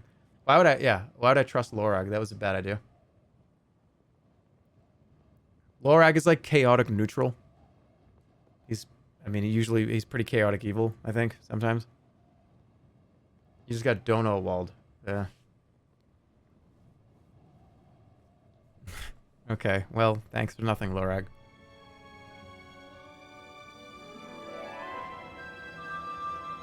He's kind of a dick. Oh, he's a big dick. He's a super dick. I would say that's an understatement. The sunrise up so high is cold and clear. You get to your feet. Here we go. Oh, look, it actually fades out. I have to hit it as it's still there.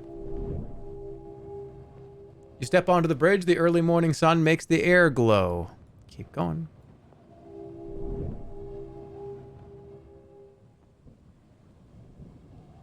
Okay, you make your way onto the stones of the bridge, which form a broad, solid path.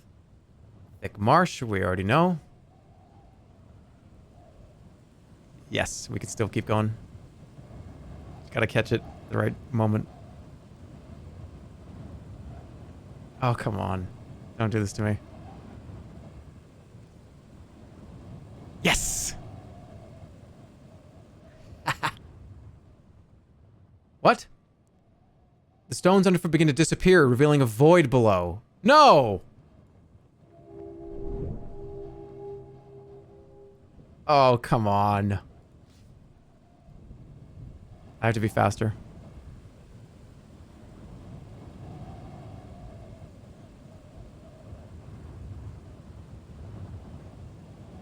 Come on. Really?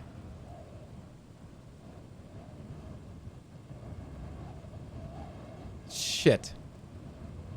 That's very unfortunate.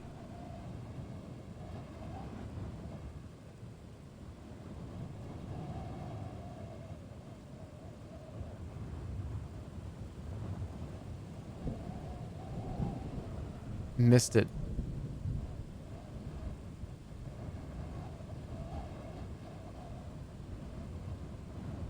Okay, wait. Here's my idea. I need to wait, and I gotta spam move on.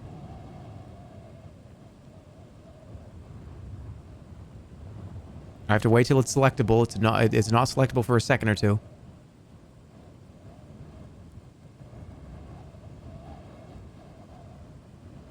Here it comes. Where is it?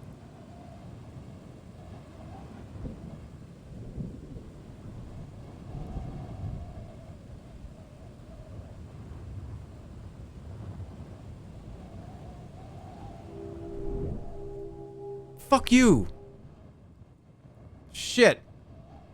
No! Oh, if I gotta go back and move one. What's the problem here?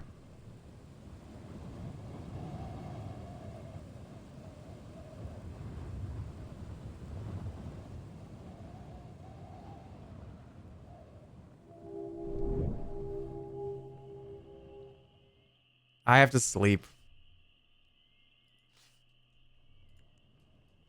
Okay, I gotta teleport around. I'll get there. I'll get it. Okay. So, then I guess this one has to point over here. How do I get the whole bridge to be intact?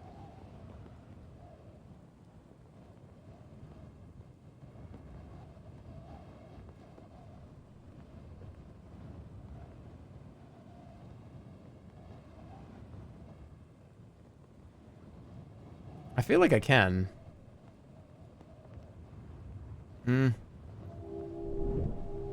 It's probably I could probably get in the mountain somewhere too.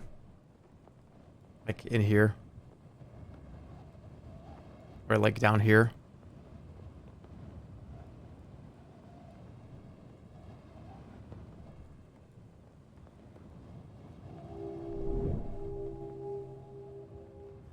Light up the end of the bridge and climb the middle part. That's probably the right idea. I'm gonna go see if it's possible. You have the beacons just wrong. You can do it. Let's find out. I thought I had them in a fine place to... That was fine. Let me see. Can I... Alright, if I go like this... hold on a second here. Watch this.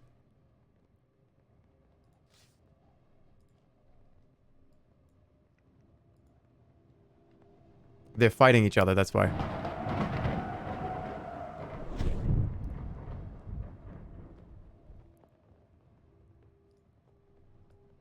There we go. So now that will be perfect. The other one is aiming over here. I have to turn that one away.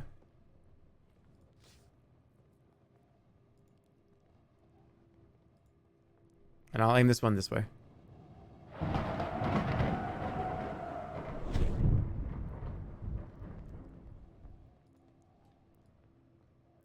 Got it. Where should I point this? We did this over here in both past and present. I could aim it in this like marsh area. Yes, there's probably a couple of events here that we didn't get to. Yeah. Let's do it.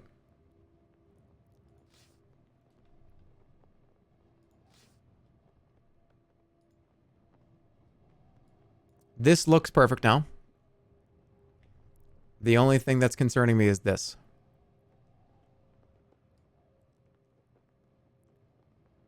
That's concerning me. Should I be concerned?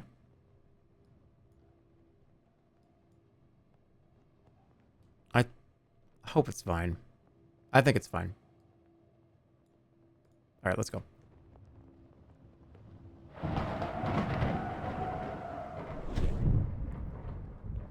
Very cool. All right, let's move.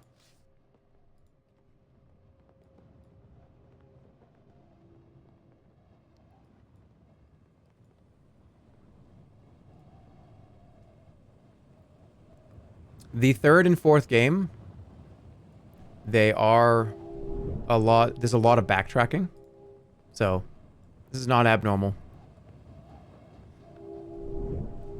Some of the complaints of the third game and the third book series, whatever you want to call it, is people don't want to go back and backtrack 3 times. But I don't mind it. I think the beams, the going back in time and doing stuff differently, I think is fun.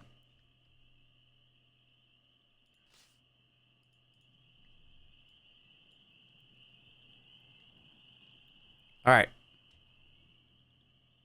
Move on. Here we go. Yes. Finally going to make it across the bridge. I don't think this is going to be a problem. I think we're good.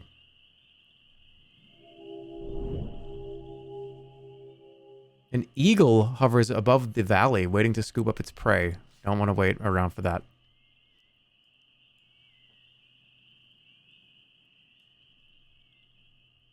You walk across the bridge. A little light glows in the east. There are no handrails here. Sitting by the sheer drop at the edge of the road is a starving-looking man with legs folded beneath him and head bowed to the stone.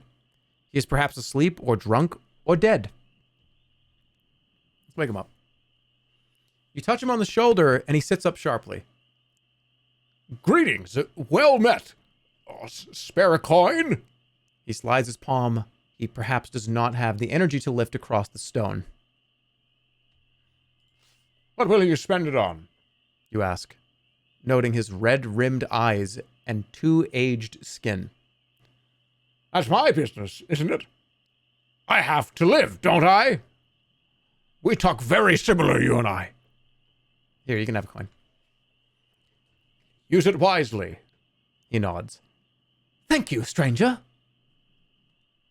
All right, let's get some info. You open your mouth preparing to ask the man for information in return for your gold, but the words fail when the beggar holds your gold coin out over the side of the bridge and lets it go. It twinkles as it sails out of sight. That was careless. What? I dropped it. I didn't fumble it. I don't have the shakes. I'm not ill. Then why did you do that? You demand, somewhat outraged. Isn't falling wonderful? You should try it. He chuckles. Perhaps one day I will. I'm just waiting for the right weather for it. He lies down and peers over the side of the bridge at the distant valley floor, lost in thought. You leave the man and move along the bridge. What the hell was that?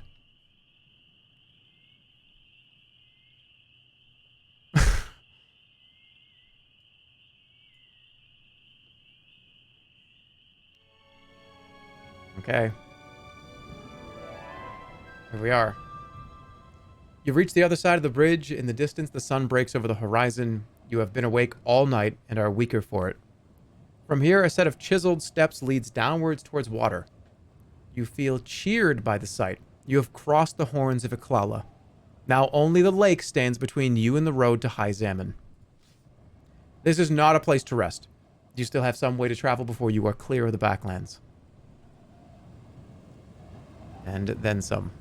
There's still serpents up here, probably. Still serpents. We just need to get more info. And down the slope. It's where we will go. Next time.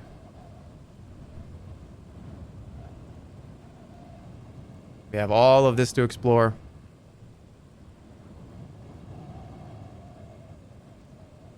End of the stream. You guys just know it's coming. Yeah, my stomach's kind of being annoying. So I'm gonna go take care of myself. Do you know what I mean? You thought I was gonna get farther this stream? That's the beauty of sorcery. Sometimes you just don't make any progress. Well, that's not true. We killed the fire serpent.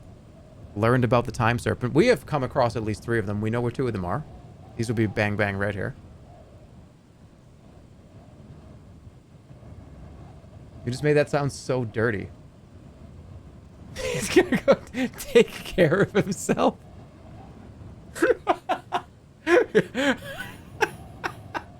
Yeah, guys. Yeah, I'll be back, guys. I'll just see you later. I gotta go take care of myself.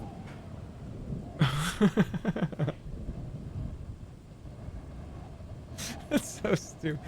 They're like, oh man, all these old wizened, monsters and old ladies and old men screaming at me and throwing rocks at me. I'll be back. I'm gonna take care of myself.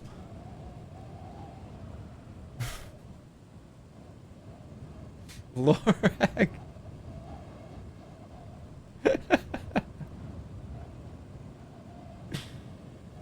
This stream is earning its maturity rating in the last minute. It's been on for 10 years. Come on. All right, yeah, that's it. I'll see you guys. The next time I will stream will be... What we got here?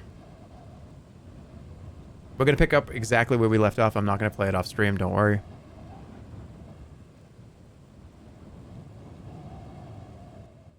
Get some music up here. Let me take a look at the... Let me look at the calendar for a second. Because I got some stuff to do. Alright, what we got? I will see you guys on... probably Wednesday. Yeah, Wednesday makes sense.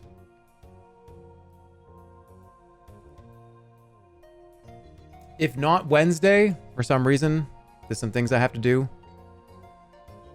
But at the very minimum, I'm going to implore you to watch Sea Dog's stream this coming week on the 29th.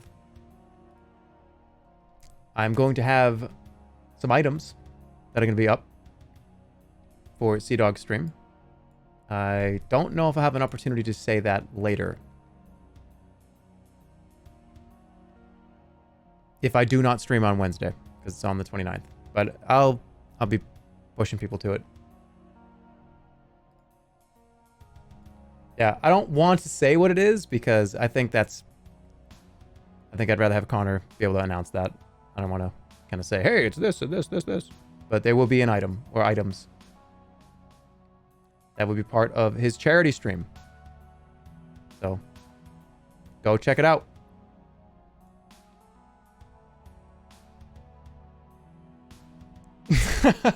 It is not that. It is absolutely not that.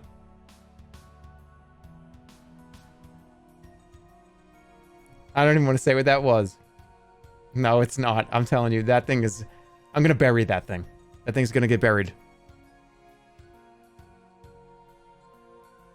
But yeah, if you don't hear from me, just keep an eye on the sus. There'll be another stream this week. But at the very minimum on the 29th, please absolutely go support that stream. Not only because there's going to be stuff of me on it, but because it's a great cause, and you should go and support it. So, go check out Sea-Dog's stream, 29th. Go check his Twitter. There's a lot more info on it, too. No, it is not an ass baseball. It's pretty cool. Just telling you. It's pretty cool. Yeah, thanks for hanging out. Thanks for watching. Thanks for, obviously, subscribing and doing what you guys do. Appreciate it. Keep an eye on the sus. I have like kind of to be determined. I'm trying to get over this annoying bullshit with my stomach, intestines, whatever you want to call it. But I'm fine. Don't worry. It's not the first time. It's not my first rodeo. I'll be good. Don't worry. So yeah, keep an eye on the sus. I will be very clear.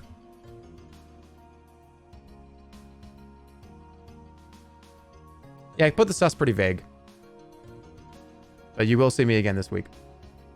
Take care of yourself. Good night. Have a great rest of your evening. Call your mother. Call your father too. Call them both. I always say call your mother. Why does it never call your father? Talk to them both. Get them on speaker.